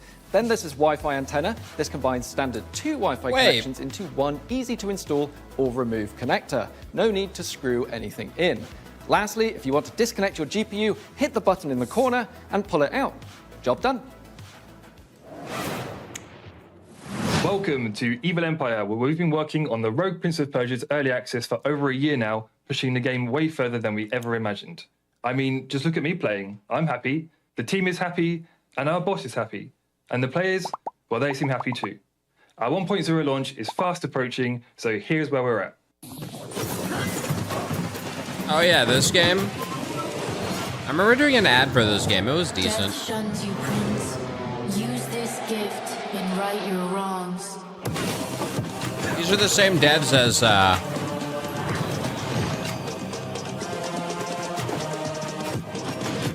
forgot the name of it. Dead Cells.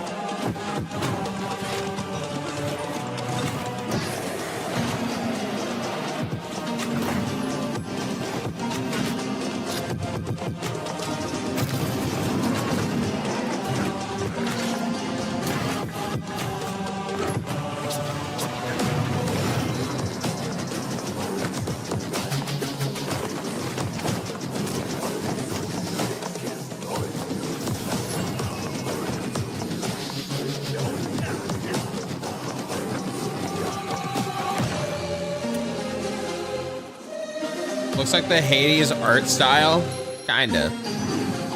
Steam Deck game.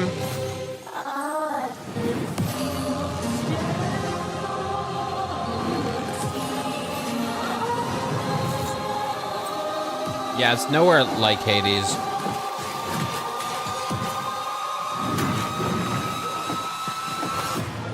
You have the opportunity to save your kingdom as the worthy Prince of Persia. It's like the perfect deck game, of course.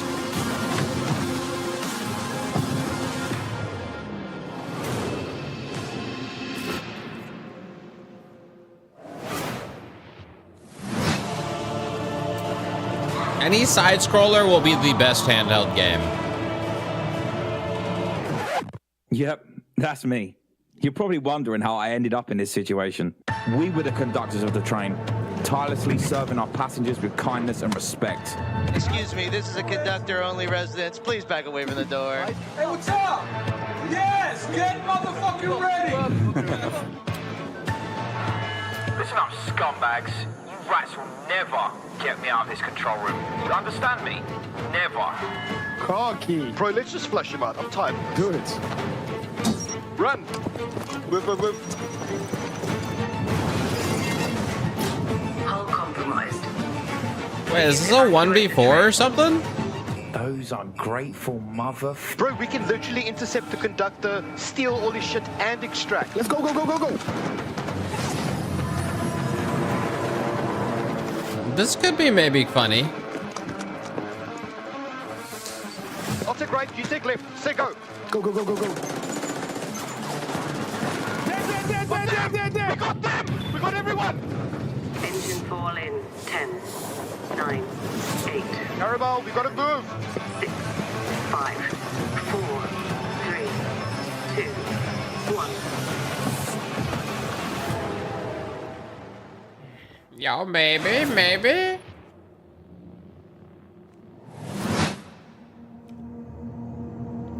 Eve Frontier, of course. Eve Frontier's Founder Access is the first public step in creating a visionary sci-fi survival experience. You start your journey alone, a tiny blip in a seemingly endless universe. Alone.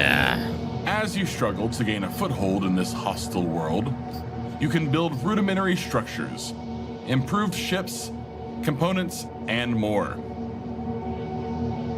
You'll begin to discover details about the universe and the ancient civilizations whose remnants still roam the skies. Everything requires fuel to operate, and good resource management is crucial to survival.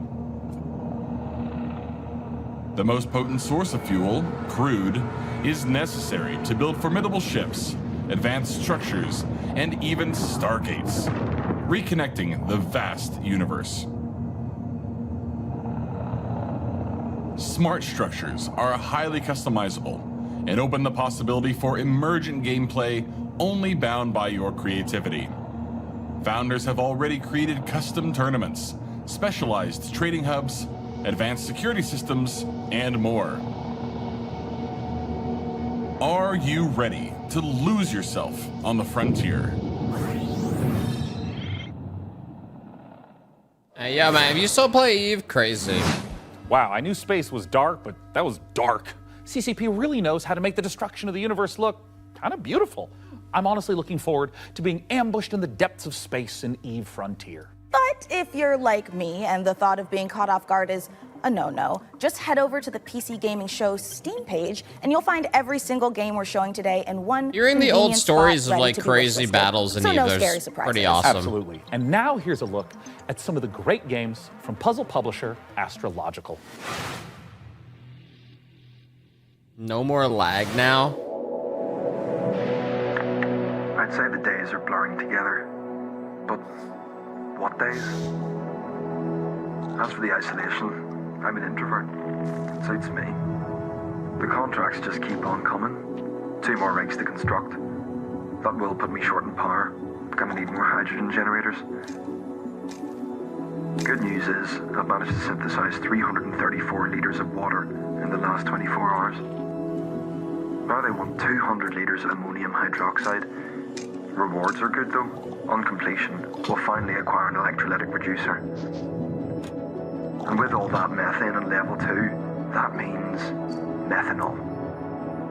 After that, despite the fact no one really knows what's down there, I push on and keep going deeper.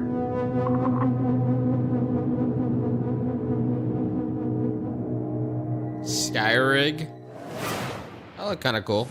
Welcome to Matsuzawa Manufacturing Factory number 1.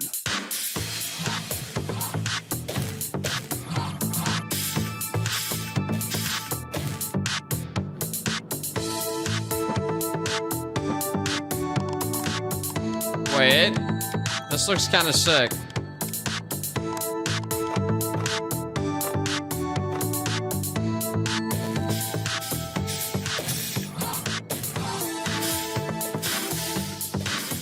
That's actually cool.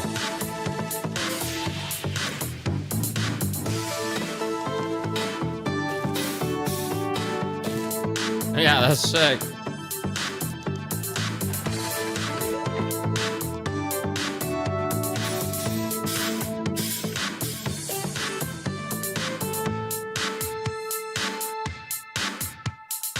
Huh.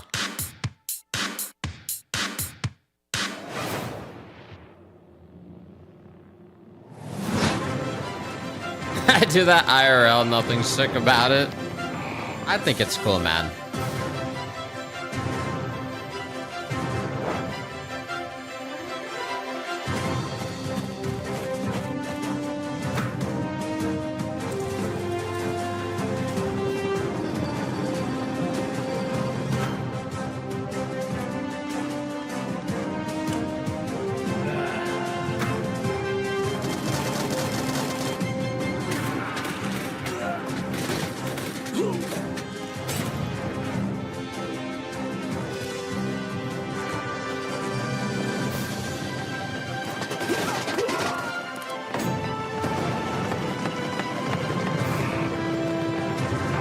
God damn.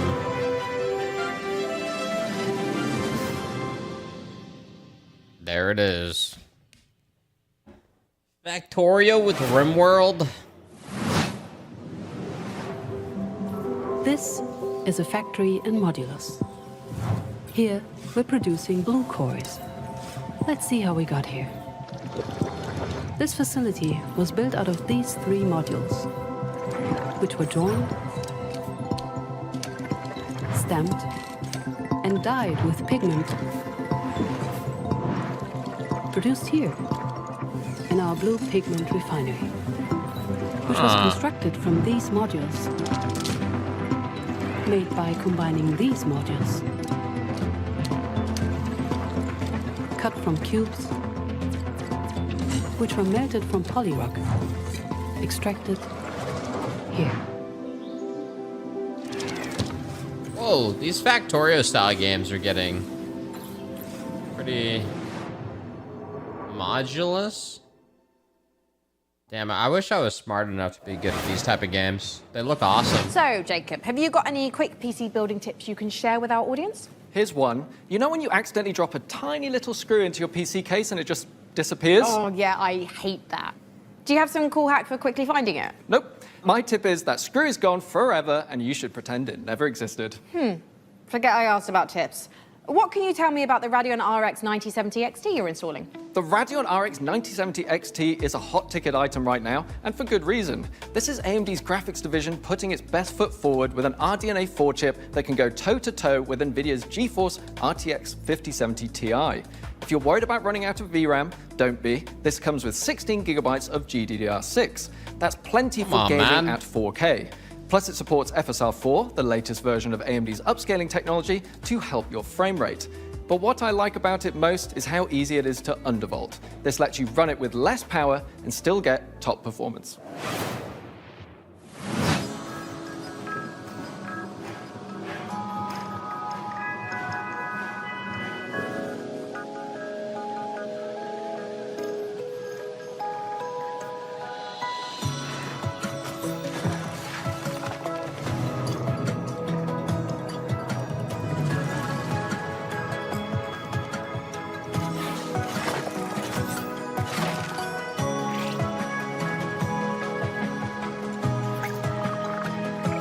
All mine. Yeah. Yee.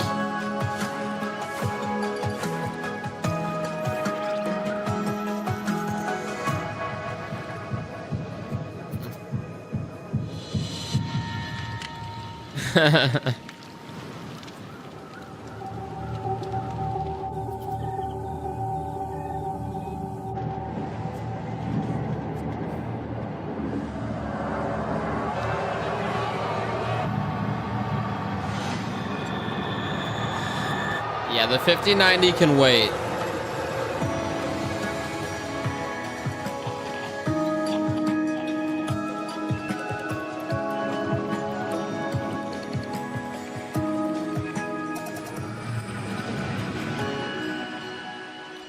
Generation Exile.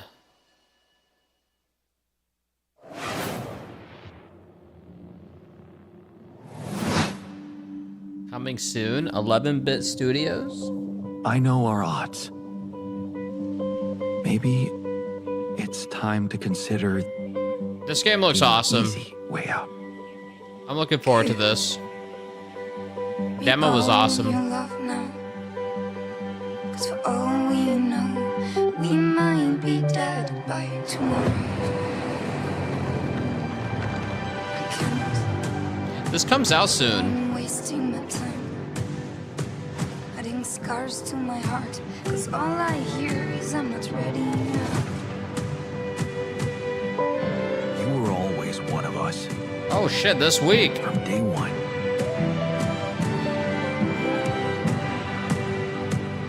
What if deciding, making choices was never anything more I'll be playing than this on Friday. just an illusion? What's in your heart? This is from Frostpunk devs. You're still making it about yourself. Just look at us. Have you been ready?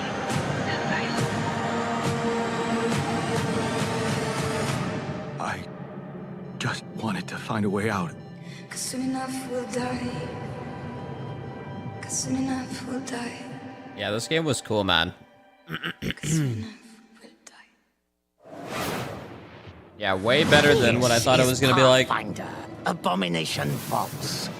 A hack-and-slash dungeon crawl where up to 4 players battle through a single massive labyrinth filled to the brim with monsters, treasure, and secrets. Diablo! Customize each hero between 3 paths, inspired by 2nd edition Pathfinder. Or mix and match to craft the perfect hybrid. Whether adventuring solo or with friends, switch between the party's heroes on the fly to unleash almighty combo attacks to annihilate the forces of darkness. Deep below the surface, the dark sorceress Belcora Haruvex gathers her power. Are you foolhardy enough to delve into the shadowy depths of the Abomination Vaults?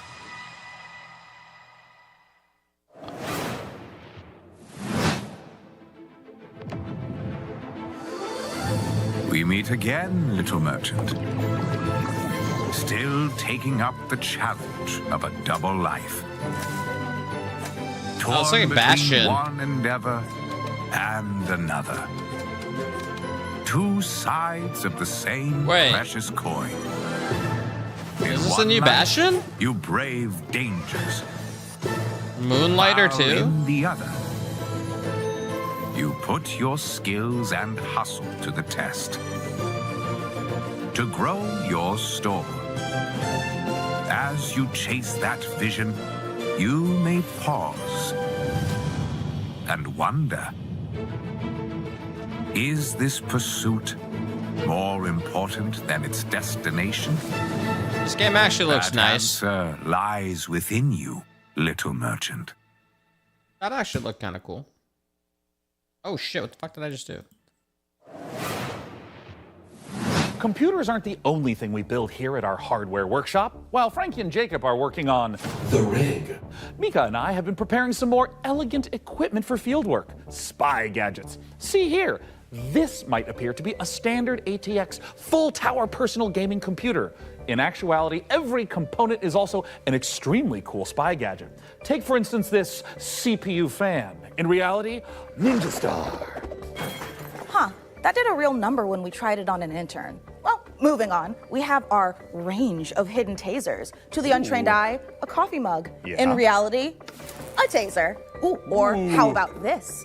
To the untrained Whoa. derriere, a roll of toilet paper. But in actuality, you guessed it, it's a taser. Hey, what about this? Is this like a hidden listening device, USB, or is it maybe a spy camera?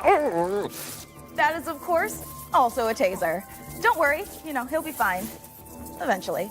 For now, let's check out our next exciting world premiere. Yeah, chat. It was funny, okay?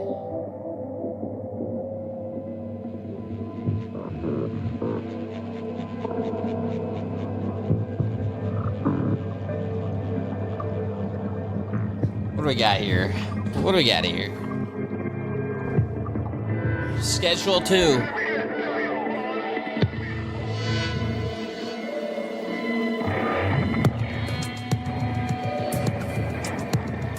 Wait, we're underwater.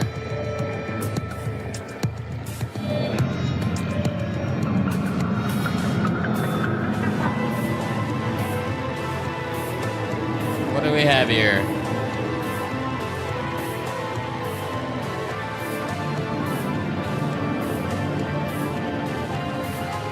Borrow Trauma 2? Borrow Drama! It's an expansion, chat. All you guys are wrong. Motherfuckers acting like they were Pogstadamas. Whoa! Your safety is your own responsibility. Sharing a roof with someone, make sure they're humans. Check their eyes and teeth. An overlooked visitor will kill you. What the hell, man?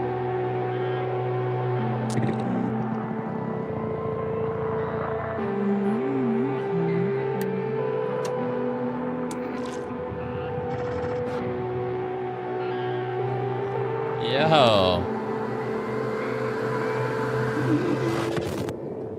No, I'm not a human. That looked creepy as hell, dude. Okay, maybe. That one's a maybe. Hi, I'm Oscar, a solo developer, and this is my game, Botsu.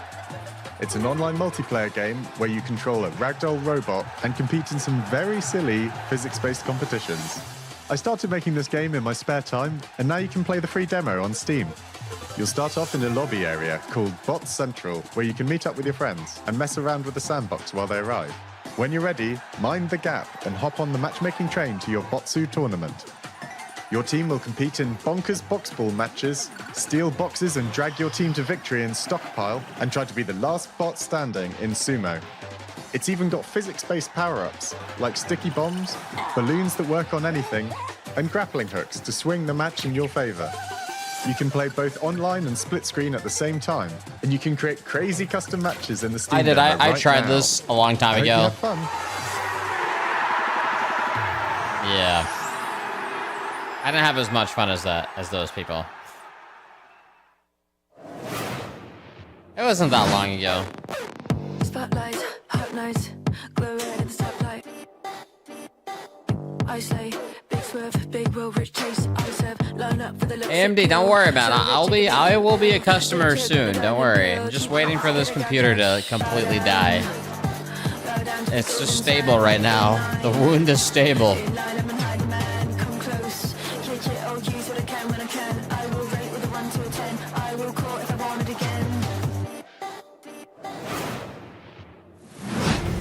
Coming up in the show,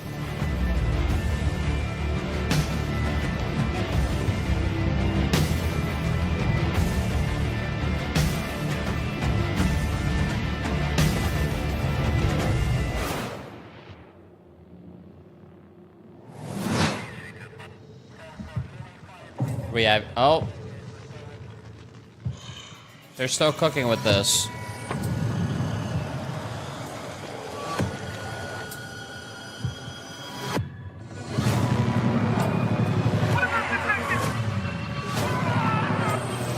It's getting better. They're getting there.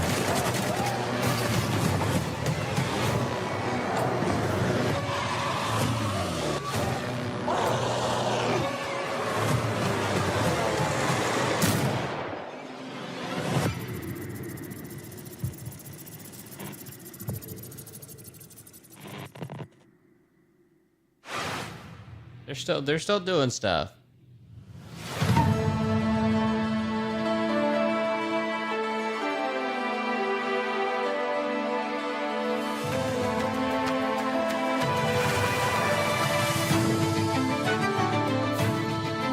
What do we have here?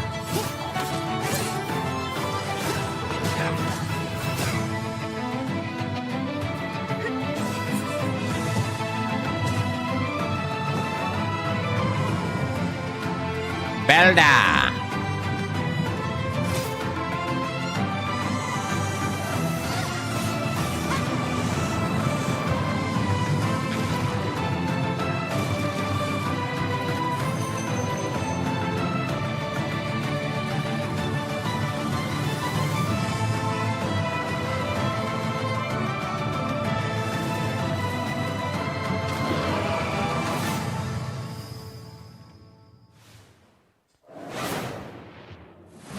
What an amazing collection of games we've already seen. Mika, we are really turning up the heat this year. we sure are.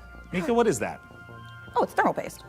Oh, wait, let me guess. It doubles as like a plastic explosive, or maybe it's a potent tranquilizing gas, or is that just like another taser? No, it's literally just thermal paste. You know, it transfers the heat from your CPU to your heat sinks to avoid overheating. Oh. Plus, it is an amazing cookie filler. It's like forbidden icing. Mika, you can't eat thermal paste. Of course you can, especially not with milk. Okay, let's check in on that build again. Can we put it in the computer? Absolutely not, but I'm certainly going to try. Before we get ahead of ourselves, what kind of CPU is this puppy working with? It's with no small amount of envy that I say this. We're equipping the rig with an AMD Ryzen 9 9950 X3D processor. Put simply, this is the fastest 16-core consumer CPU money can buy. It combines the best parts of every processor ever made. The power of a 16-core monster for tough jobs, check. The gaming chops of second-gen AMD 3D V-Cache tech, check. This beast can work as hard as it plays, and it plays in a completely different league. It's the best processor in the world for gamers and creators, for gaming and for everything else. It's a beauty. If I wasn't putting it in the rig, I'd be tempted to walk out of here with it myself. Phenomenal. Peak PC gaming, courtesy of PC Gamer and AMD. Indeed. So, Plasma Globe? Plasma Globe. Looks like things are coming along perfectly with the rig. Which is perfect because right now we've got another exciting world premiere to show you from our friends at Fail Better Games. What do we have here? What do we have? Show us the goods.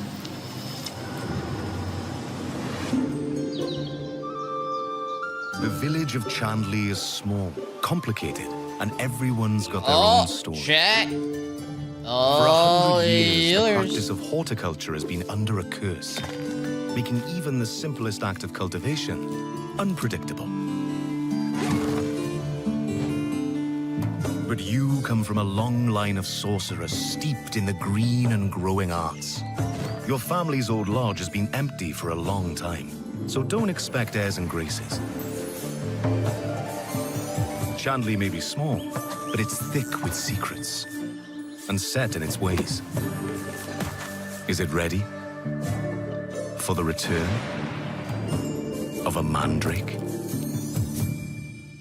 A mandrake? The mandrake setting is based on British history and folklore. For research, we've walked in a temperate rainforest and visited an ancient coal mine beneath the Forest of Dean. It's a world where overfishing might cause a river to put a curse on you, and where you'll go delving for bright minerals in the forgotten deeps. Sunless sea and sunless skies did have some light cannibalism in them. You can't eat people in this one, but that doesn't mean that it's safe.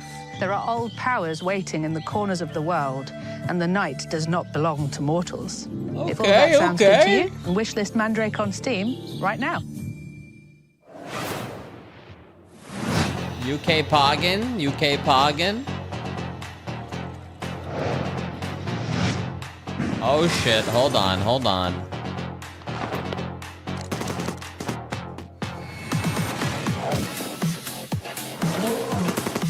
This is a game where you make pizzas while defending your pizza shop.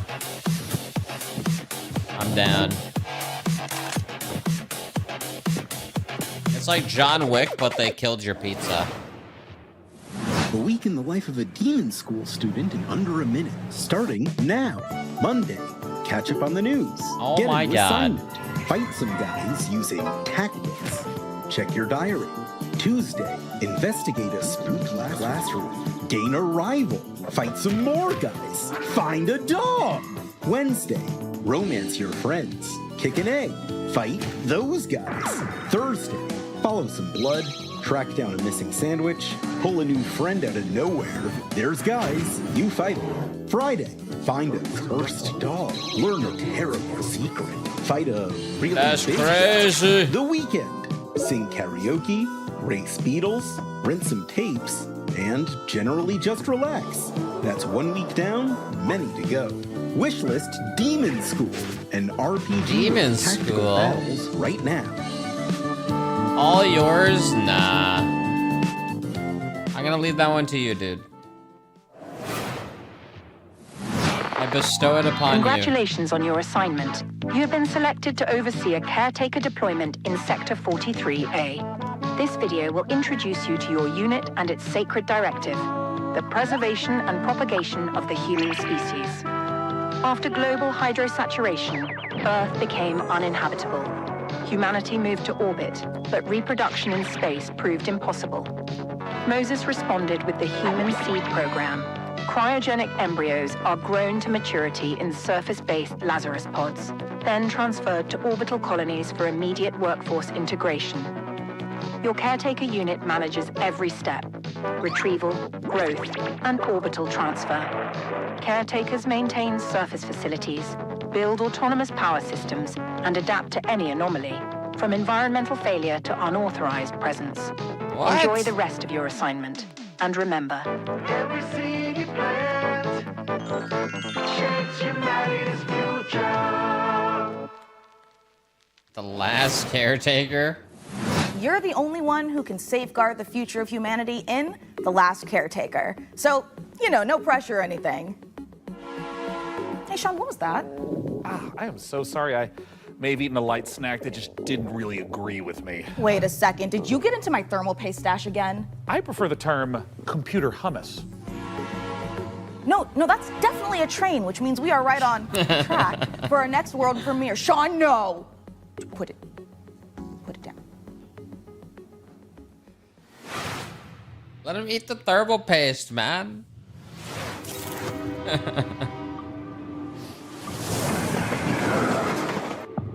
I hate everyone that made this. Dude.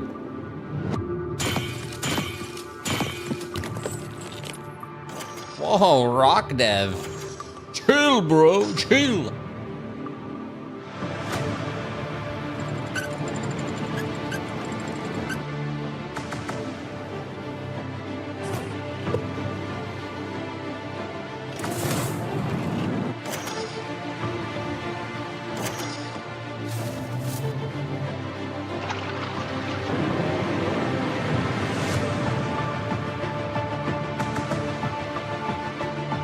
I played a game where you have a train like this and slow down and gather resources, and you're just always on a track moving. And it was snowy. But it wasn't Void Train. It was something else. I played it on Sub Sunday. It was like super early access.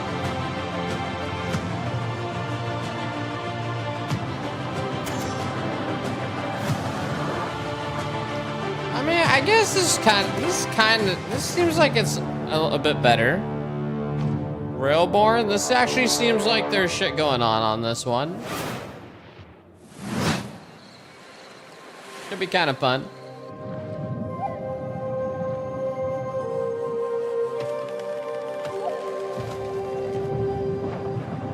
Choo Choo Charles was great. Heat Death Survival Train, maybe it was that.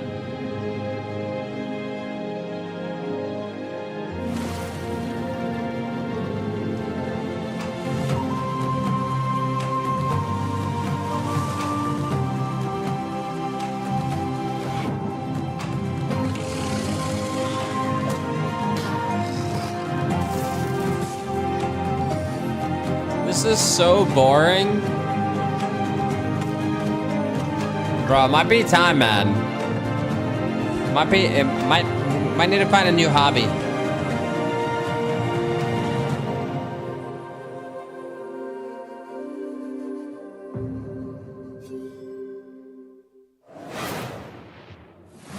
Prospector, Norex would like to offer you an opportunity.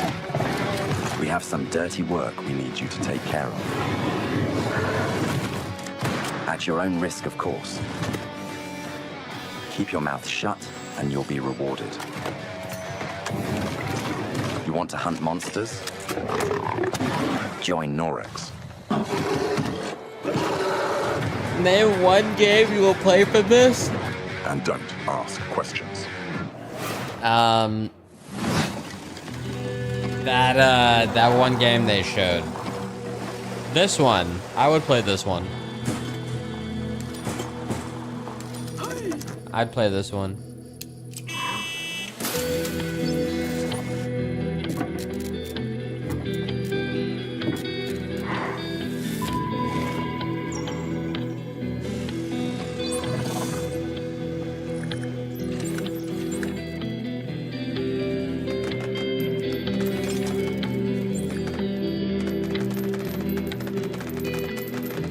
I already called this game, alright? Don't talk about the game I called. Garbage Country. So you're good at building PCs, but can you build other things? Like a car? Wow. No, Frankie. I can't build a car. What about like a winching system? to pull something heavy out of, for example, a lake? I mean, maybe I could put together... Say a car was in a lake and you needed to winch it out. Could you at least build a ramp to make the winching a bit easier? Is that something you want to tell me? I drove your car off a ramp and into a lake. But I only did it to put the fire out. My car was on fire? There is no point in jumping a car off a ramp if it's not on fire. Is there any good news to this story? Yeah. Just check out this ramp. You should install these before you start shopping for a new car. Oh, that's the Corsair Dominator Titanium DDR5. This kit is perfect for building an all AMD Ryzen build at 6,000 mega transfers a second and with low latency. Who However, wrote we this also shit? stuffed something special here, a light enhancement Buddy, you kit. survived That's a pair of Eurovision. thumbsticks that look You can the part, survive but this. don't actually contain any memory chips. This is a great solution for an AMD build, as it means you can stick to the more reliable slots on the motherboard, 2 and 4, while looking the part. It also pairs nicely with our Haven 420 case, which offers thermal optimization through its central GPU airflow that sits within a dual-chamber design. That sounds like the perfect hardware combo for anyone looking to frag draw cards, explore endless dungeons, or simply stream with friends. But while you're out there updating your part picker list, why not check out this exciting upcoming game? What do we have here? What do we have here? Oldest and strongest kind of here is fear of the unknown. World change. Sure, I agree. I agree. The outpost where we hope to find salvation has stopped responding. We found it abandoned, all in ruins. Now we have to Chat, find this one might be all yours. and rebuild what's left. Hold.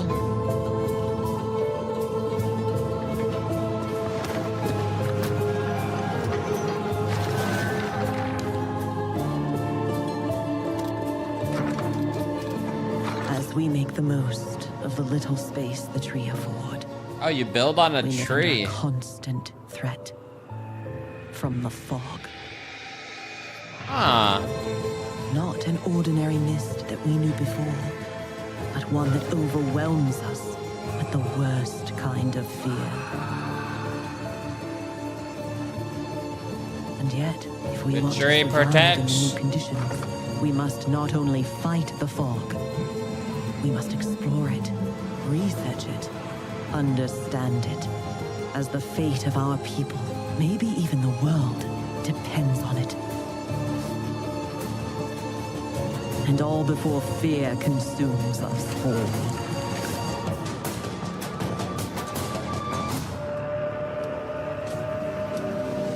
The tree provides.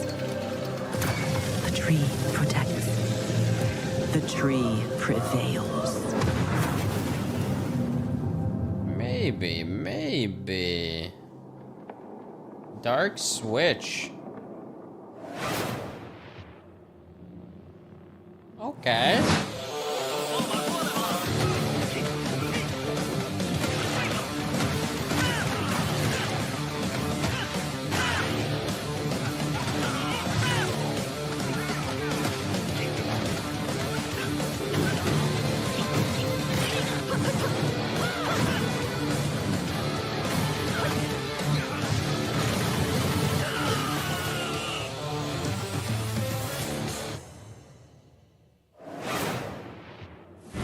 Coming up in the show. What do we have here?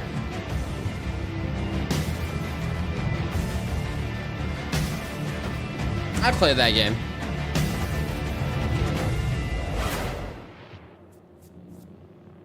I played that one.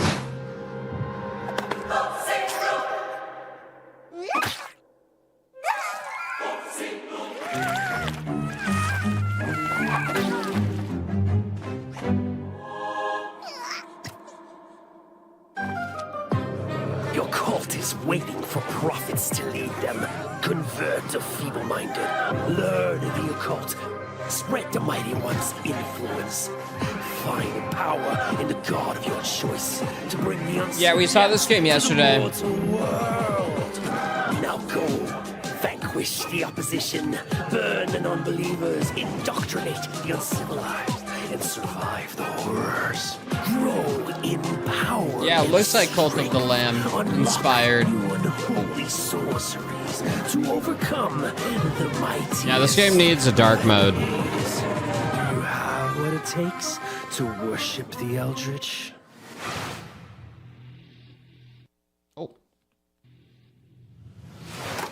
Ruined. Now we're delayed by like 3 seconds. Oh no.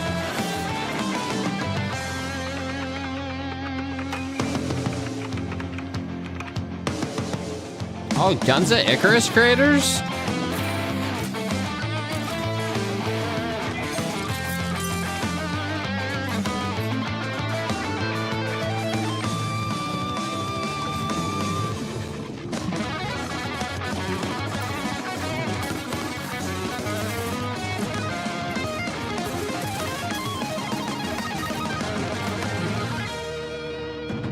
Stars of Icarus. There you go. After almost a decade, Muse Games is bringing us a follow-up to the airship combat game Guns of Icarus. Now, as with all professions, our work as gadget-crazed weirdos would be impossible if not for the laser watches and ejector seats of those who came before us. We stand on the shoulders of giants. Crafty, unhinged giants. Which is why I am pleased to present, in an attaché case full of throwing knives and tear gas canisters, the latest intel on Bond. James Bond. So we sent our secret agents to see what's happening at They got IO more on Interactive. Bond. I do like how this Bond, the 007 game they're making, he's like a noob. Yeah, he isn't 007 just yet. He needs to prove himself. It's a solid starting point because they're definitely going to make it a sequel or a trilogy. Copenhagen.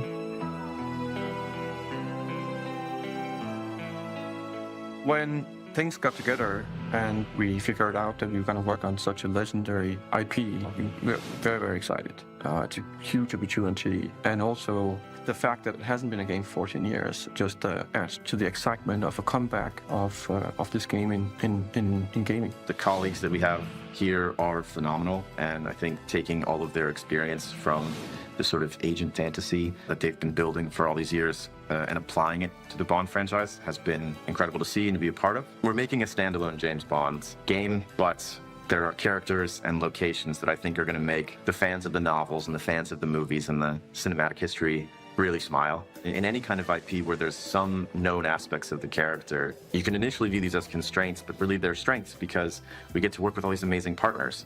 Aston Martin and Land Rover, collaborations with Omega, and all of these things lends itself a sense of credibility to the player that this is a real James Bond experience. Crafting this character has been both exciting and extremely challenging because it's a balance between being very true to Ian Fleming's novels on the character, yet bringing some part of IO into that. The most special thing about our version of Bond is that it's an IO reimagination of the origin of Bond himself. And it allows us to really dive in and learn about what it takes to enter this world of espionage. It was very important to us from early on that we didn't want to synthesize Bond. We didn't want to go in and cherry pick qualities from different aspects of stories or whatever. We wanted to make something that was fully original. So he's young.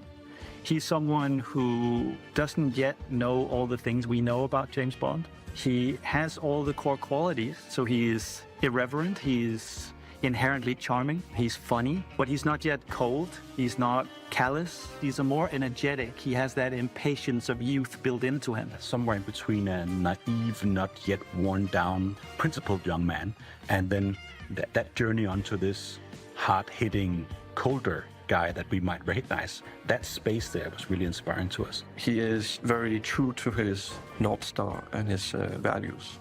And the story is very much Zoomer about Bond. when you meet the harsh, political, dangerous world out there, how does a young man fare while still retaining his values? Not only will we get to experience the character changes and the lessons he needs to learn, but also how he gets his famed gear. The world is a big part of how you solve the problems as you get to them. Using the environment and weapons and charm, and obviously gadgets is a huge part of that. We have a lot of the gadgets you'd expect, and then quite a few you wouldn't. There it is. So our longtime fans from our Hitman franchise can expect to recognize some of these core elements from our Interactive in our James Bond game. A really core aspect of this game is what we call creative approach. And it has to do with standing outside a lavish location. We're going to give you an objective in here, You absolutely need to be able to do that in a bunch of different ways. 10 But I think the gifties biggest if you read difference is this. that you need a lot of patience. Prove to it, play bro. Hitman. Prove you need it. to be sitting there seeing the patrol. He goes over Prove there. it, man. and I'm he waiting. likes wine, and you overhear that thing. But Bond, he can also just walk through the front door. I'm actually just gonna go and talk to them. I'm just gonna go punch him right now. If you're a James Bond that wants to crouch along, you know, the covers and be careful and all that stuff, that's your Bond, and that's fine. But we've crafted a game that has a lot more forward momentum. Spycraft is part of our DNA. However, in terms of Bond, there are two key differences. The agent we were working with before, he is All right, an legit. energy Checks shell, right? out. He's a chameleon. Thank you, Untrusting. Whereas just Bond is very much a Good shit, man. personality. A big part of the fun of playing the game is to see what he'll say. Good shit, man. Because he always has something great to say that you wouldn't have thought of. His quick wit and talking your way into and out of trouble is a big part of the Okay, core loop as nevertheless, well. with another The Hitman 10. is a single-minded killer, and basically the bad guy of the game. Bond is the hero. Okay, okay, And that means that chill. we are much more focused on his journey as a character, and we are much more focused on saving the world. Yeah, thank you guys. I think it's safe to say that we were dialing the action to 12 on this one. We wanted a physical Bond. We wanted No fighting to gifties if be you read visceral this. and brutal and violent and It's all good, super man. I fun read and it. exciting. So we've spent a great amount of energy on making a system. You don't need to of give me anything, free flow man. combat where you're fighting multiple opponents at once. You can grab them and punch them and throw them Yeah, into each Zeddy and other, use the Arctic dropping the environment. 10 We gifties. really Thank you did guys. Both of you guys. and All 4 of you upping guys. the, Thank you. dynamism, the No more kinetic chat. You don't feel got to do of the that. combat, be All that good, all in the good. Thank you, combat though. and shooting and the seamless in and out between that. It's very, very exciting. We, as a studio and as a team, have evolved a lot to do top class action, spectacle moments and spectacle situations, all interactive. The situations you get into are absolutely wild. It's because that's the 360 experience that our fans deserve and expect from a Bond experience. And we've really pushed our engine to Bond. bring on this higher level of spectacle and fidelity to the game. Yeah, Zeddy dropping 20 in total. Thank you, man. Beyond. Like miles. What a nice guy. We were able to do before. Depicting these beautiful different cities and locations, exotic types of vehicles, not just normal vehicles. So take Chill, everything we know, boys, but chill. also evolving with the technology to Let's to watch deliver an the experience Yap that session. is more advanced than we've ever done before. Chill, boys. Yo, Rappy with the 10. DCBYG with the 10. Guy with the Arabic name, 3 ducks with the 10. Thank you, It's always guys. with character at its center. There's never action for action's sake. It's because That's it leads 3 to the ducks next in thing. Arabic? It's because he needs and has to do this in order to succeed. Having The worked hell? on Hitman on and off for 20 years, this is the combination of all that work, all that skill, all that practice, coming together and finally seeing Guys, the you're ultimate, ridiculous. spy fantasy come to life. Yo, Truck and Alexander. Thank you, guys. Alex Kander. Dropping 10s. Yo, Truck, you too, man. Thank you, bro. Truck1221. Thank you, man. Guys, god damn it. Nah, bro. No. We don't need to do it. We don't need to do any of that here, guys. Don't worry about it. Yo, Kenyon. Thank you, man. Ruski with the 10 as well. Special Agent Squeaky with the 10. Chat, save your money, guys. Buy one of these games that have been revealed. Save your money. That's 50 bucks. You can throw it on one of these games revealed. But thank you for gifting the chat. Thank you, guys. There's some good games, bro. The PC gaming show is always like, okay.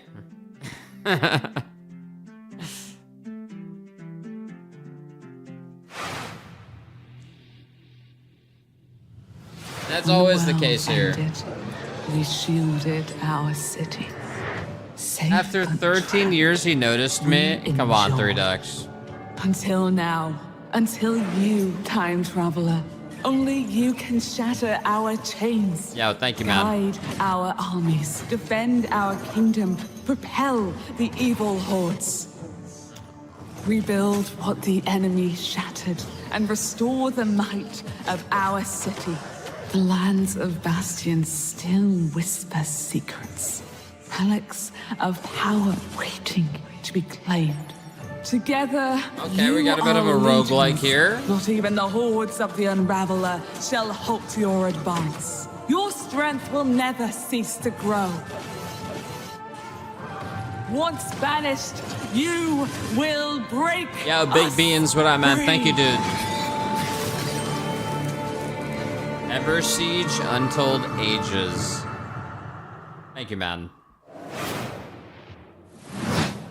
If it feels like something's been implanted at the base of your skull, that's because there has.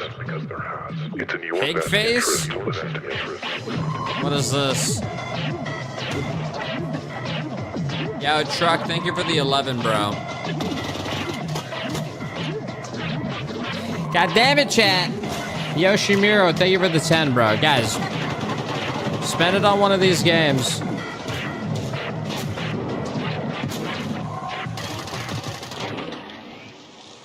Good work.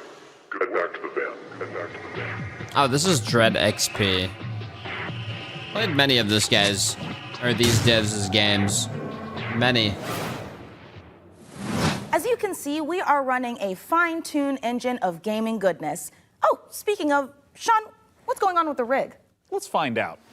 Frankie, Yo, Jacob, Delis, status thank you report? for the 5 We're doing gifties, good bro. down here. Jacob is about to fill us in on what we're installing next. I'm just wiring up everything with our Gigabyte Aorus X870E motherboard. It's got a suite of features for reliable overclocking and memory performance, and its built-in thermal armor and heat sinks will Truck keep our Ryzen dropping the X3D rig 12. running great without running hot. Heyo dropping and the of course, 10. Our GPU, a Gigabyte Crazy, Radeon man. RX 9070 XT with RDNA 4 architecture and 3rd gen AMD ray tracing tech Thank you, guys. for competitive 4K performance. Awesome. And for those of you who want to speed up your own PC build, I've got a technique I always use. A montage. A what? A montage. A montage.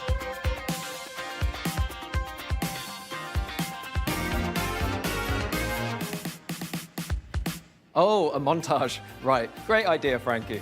Freeze frame high five. Freeze frame what?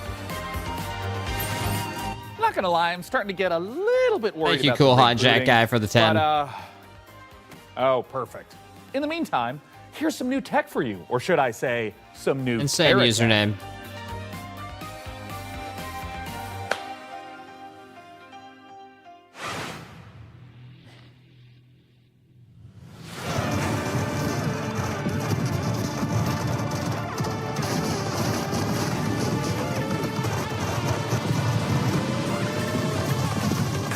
Oh my god. This is a Vampire Survivor, but you can build a car. That's actually not a bad idea. Yo, Makuyiko dropping 10, dude. Thank you, bro. All right, man. Sure. That's kind of a cool way of doing it.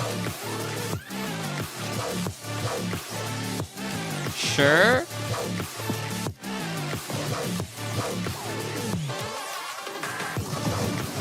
We'll take this, don't worry.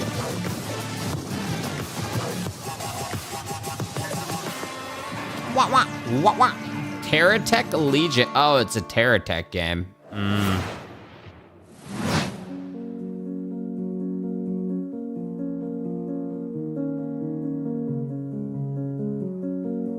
What do we have here?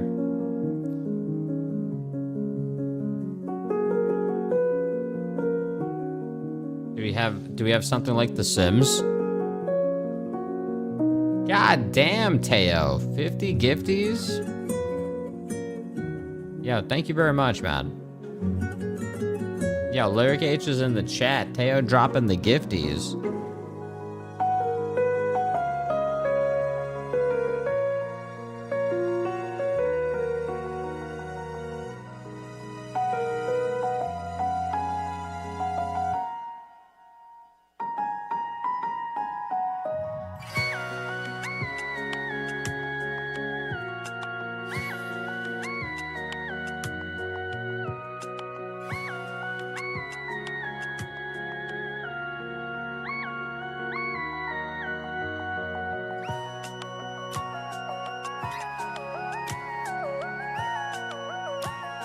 Alright, so this is like The Sims.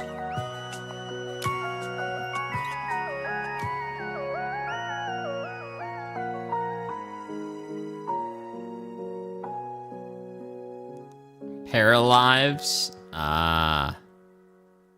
All yours! Yo, Cram, what I meant. Thank you for the 3K, dude. Oh, people can fly? Hold on, hold on. Okay, okay. Oh, damn. Water dev?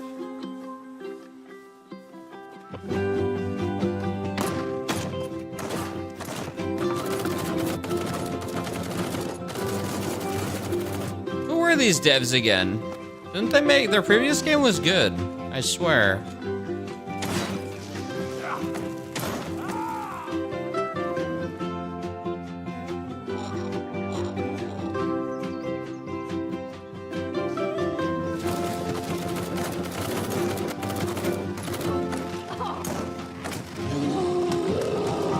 What the hell? Lost Rift? Okay.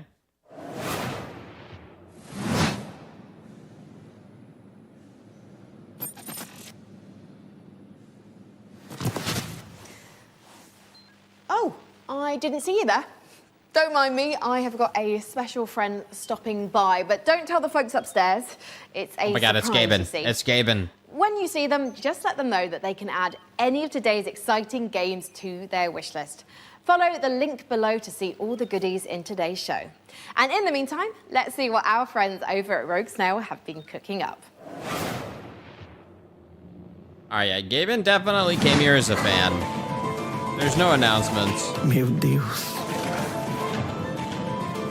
Perdoe essa pobre coitada. Que de joelhos rezou bocado, pedindo pra chuva cair sem parar.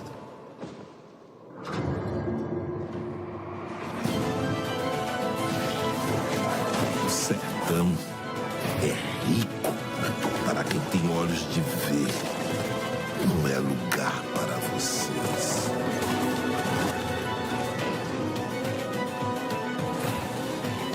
Uma pessoa pode lavrar um chão que nem mesmo cactos consegue brotar. Todos precisam saber sobre o que de fato aconteceu em Canudos. Brasil! Remover o mundo para acabar com o nosso lado. Perdemos, mas resistimos, como Mandacaru, no meio da grande seca.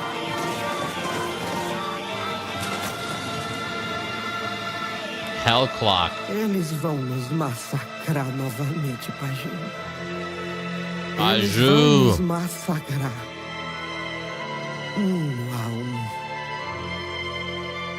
A That was pretty sick. Brazil put in their going into the gaming space. That's cool, man. First, aggravated vandalism. Then theft. And worst of all, you've tried to flee. This game looks interesting. Oh.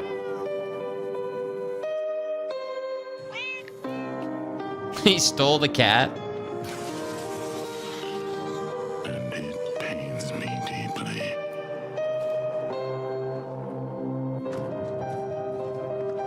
But a lamb that's always lost.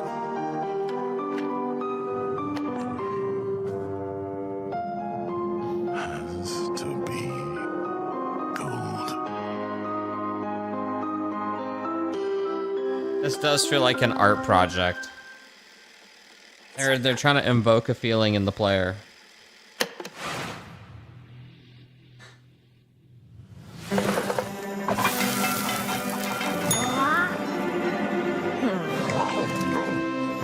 Chef, opening your own restaurant may feel like a fairy tale, but it's trickier than it looks. Customers curse you, What? The hordes line up at the door. Elder gods are summoned. Hearthstone with food? Can really burn your Eat stone. But you will be forged in the fires of the kitchen. Sharpen your knives and master the magic of food. For an ancient hunger has awoken. And the path to a demon's heart is through its stomach. Arcade Eats. Hey, let's check in on how things are progressing with the rig. And make sure there aren't any saboteurs in the mix. Hey, Mika, how are the kids looking down there? Oh, it's not The looking rig. great. They're hooking up a...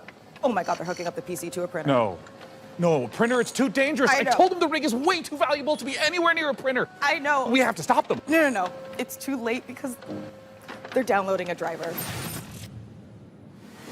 Oh, wait. God, why? Maybe it's an okay. Jacob looks like he's laughing. Oh, no, he's sobbing. Oh, no. And now he's cursing God. I can, yeah. Why, you maniacs? Why? Damn you, printers. Haven't you taken enough from us? Well, while our team does some troubleshooting, let's take back the post-apocalypse from hordes of mutants in co-op roguelite Gun Touchables. If you're watching this tape, it means the world has ended. Welcome to Gun Touchables. It's not a game, it's a state of mind. It's about having such a cool gun, you're untouchable. That's is why this? they call it Gun Touchables. Collect crates in the wasteland to help you kick more ass. But your enemies are getting upgraded too, and that's where things heat up. So get ready to blow stuff up, and smack stuff with a shovel, and shred stuff with a bone saw, and snipe stuff. Survival is about sticking together. It's about getting badass guns and even more badasser upgrades. It's about killing whatever this thing is. Because here in the apocalypse, you're up against 1 million maniacal mutants that want nothing more than to pound you into hamburger meat. There's only one way to survive, and that's to become Gun Touchable. Coming to early access on June 17th. Gun Touchable.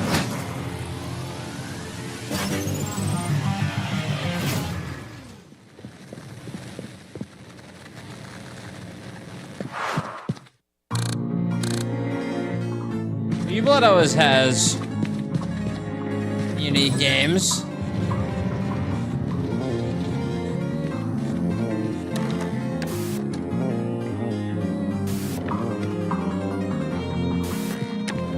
PC gaming was a mistake.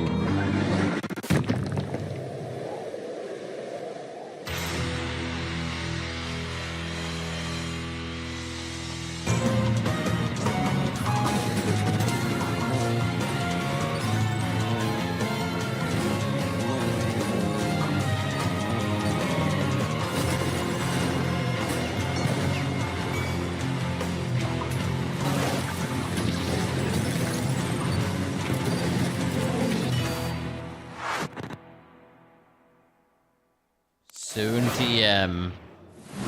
Coming up in the show.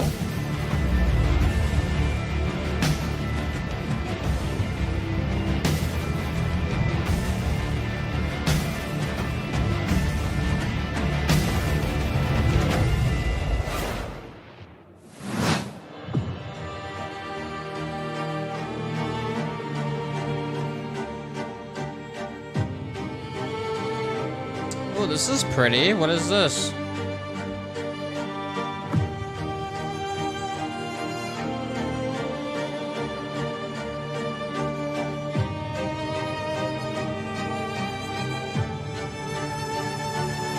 Huh.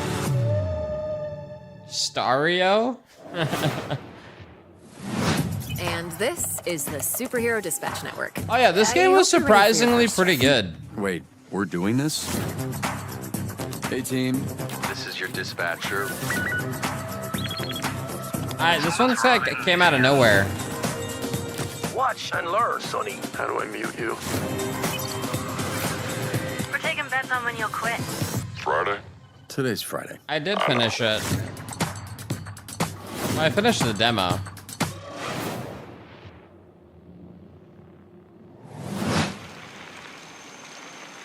Annapurna.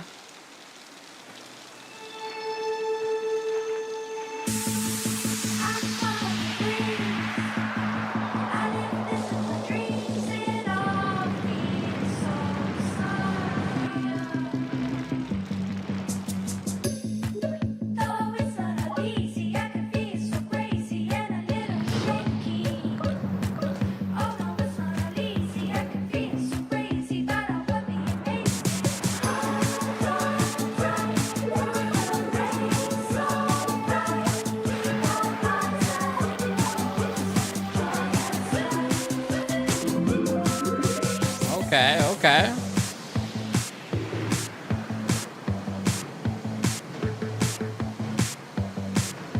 An open world bike adventure.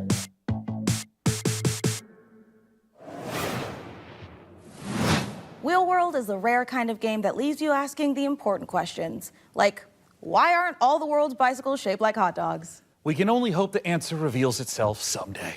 Until then, let's turn our attention to the latest from FBC Firebreak, the next game from Remedy. And if my tracker is working properly, it looks like Frankie met up with the Bureau.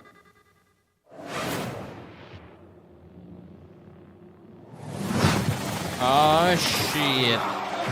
I'm gonna try this game, but I'm a little over the co-op board games. Locked in with the hiss. I don't care about your day job if you can hold a gun and use a tool. Firebreak needs you.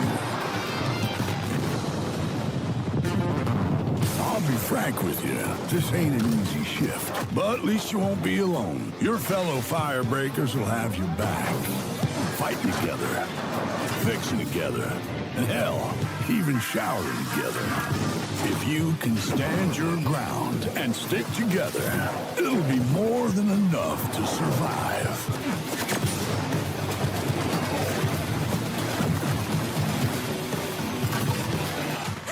Corrupted item loose on site. On my way.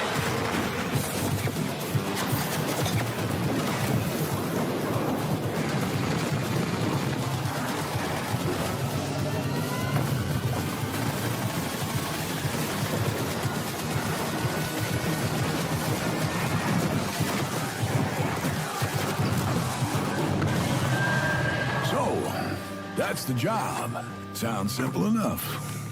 Good. I've got a liability waiver here with your name on it. That trailer was absolutely epic, delivered on all fronts, but it did take me back to my student days. It might have been the first post-it dev. notes, the traffic lights, and the slight feeling of regret in the shower. What have we signed up to? Mike Kayata, you're the game director of FBC Firebreak from Remedy Games. Thank you so much for joining us. What have we signed up to here? Yeah, lots. So that was our big launch trailer. We're coming out in just over a week now, so we're really excited to share a lot more of the game, stuff that we haven't shown, a little bit of all of the 5 jobs in the game, which are kind of different crises that you have to deal with. But yeah, so we're getting close now.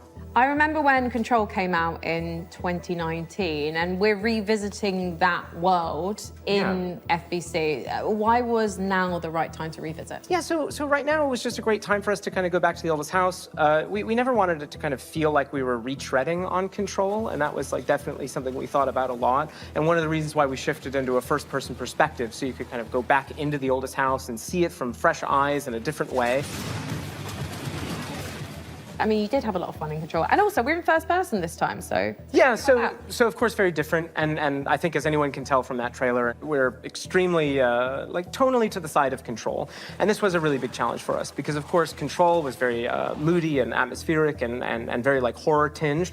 But of course, it did always have that little edge. It's all about the Max Payne game they're making. And speaking to that, this is kind of like why we leaned into that more absurd angle. Because, you know, Control was very carefully built for a single-player experience. Since we are sort sort of a kind of joke around with your mates and just kind of have fun. We'll see that in like a year or We two. didn't want to totally like betray that franchise, but we did want to take those kind of recipe components and just flip them around. So we keep that kind of edge of like horror and tension and stakes, and we just add a lot of the absurdity at a higher value. So for example, like you saw Sticky Ricky, our gigantic monster made out of sticky notes.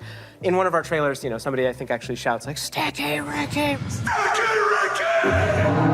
Which was to us very, very funny, but to that character, completely terrifying. And Sticky Ricky is joining us today. Yes. He's just getting himself together, and maybe he'll answer a few of my questions. Say I don't necessarily have 3 straight-up fraggers on my team. Are there roles that we can adopt in this game? Yeah, absolutely. So the game is kind of built around a trifecta of kind of saved loadouts that are centered around Chat, tools. you guys put these pogging on crisis this one? kits, and each one was developed with a different play How are we style feeling in mind. about this? So we have one that kind of shoots these gigantic like liquid globules you saw in the trailer, and this is for the person we always just imagine almost like Scarface, like I don't really care, I just kind of want to, you know, paint the world with something.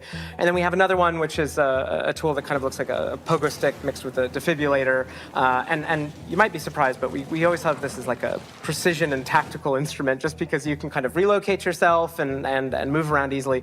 And then we have the last really complex tool, which is literally just a wrench. It's just a wrench, it's a gigantic piece of steel. So we made a lot of active decisions to try to get people right into the gameplay. Might scratch so the that's Left at the 4 cost Dead of itch. some direct Maybe. storytelling, but we haven't scrimped any on the world building and the big narrative and what it feels like to be inside of the oldest house. We do associate Remedy with these big narrative games, so Yeah. much imagination, atmosphere, obviously Alan Wake, obviously Control. Sure. So this feels like a new departure for you guys moving into this space. So why? Yeah. And to be clear, it's fundamentally different. You shouldn't go into this game whatsoever expecting those types of experiences, which, by the way, I personally adore. I started Remedy as a massive fan of Remedy, so this isn't a pushback on that type of experience. But the thing is that we, as soon as we started making more than one game at the same time, we just wanted to say, hey, is there a way to kind of like open the doors? If you are a huge Control head and you know all of the lore and you really love it, and you can't convince your friends to try this game out, we wanted to give that kind of step in. So even though it's not really what Remedy is today, I do hope that a little over a week from now, it will be part of what Remedy is in the future. So, Mike, as an online cooperative shooter, what does this game look like in, say, a year's time? Yeah, that's a great question, especially because, you know, the online space, I think a lot of people treat it very differently. One of the big things that we're about is avoiding kind of like FOMO, like engagement. You know, you don't need to check in every day. We're not going to kind of add a timed battle pass. So if you come in on day one and you come back to us a year from now, all you're going to see is all the great stuff that we add. And speaking of that, already in this year, we're going to add 2 more jobs. That adds to the other 5 game modes that we ship with, already growing it by about 40% by the end of the year. We've got additional endgame systems and lots of plans. I'm just pitching it's a stapler, like opened out, and it just... Okay, I have news for you. There is a stapler in the game. I'm a genius. So in the game, actually in that trailer, you probably saw that big traffic light. That's actually called the red light. It's an altered item you may have seen in Control. It's now corrupted by the hiss, and in certain settings, it can show up and kind of hit you with a big red light. You're not allowed to move until it gives you a green light. There's another one, which is a stapler, which if you are a super Control nerd, you might remember from some of the posters in the oldest house. Is that a stapler an altered item? And then you see a nice little clip art of a stapler. Well, that stapler actually shows up, and it kind of behaves like a fly. It sort of like buzzes around your face and gives all the enemies a lot of additional health. So yeah, there you go. Where can we sign up? Yeah, lots of ways to play this game. Of course, we're on all the major consoles, on Epic Game Store, or you can head over to Steam where you can wishlist the game today. It comes out June 17th. Grab your friends, and we hope to see you there. Well, go on then. Go clean the oldest house. Comes Sign up comes today. out June 17th. Thank you so much, Mike, and yeah, thank good luck. Thank you. Yeah, I mean, if nothing's out, I'll play it. I'm not like FBC, dying to play it. Lovely bunch over there for, you know, as long as they last. Hey, didn't we cook up a few trinkets for FBC personnel at some point? I mean, we offered, but spy gadgets just don't hit the same way when you spend your whole day working with evil typewriters and turn your bones backwards. Yeah, you know, that's a fair point. Well, up next, if you've been looking for the perfect excuse to wear a toga, and who hasn't, here's a look at Ubisoft's next entry in the long-running strategy city builder, Anno 117, Pax Romana. Chat, I'll take this one. Don't worry about it, guys. I got it. Don't worry, I got it.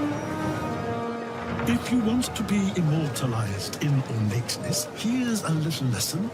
in greatness. If governing is your vocation, it's all about location, location, location. Go where you haven't gone before. Find a religion Or five. or more. Colonize your territories. Or keep them Celtic if you please. Sharpen your steel or lose your head. I prefer Pax Romana instead.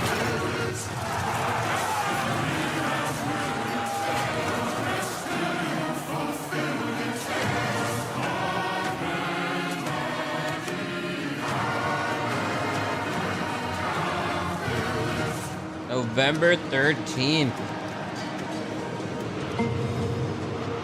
We'll be there, we'll be there.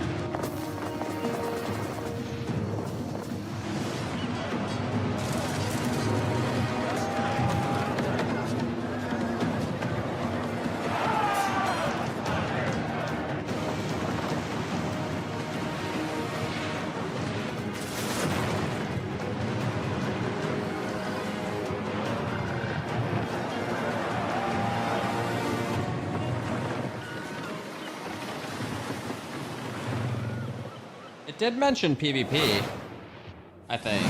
Going up after all. Yeah. Did I just see PvP? I looked away. I was gonna. I thought I told you there's nothing up there. Like, what's up there though? Nothing. There's a tower. Yeah, that's it. What? When you get to the top of the tower, what's there? It's like a top of a tower.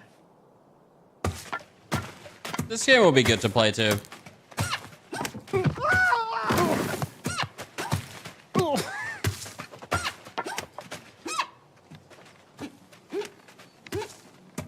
Here we go. When does this come out again?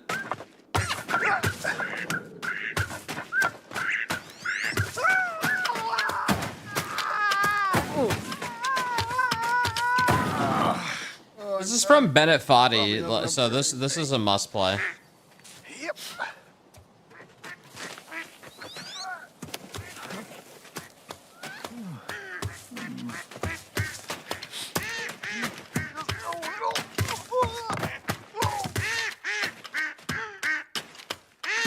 Nah, man, it's Bennett Foddy. This is the guy who made Getting Over It, dude. The guy who like started the wave.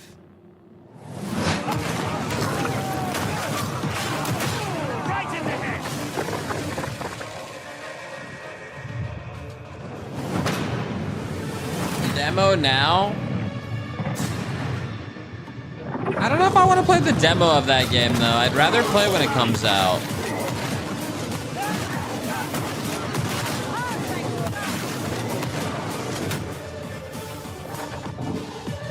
It's one of those, nah.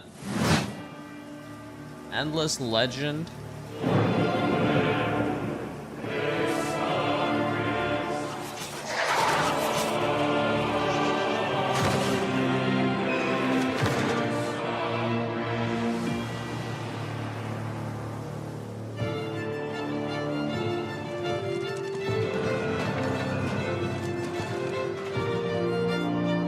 What is this?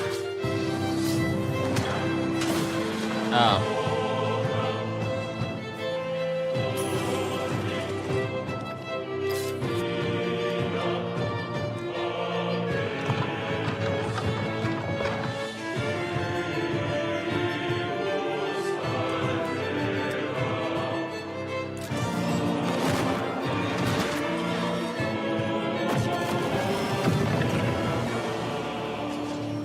Endless Legend 2.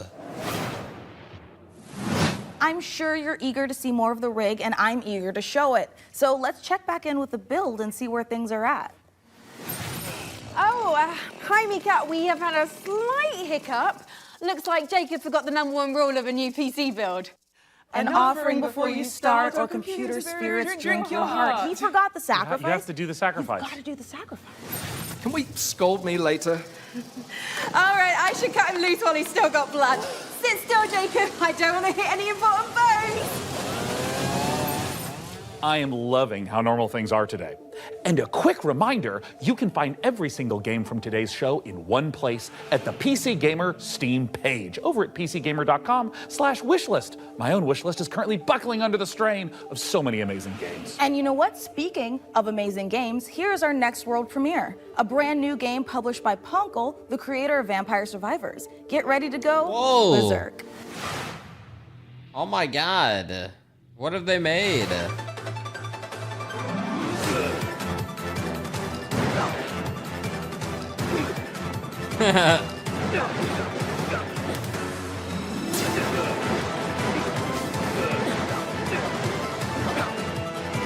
Just slam your keyboard?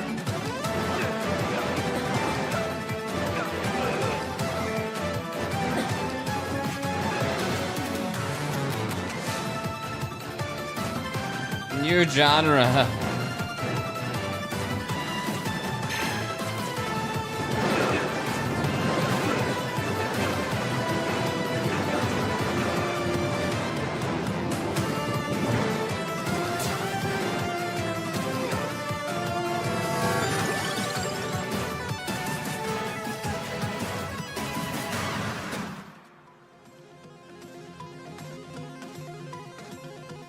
Berserk or die. Interesting. Okay.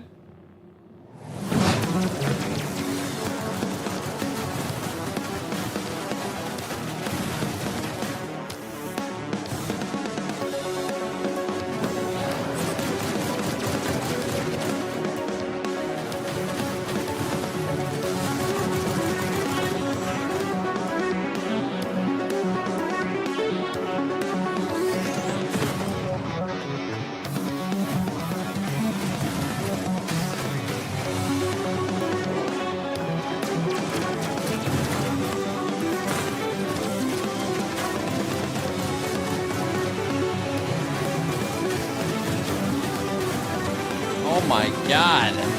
My eyes.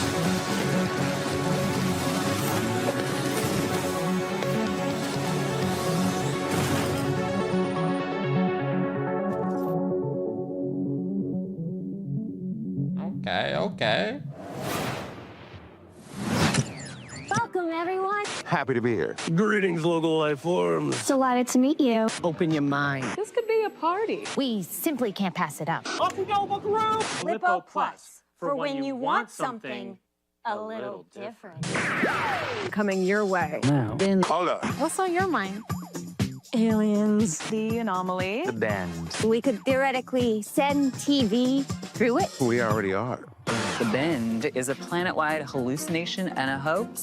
Everybody seems so anxious to say something that they don't get their facts straight first. Consider the Bend as a source of signal intrusions and dangerous interference. The Bend is the future. It's our future. Couldn't catch me zooming into any bend in space. Let us eagerly embrace the abyss. Not wrong. The Nether. Dimension. Television. Only on Blippo Plus.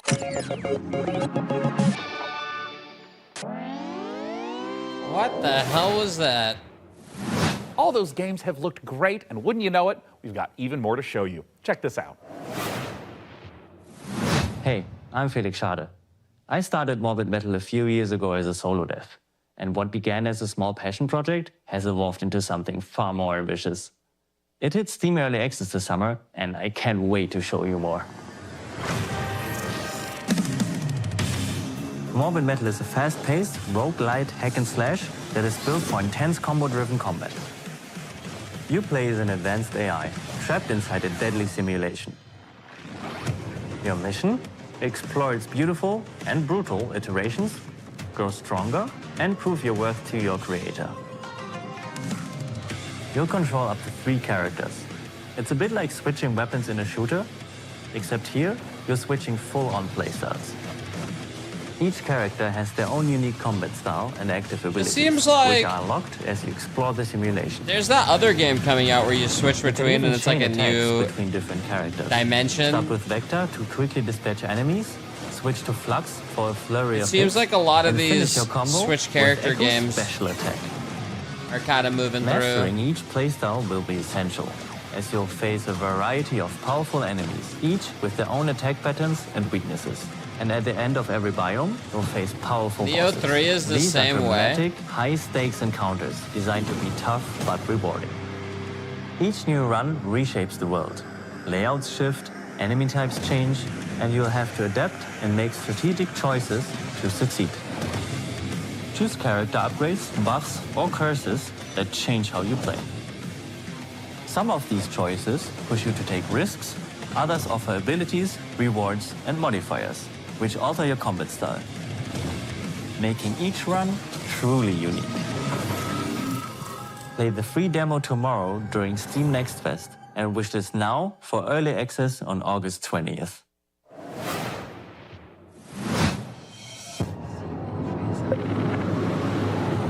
There it is.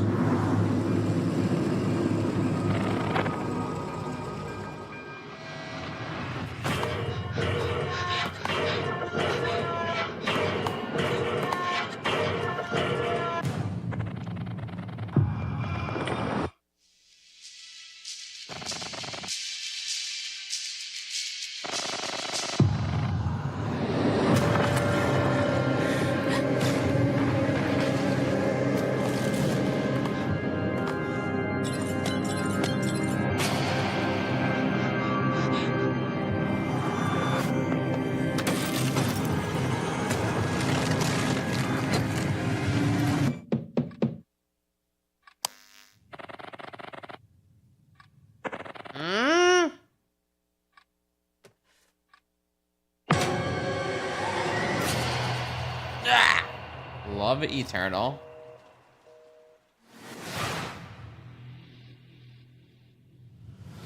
Peggy 3.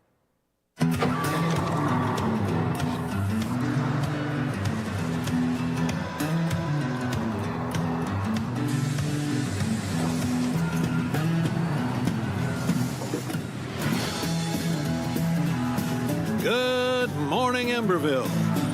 Today is the first day of our very own public bus service. Oh, The bus services will start in the tracks and ash tree, but will expand to more neighborhoods as passenger approvals roll in.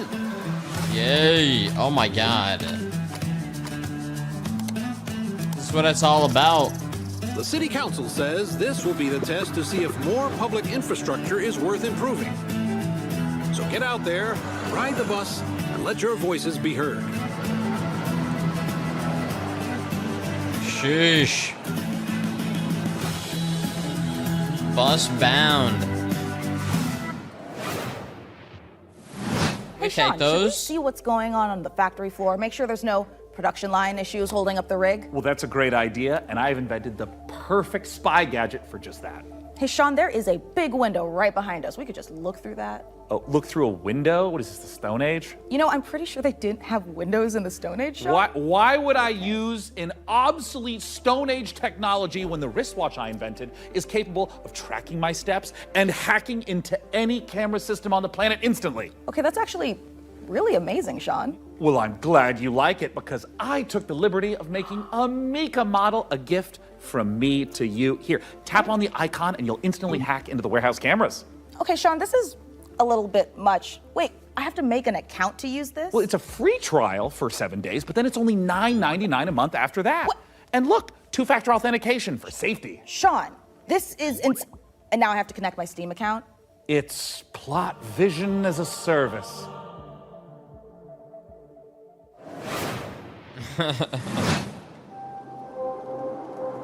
Shushia Games.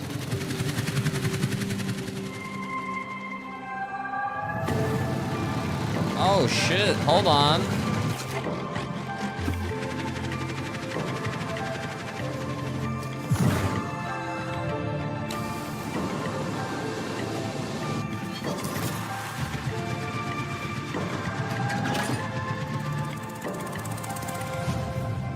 No Woman's Sky.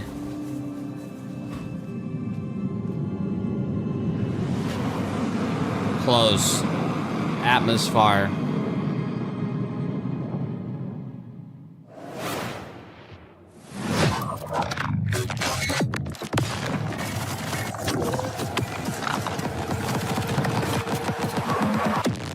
Subject decimated.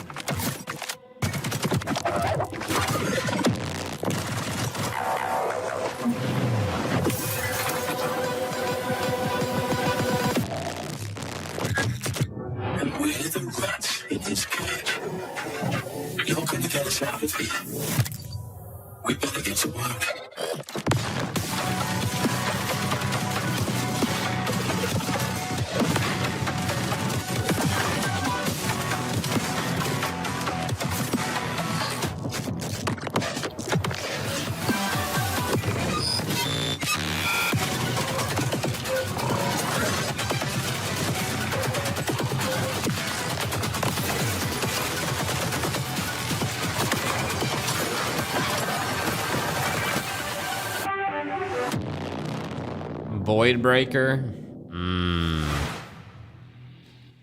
Damn. There it is.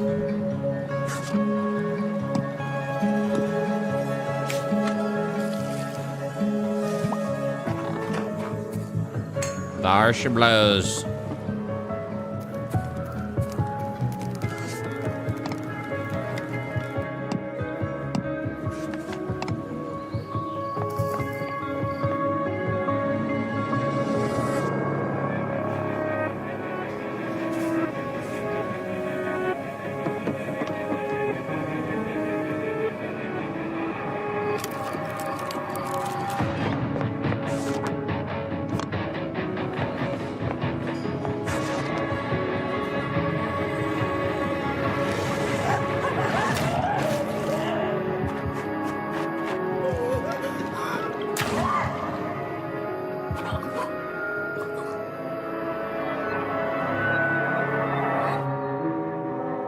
Grave Sea Suns?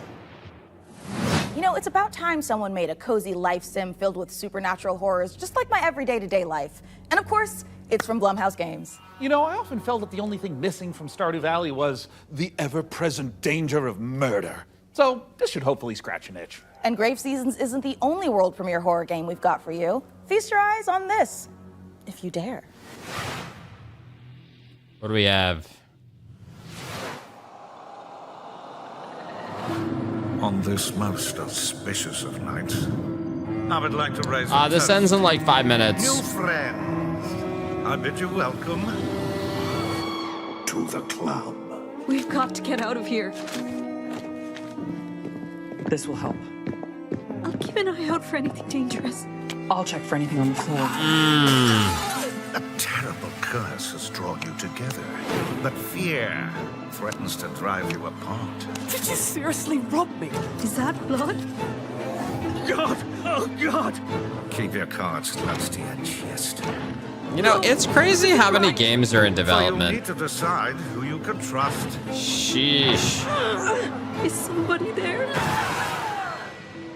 Before the rest of my guests arrive.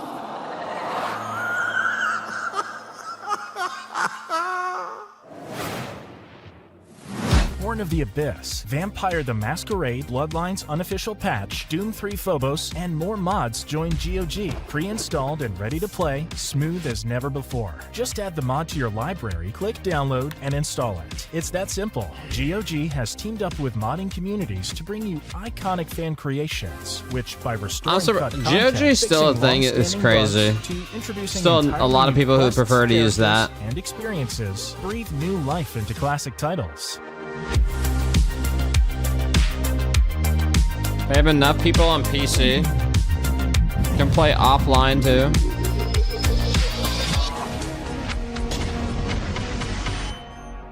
Later this year. Hungry? Yeah! Get some fast food. Velocity noodles. Fast food in this bag.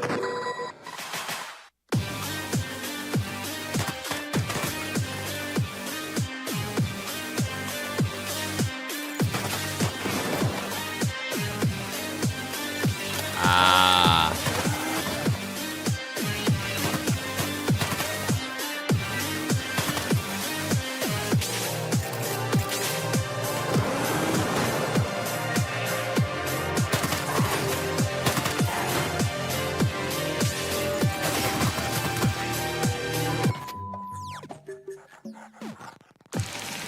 There it is.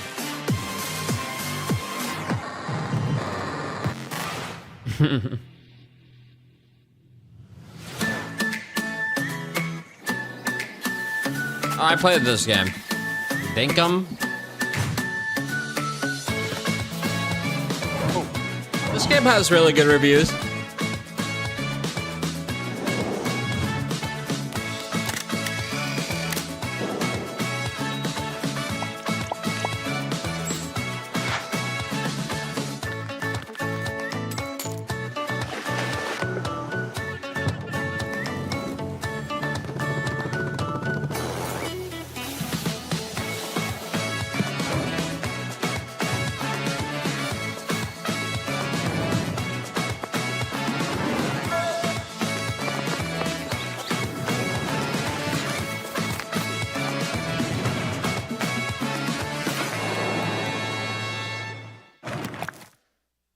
Okay.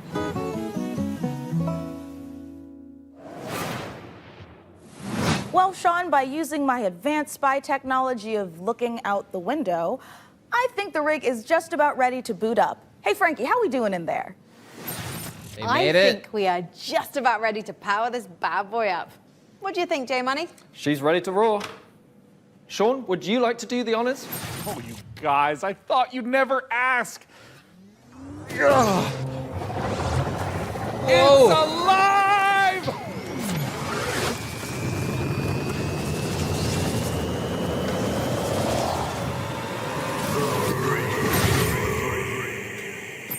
The rig. Beautiful.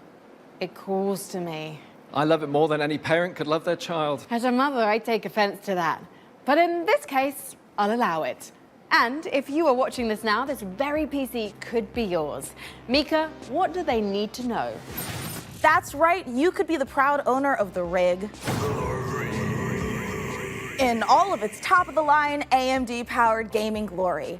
All you need to do is follow the link below and fill out the PC Gaming Show survey, and you will be entered in a chance to win. I mean, I'd like to enter myself, but I am public enemy number one. I think we're near the in 14 end. countries, and I'm not about to add another. So head on over to PCGamer.com/survey now and get your hat in the ring. So our build might be finished, but we've still got more games to show. So let's take a look. There's more. There's more. Protect me from the evil within. May the Lord protect me from the evil within. May the Lord protect me from the evil within. May the Lord protect me from the evil within. May the Lord protect me from the evil within. May the Lord protect me from the evil within. May the Lord protect me from the evil within. Crazy. May the Lord protect me from the evil within. Void Martyrs. Oh yeah, this game.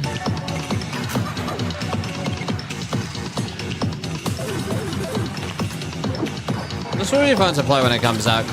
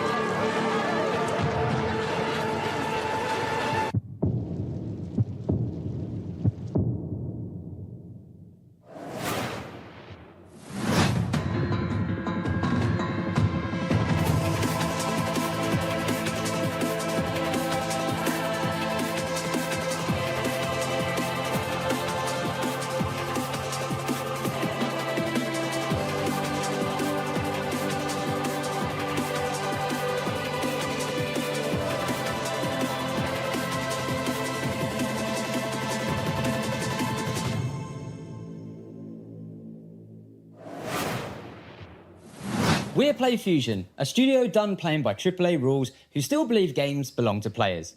Descendant is an FPS capture the flag reimagining I'm falling asleep where a little strategy bit. collides with chaos. I can't deny. My eyes have shut a couple of times. Holy shit.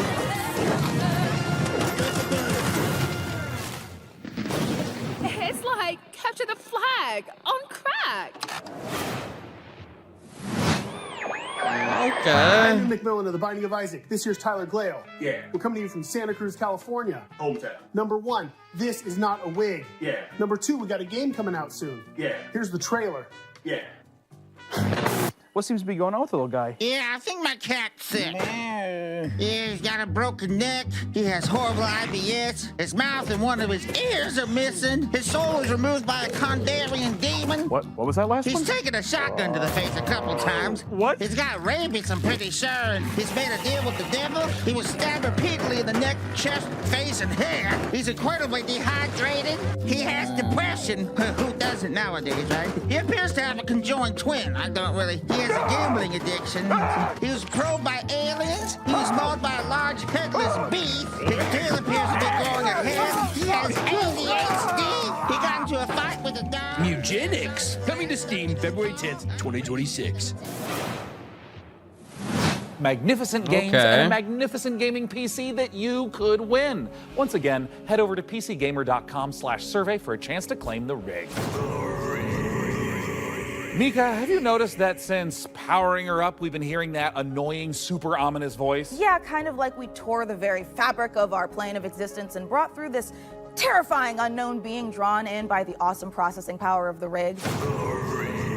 Oh, thank God it's not just me. No, it's not. And you know what? I know we shouldn't mess with whatever this is, but the rig. Yeah, I feel it in my teeth. God, same. But okay, listen. The show's almost done, so let's finish strong and agree to stop messing with whatever is saying the rig. Great idea. Let's close out the show the same way we began, with a trio of exclusive world premieres.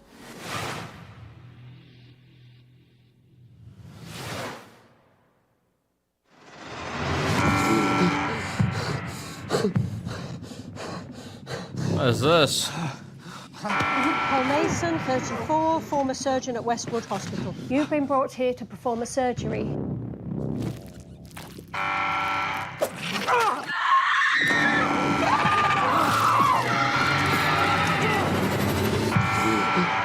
Paul Mason, former surgeon at Westwood Hospital.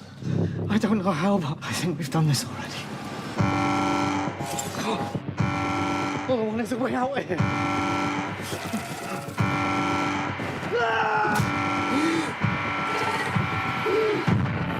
Dead reset?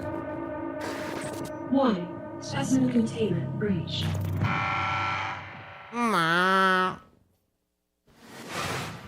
Comes out on everything.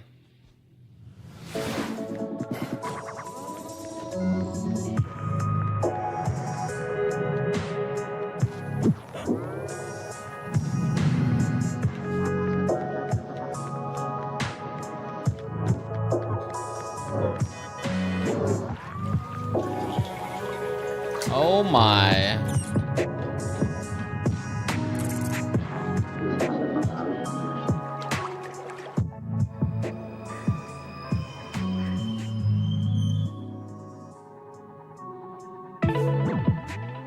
Burn band?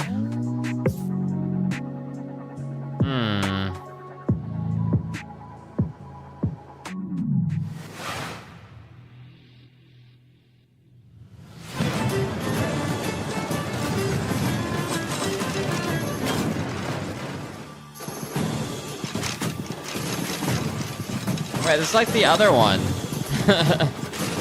With the car.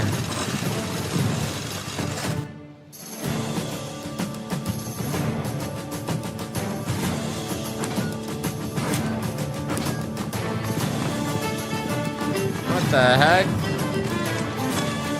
It looks satisfying. If this was Kingdom devs, I'd believe it. Unless it isn't, I missed it.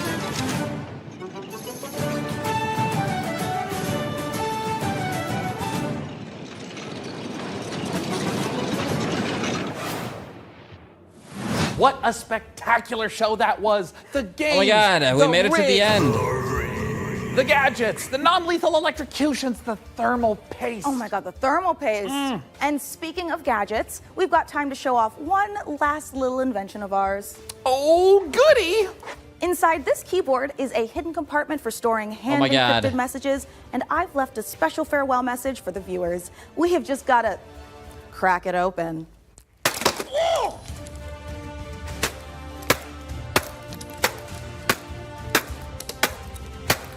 What is it, man? It's Gaben, bro. It's Gaben. He's gonna pop out of the keyboard. Oop. Yeah, this is just a normal keyboard. It's Jim's from accounting. Poor guy can't catch a win, and this soon after the divorce? Oh, a reminder to everyone, thermal paste isn't food. A big thanks to Frankie and Jacob for building the rig. True. And thanks, of course, to all of you for tuning in. We'll have to work super hard to top this when the PC gaming show Most Wanted returns in December. Thanks for watching. See you in December, everyone. God damn.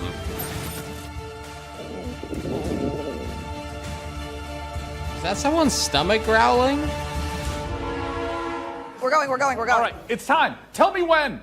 Hello, everyone, to the PC Gaming Show Pre-Show. Yeah, I mean, that was the last event of the year, basically, or not the year, but like of Summer Games Fest.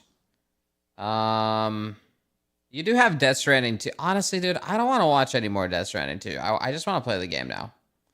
A deep dive into more cutscenes that's like late in the game. Nah. Yeah, I'm not even gonna be here for that. But it's, I mean, whatever. Let them do it. Let them do it. They got to start their marketing campaign, anyways, right? Gamescom is in August. Yeah, Gamescom will be the next one. I don't know. It was like super mid-ish. You know, super mid-ish. GeoGuessr, I do need to do some practice on GeoGuessr for the tournament on Tuesday. I'm thinking 1-win Mario Kart into GeoGuessr though. That's where I'm at. Or we could do some random games. Mainly because I have a tournament on Tuesdays, so any playtime is good playtime, and then I can chill on GeoGuessr a bit, even though I'm gonna play it after the tournament anyways, because it's a game that will never die. Eric's Home demo just dropped. There's a lot of single player games that I want to play, like Baby Steps looks good, but do I really want to do I don't really want to do the demo for this. These games, it's like you want to play it as soon as they're out. If you play the demo, then you have to do the part you did over again. And this is one of those games you don't really... These type of games, I just don't play demos for. I just don't. I wait for it to come out. It goes in that category. I played the Explorator. I'm not very hyped for it. It was okay. Yeah, that's what this kind of is. I forgot about the Expanse game looked good. True, actually, I did play, yeah, the Expanse. This one actually looks like they're cooking with this one. It doesn't look like just using the fucking IP just to make a game. This looks like it's actually going to be... This looks like they're fucking going ham with this shit. Someone said this is based off of the book, though, not the show. So they're basing this off of the book, not going off a show. I mean, not necessarily the same thing. Don't they cut things for the sake of the show? That'd be like, oh, we're making a Game of Thrones game that is more following the book over the TV show, you know? So, oh, it's the same writer, though, as the TV show now coming into the gaming.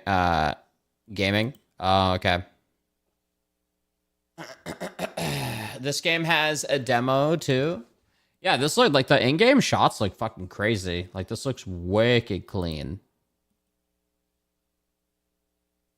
And, yeah, that's looking good. I guess I do need to actually add a lot of these games to the wish list. I just realized a lot of them are not wish listed. Berserker Die is out. I don't really care about playing that. It looked okay. It looked all right. Chat, what have I missed? What are your most hyped games from what you guys have seen? Let me see if I wish listed them. Oh yeah, Mudang is Mudang on... I don't know if that's how you spell it. Atomic Heart 2, I think I already have wish listed. I do.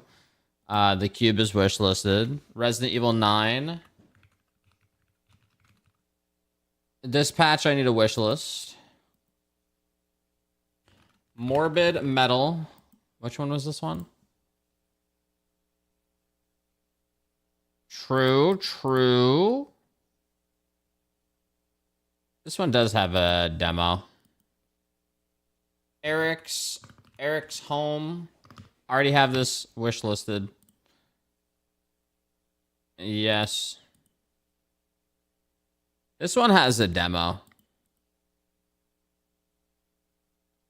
This game looks like it's cut. This game's cutscenes look insane. This actually wouldn't be this would be an interesting demo to try to see if they actually pulled off the gameplay for it. Resonance, Plague Tale. Oh, they actually have in-game shots.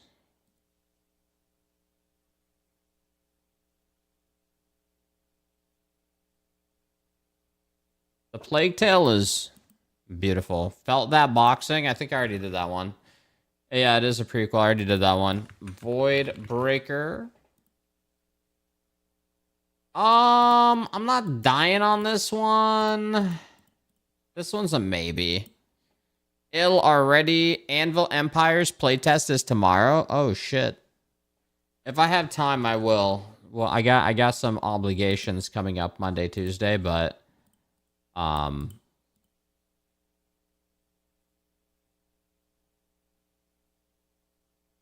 yes. What do we have here? Den of Wolves, Ninja Gaiden 4, Grounded 2. What do we have here? Grounded 2. What else? I'm not really sure about Berserker Die. I'm not like too crazy about adding this one. Clockwork, I added Void Martyrs, Keeper. Which one was Keeper again? Oh yeah, this game actually looked kind of unique. You're like a moving lighthouse. Yeah, I'm down with that. I would wishlist that one. Dead Reset. Which one is this? Potential, but I don't know. A Death Loop. Surgeon Cole Mason is kidnapped. Wait, did I miss this one?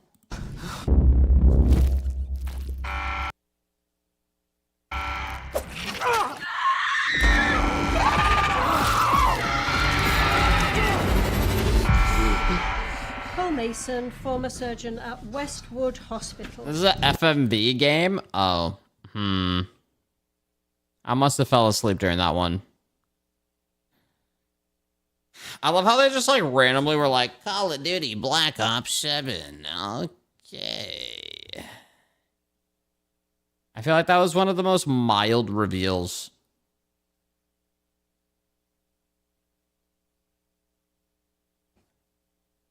I know 117's already added. Oh yeah, Super Meat Boy.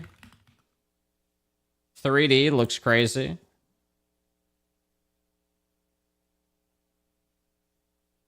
Very nice. Dark Switch. Which one's Dark Switch? Oh, this is the one where you build on the tree, right?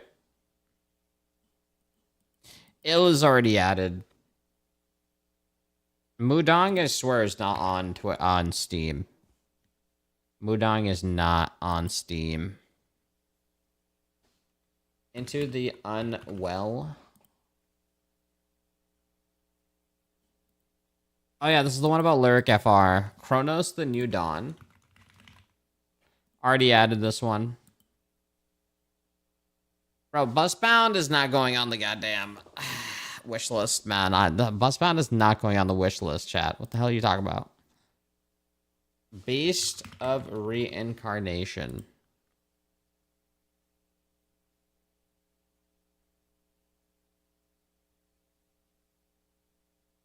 Yeah, I'll add that one. Moonlighter 2? Oh, true. I already got ill going. All right, boys. I think we might go with one Mario Kart victory here. I think that's where we're headed. I think that's where we're going right now. Let's go. Let's go. Come on. Let's move. We're jumping in.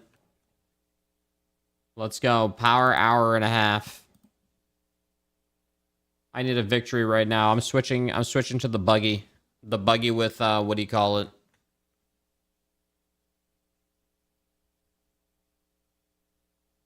Come on now, we're moving.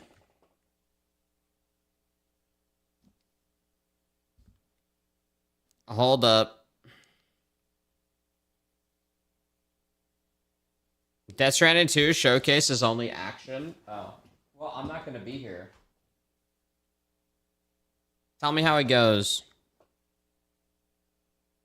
All right, hold on. Boom, boom, boom. I know I saw Saturn. It looks really good.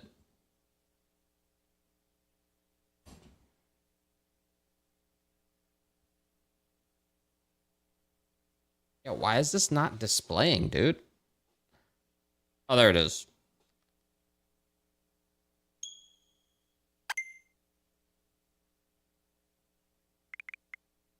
All right, people.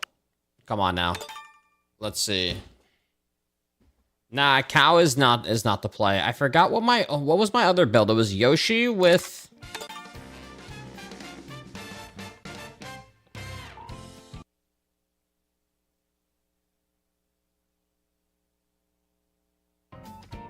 what was it again? It was Yoshi with the buggy, right? I gotta win one, bro. I have to. Yoshi with the... Which one? I think it was the Mecha Trike.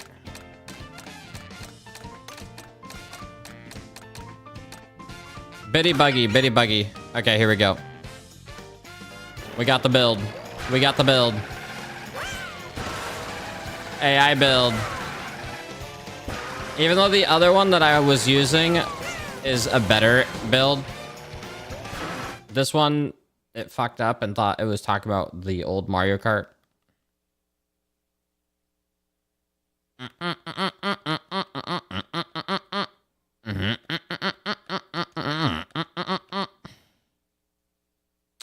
I don't think you can, Bird. You might need to contact Twitch.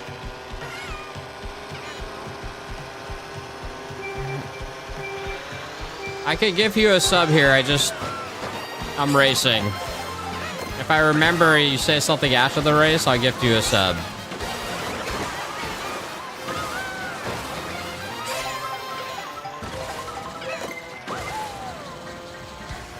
But for my reputation, I need to win one today. I need a number 3 on the knockout victory. Strats.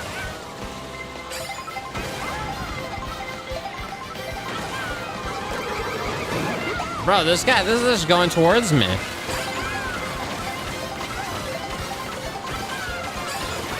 It needs to be done.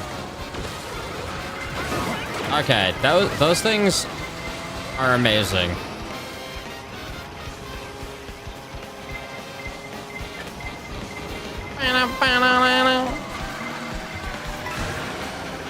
Whoa, that didn't hit me?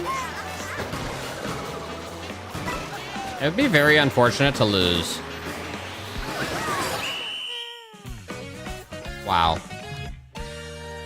That was terrible. All right, that was the warm-up. Even though I warmed up earlier. Yikes. I'm going back to the other build. Nah, this build sucks. Nah, that was the build.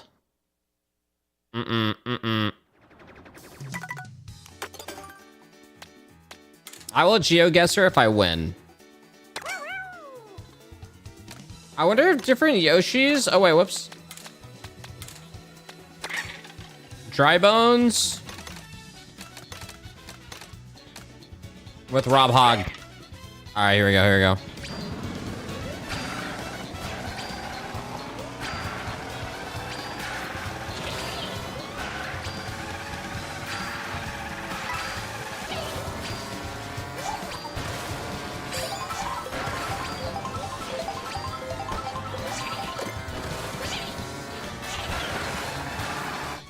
All right, come on now. Here we go. You can press Y for stats. Yeah, I could have seen if the other Yoshis had different shit. What do we have here? Oh, this guy's copying my build to the T. You AI bitch. Who is this fucking guy? That's my strat, bro.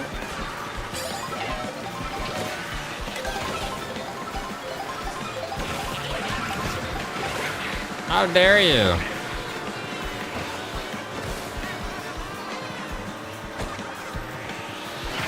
Dude, that mole just stood in front of me and just tanked my speed.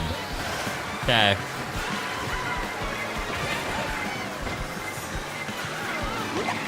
Oh my. Okay.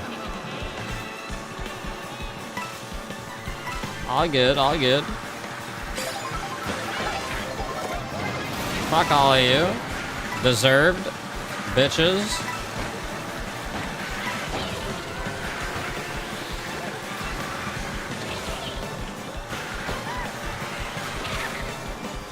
Give me a draft. Give me a draft. Give me something. Give me something.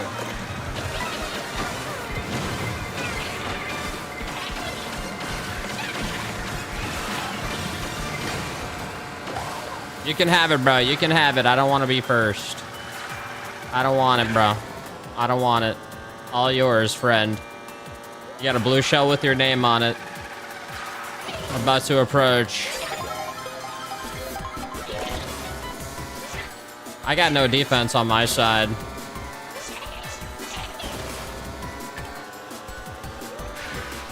You know what? I'm gonna follow him.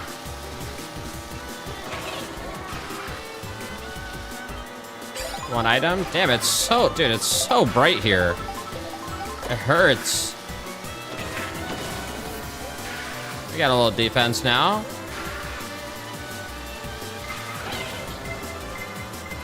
There it is, bro. This is what I'm saying, man. That's what I'm saying, bro. Kaboomed. Exactly.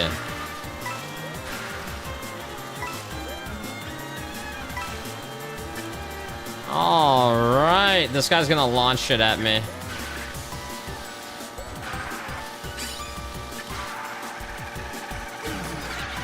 No, what?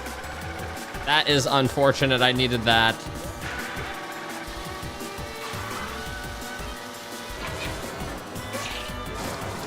Come on, come on, come on. Get the items. Get the items. Don't get hit. Decent defense.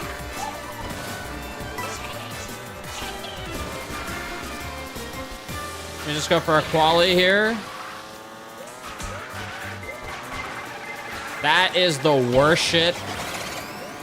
I'll make it. I'll make it. It's okay. I'll make it. I'll make it. That was toxic. Toxic timing.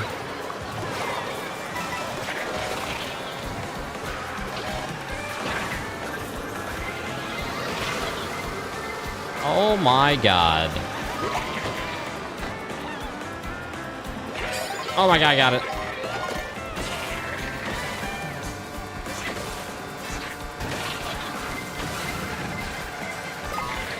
That's crazy.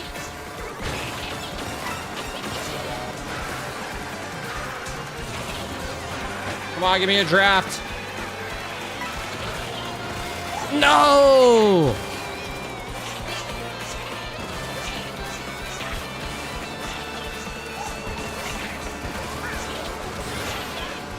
Come on, come on. It's all good. Double item, double item. We got it, come on. That is shit.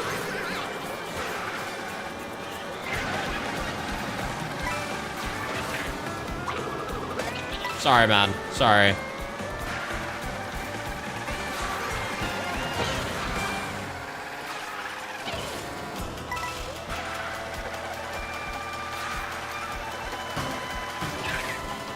It's okay, it's okay, it's okay. All right, here we go. Come on.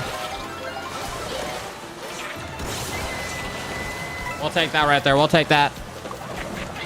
Oh my god, yo, that's got a couple. Two more, two more. I might hold this actually. I might chill here.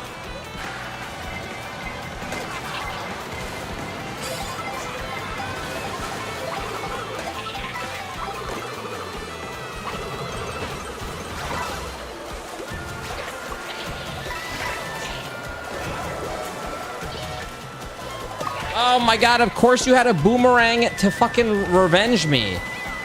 Come on. I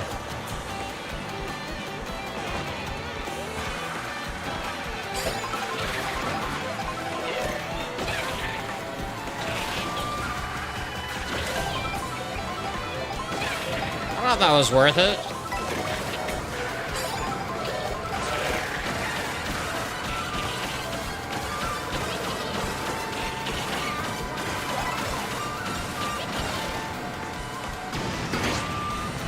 Insane timing on this. Holy shit. Okay. We take this. We take this.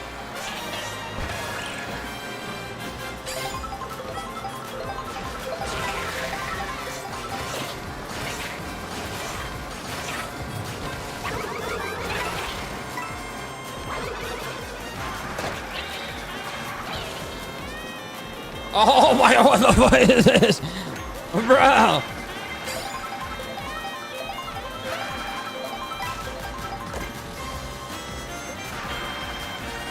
How do you earn my second place with a blue shell? I'm gonna end up killing myself. I'm just gonna launch this. Whoa! What? How does someone recover?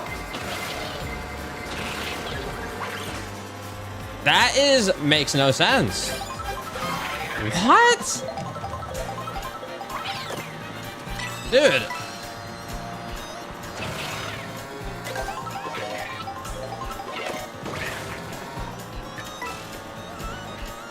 He dodged it? How? Did he have a feather?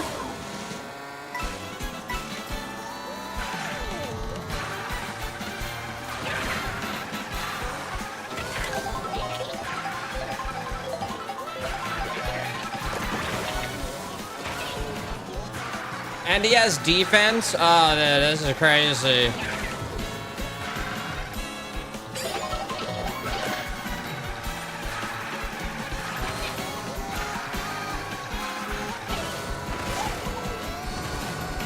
Yeah!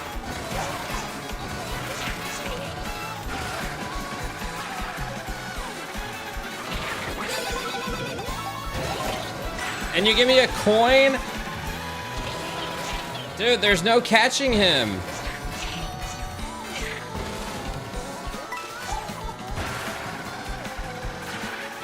What the fuck?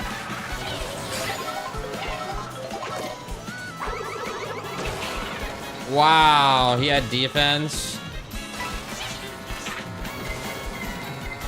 Ah. That's crazy, dude. So close. So damn close.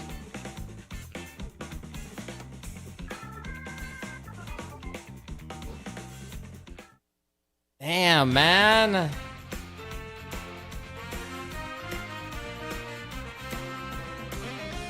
Second is podium finish. It is podium finish, right? There's a bug that you can avoid shell with attack. It slows but not stop.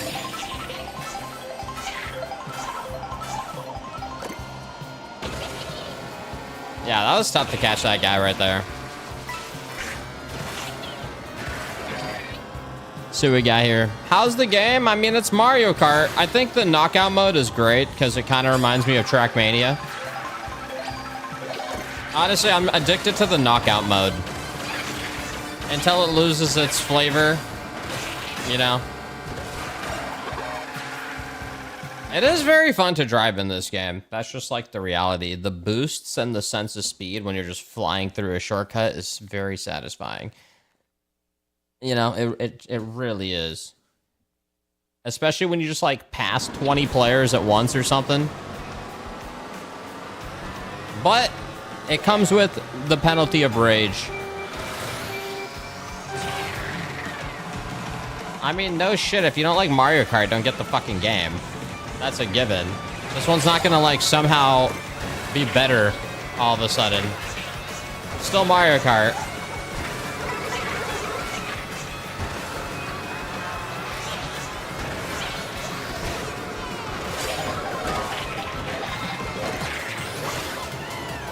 Motherfucker!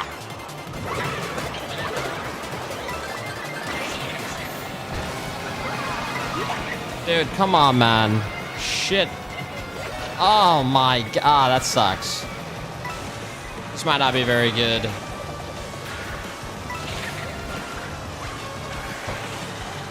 That is not very nice.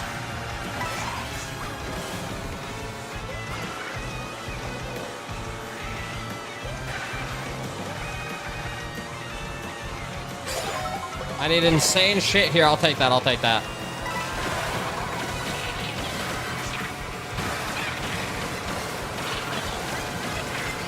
Bro, what is this guy doing, man?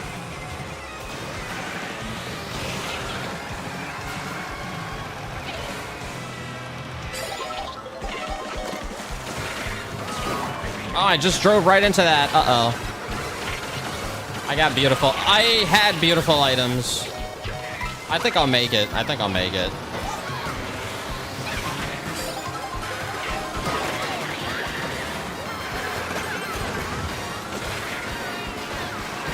This is such a clusterfuck. That is unfortunate.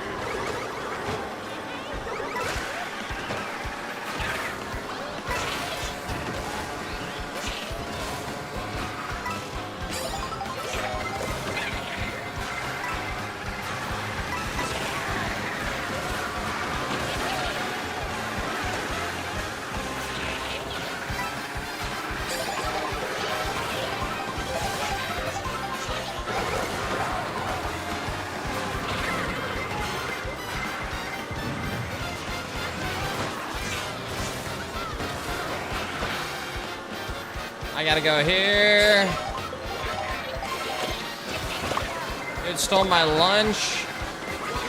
Of course. Of course. And GG. Actually, it's halfway. Clutchable, clutchable. I'm gonna get a bullet bill. Clutchable, clutchable. The compound shitting on is never fun.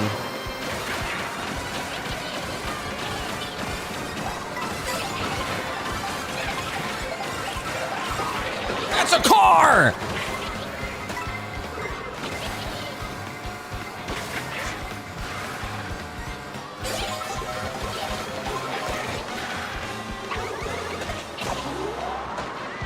Give me something good. Steal something. Steal something.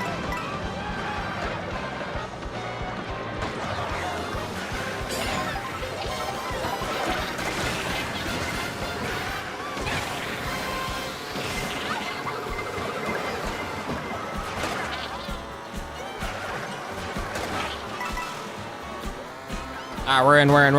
Okay, okay. We take those. Okay, okay. Oh my god, that was horrible. It's like they all just like follow you. Doesn't matter if it's grass or road. They will follow you.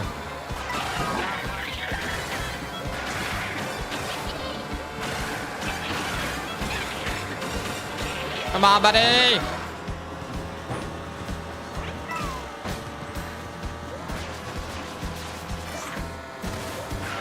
Insane. I missed the grind and missed the item.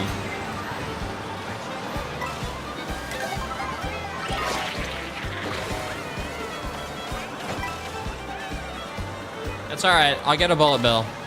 I'm not panicking. Alright, now I am. Now I... Okay!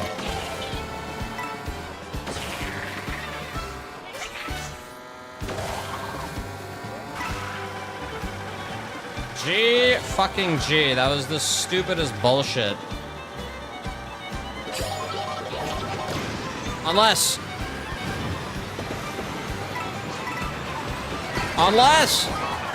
That is so fucking stupid. Oh my god.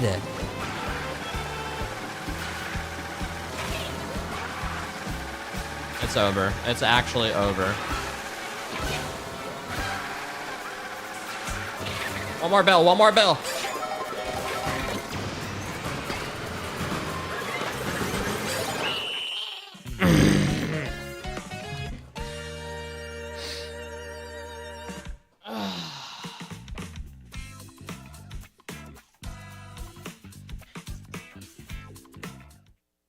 That was just bad.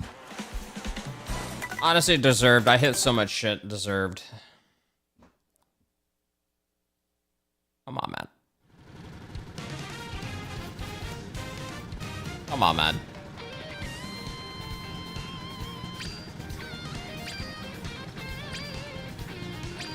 Oh, I had no idea you could aim items with right stick. Really? This is your aimer? I had no idea.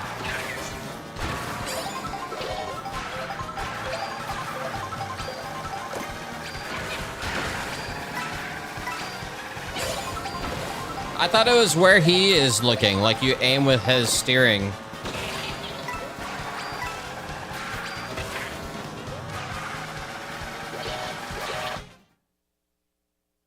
Yeah, I thought you aim with where he's looking, not where the camera's looking.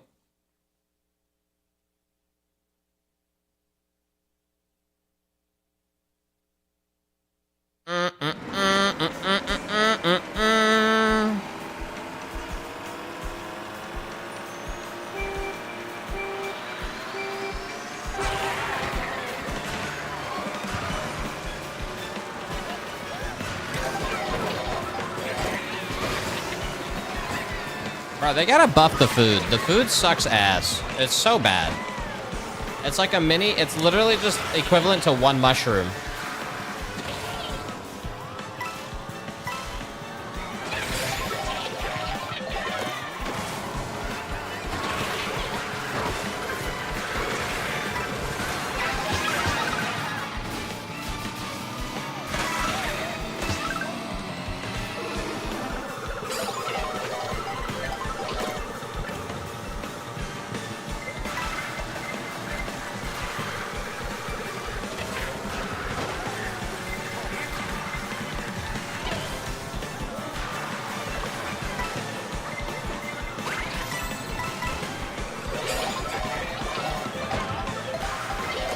Bro, where is my speed? I hate that item. The feather item is literally designed to fuck you. I'm convinced.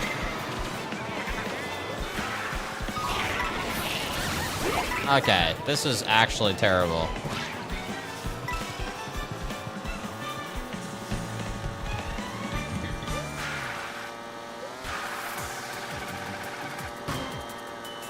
GG. Okay.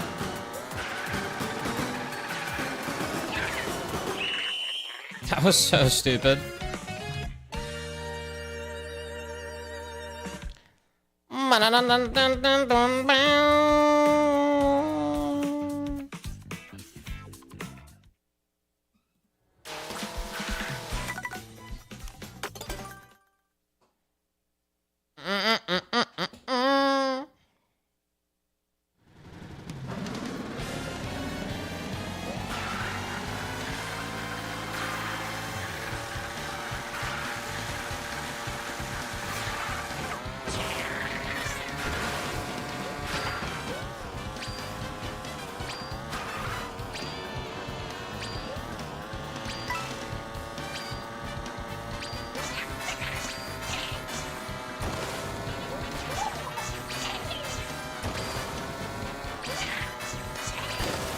The coins is like, if you get 20 coins, it's like 10% more speed.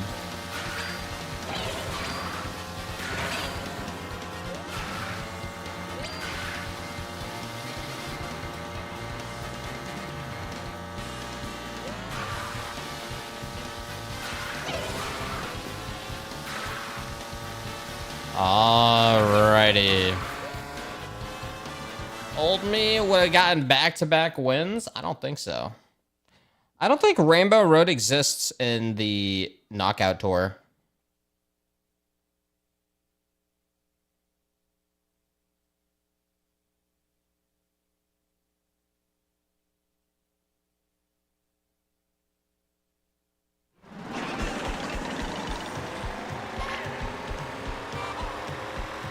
All right, here we go.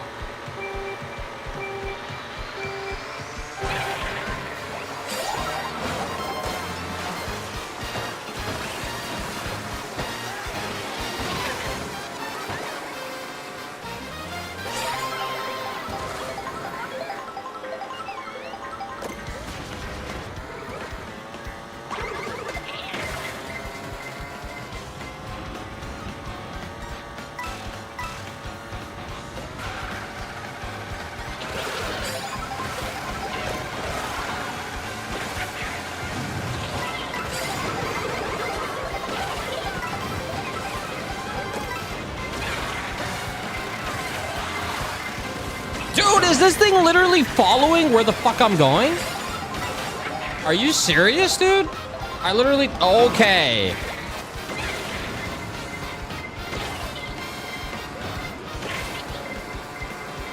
That's crazy. Timing.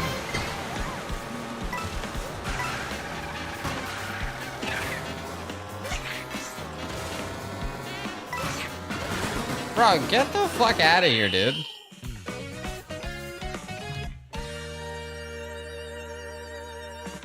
Dude, that was the worst timing, man.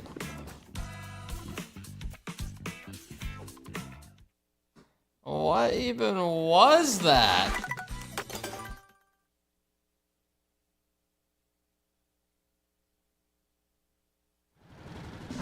This is not a bad build. This is a good build.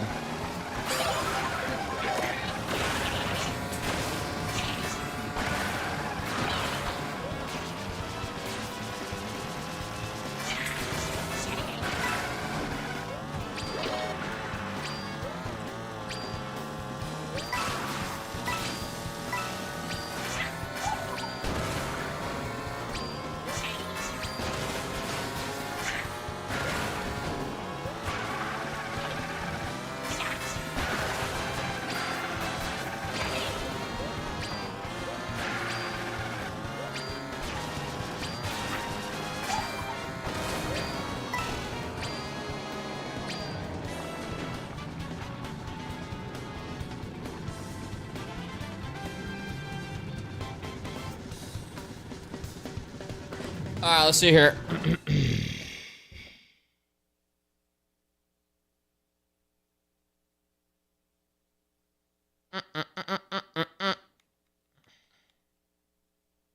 Is this that same map we just did? It looks like it is.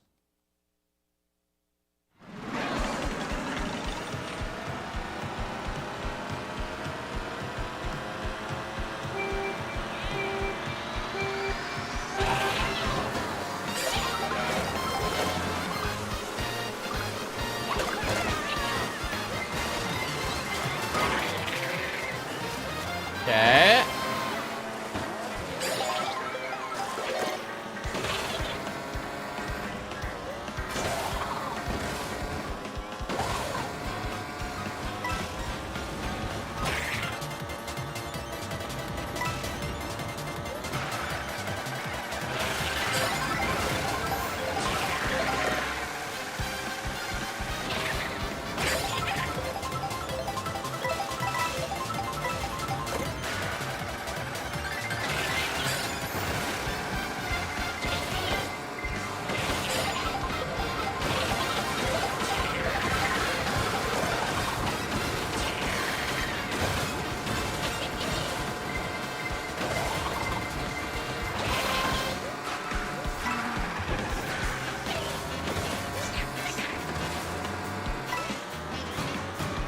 Hey, that's how I should have went the first time.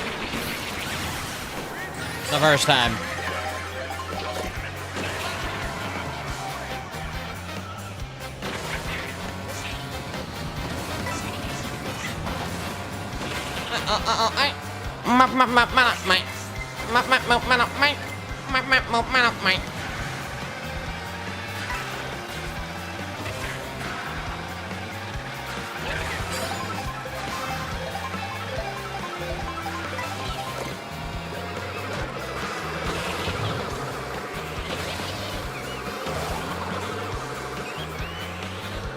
Damn, man, I almost got that draft.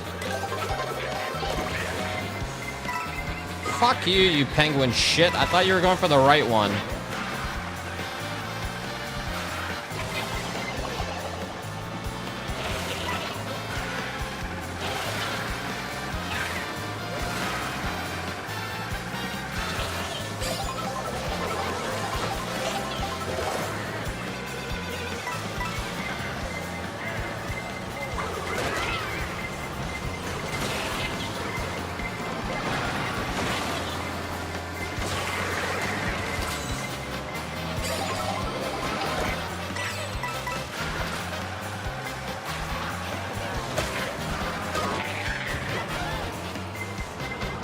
Aw, man.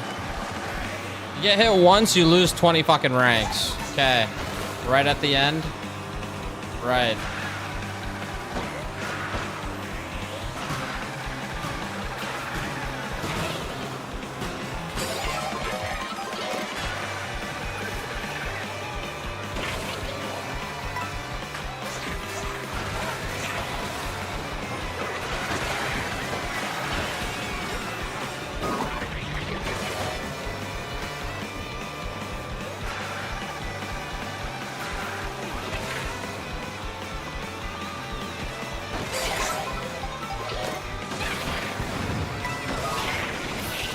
No.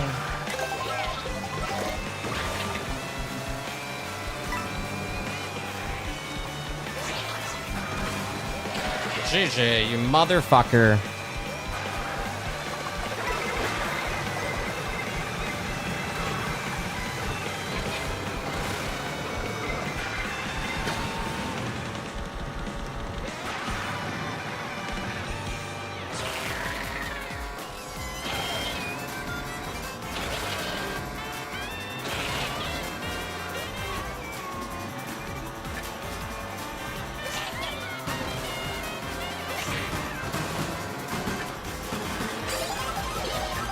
Close.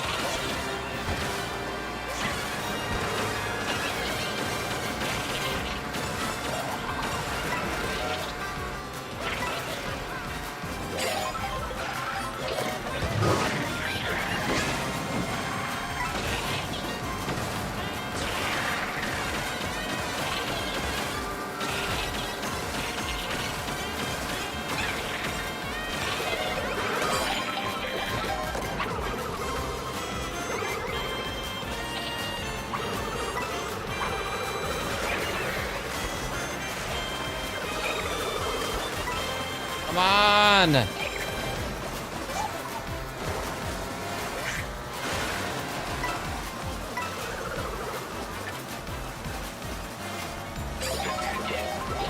Try, motherfucker.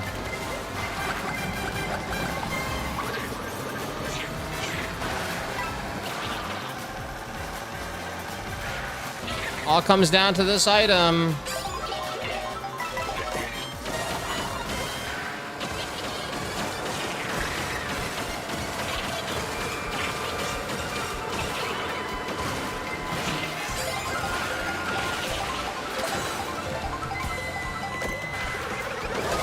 Okay.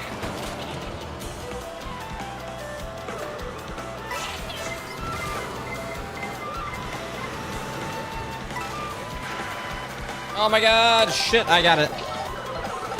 Right.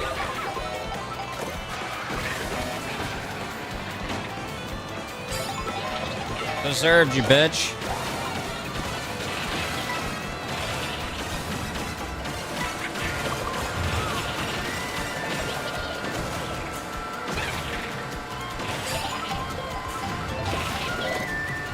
No! Oh my god, the defense.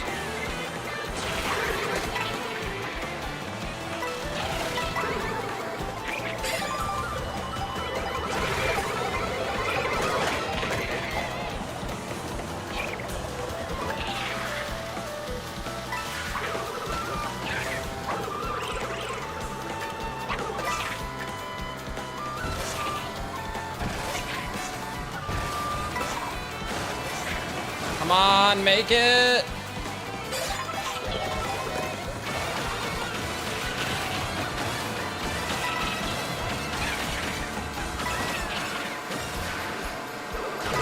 No, you, oh my fucking god. GG, man. Running. Driving into a guy that pops 3 great shows. Oh, this game is fucking terrible, dude. So much RNG.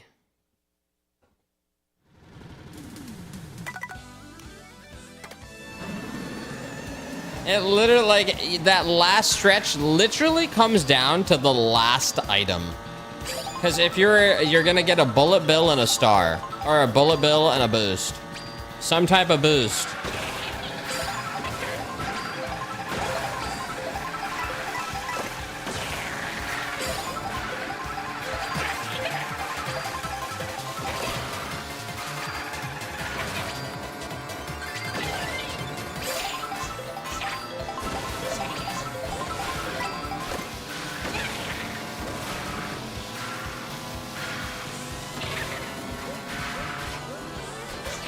Cat will not win.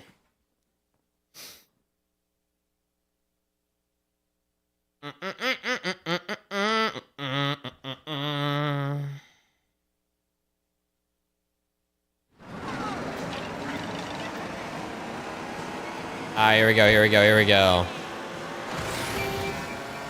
Come on, one win, one win. Here we go. Come on, come on, come on.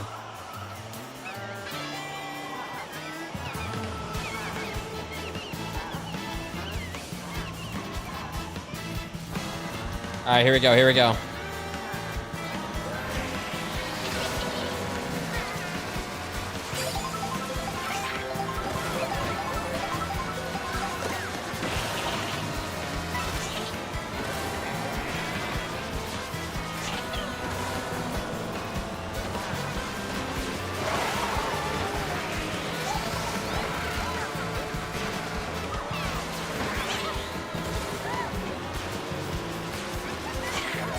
Boy-oh!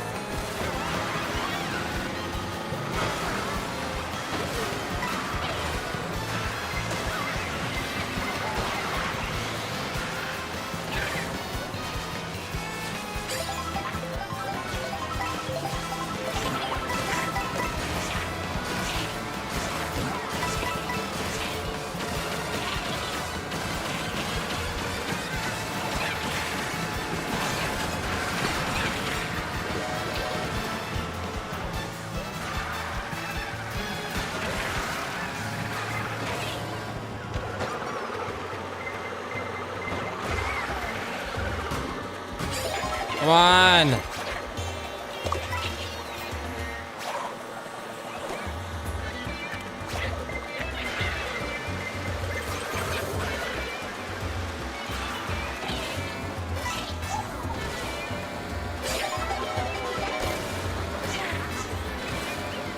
I am not gonna pop this on this guy.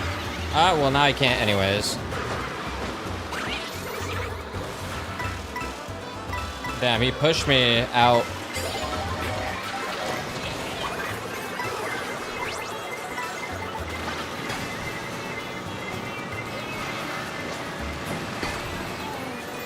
Okay.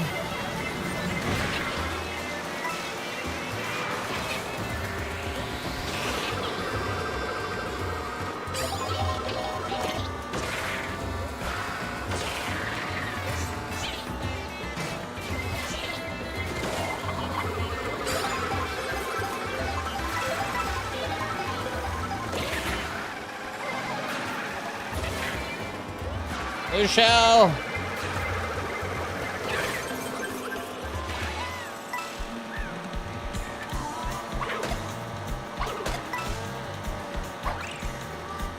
Oh, bro, that would have been disgusting.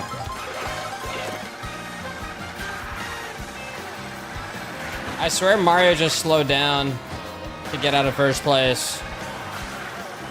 He knows.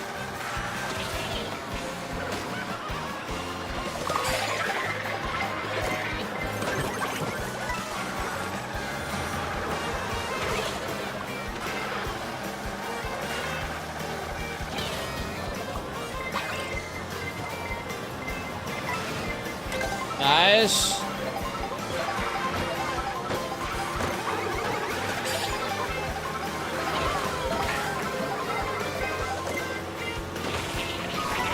It's okay, it's okay, it's okay, it's okay. It's all good.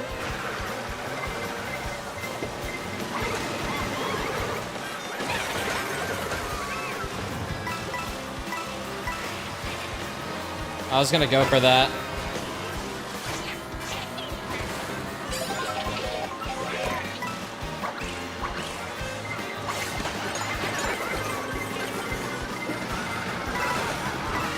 No! Shit! It might be over. It comes down to the last item. Oh! GG. Actually, there might be one more after this.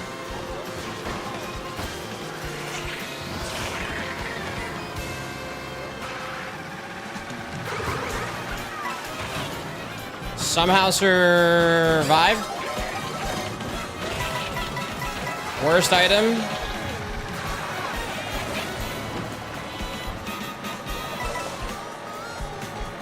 Dude, fuck yourself, man. What a bitch ass. Fucking veering into...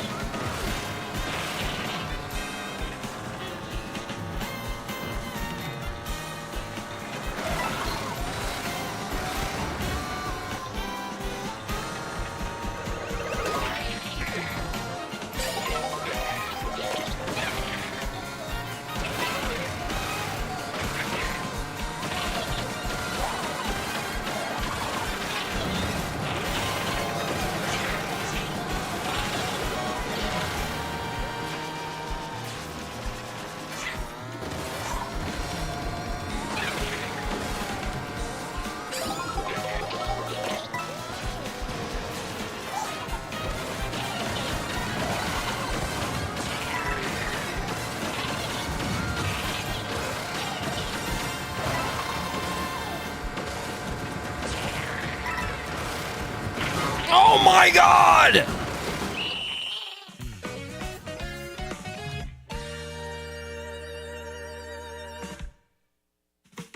It doesn't matter, I would have lost anyways.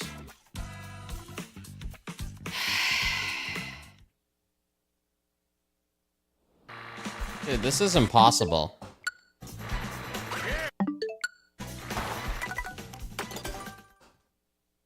This is impossible, dude.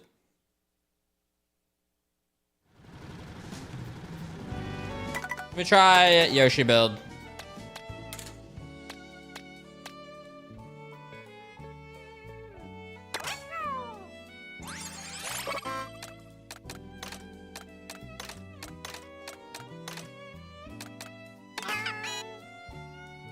Alright, here we go. You can't win without a cow? I've won without the cow.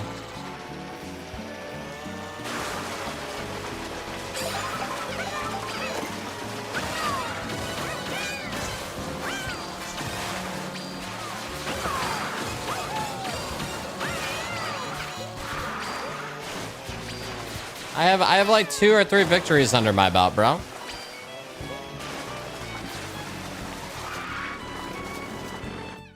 I got a decent amount, dude.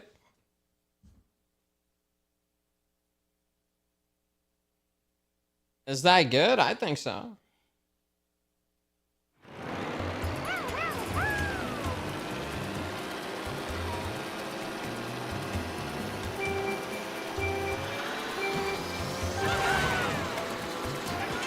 All right, here we go.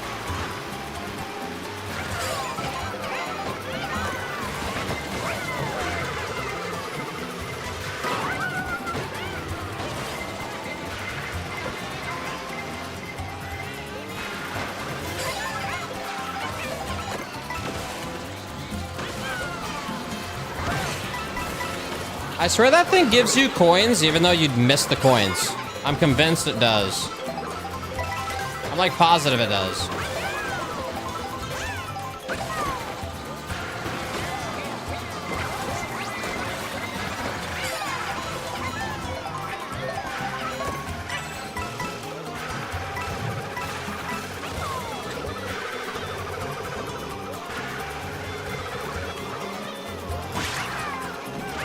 Oh, that was my banana brat.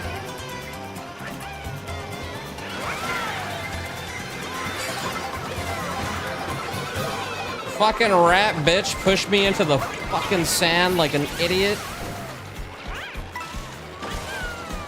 That's the worst, when you're drifting so close to the corner and some guy just pushes you into the dirt, ruins all the speed.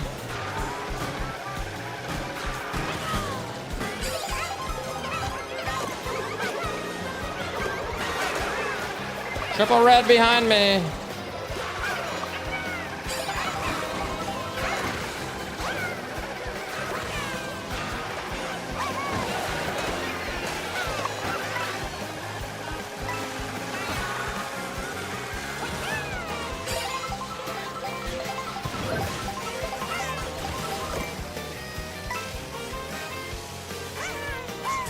Are you kidding, bro? Okay.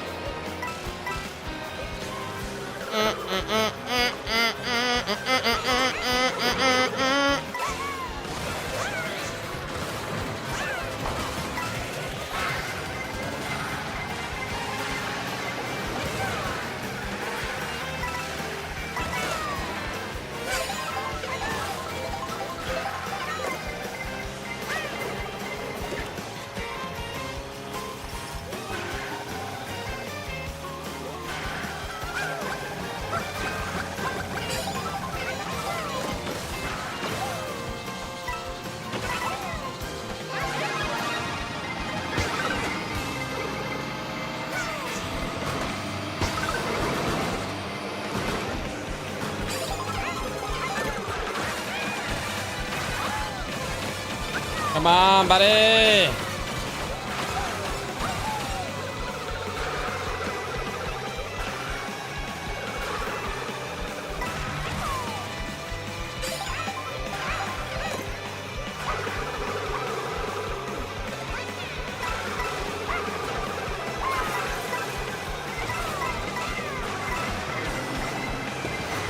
Oh my god, that almost hit me, and of course, thank you, you bitch ass. Am I just like a magnet for items? Feels that way. Might be bad.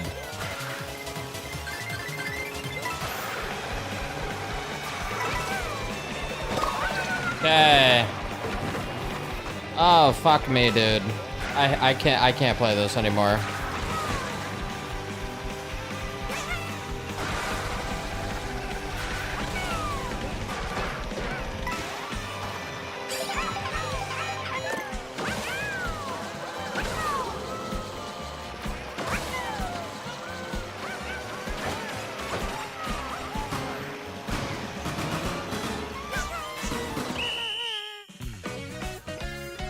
Oh, this game is absolute dog shit. I've never seen such a trash game.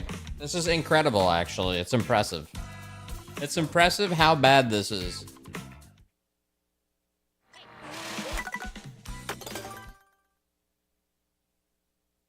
Let's go again.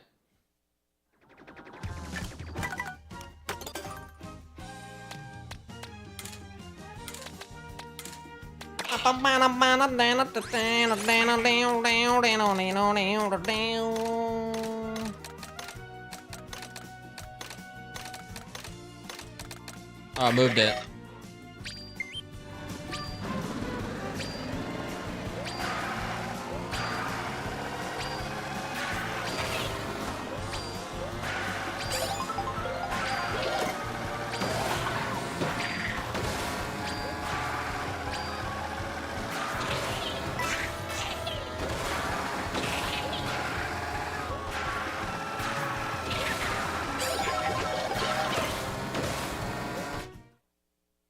Low battery, whatever, it won't die.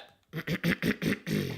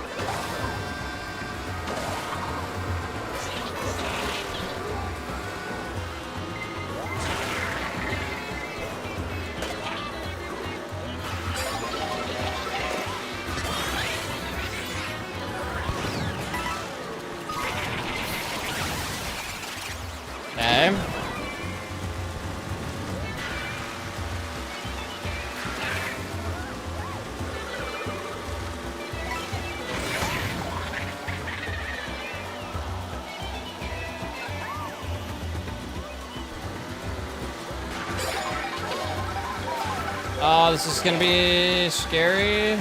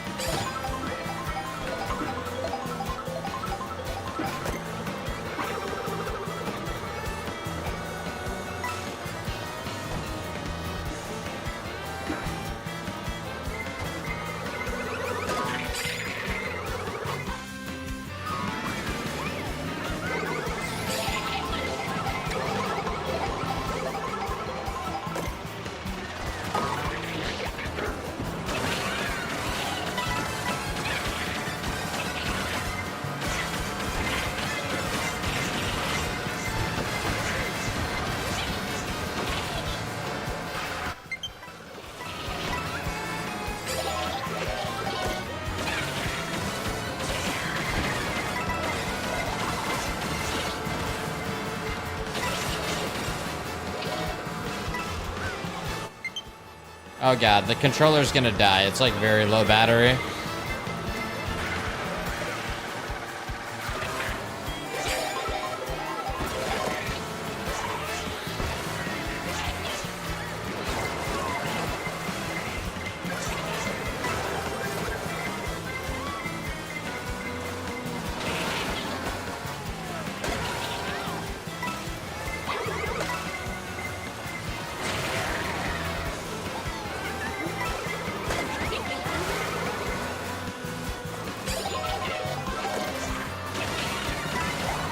Alright, let's see.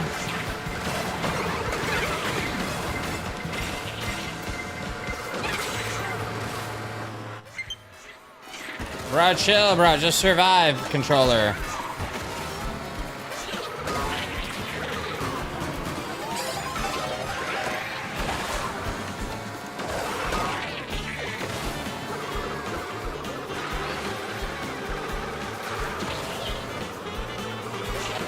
Oh my fucking god. That is not ideal. Also, that drift is not ideal.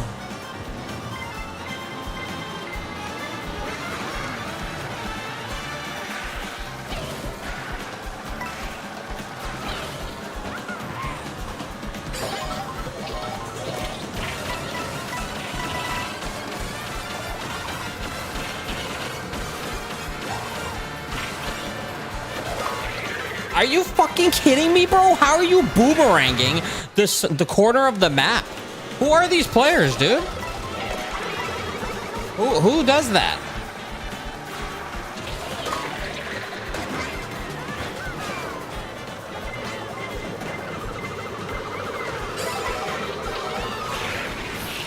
All right.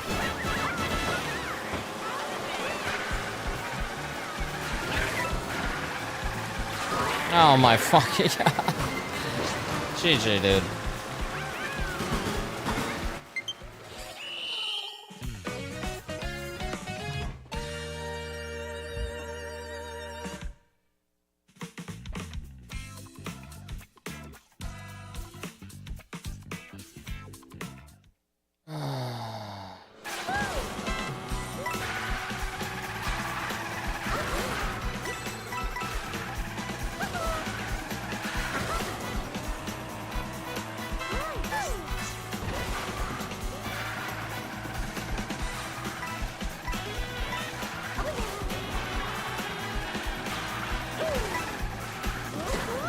I'm out.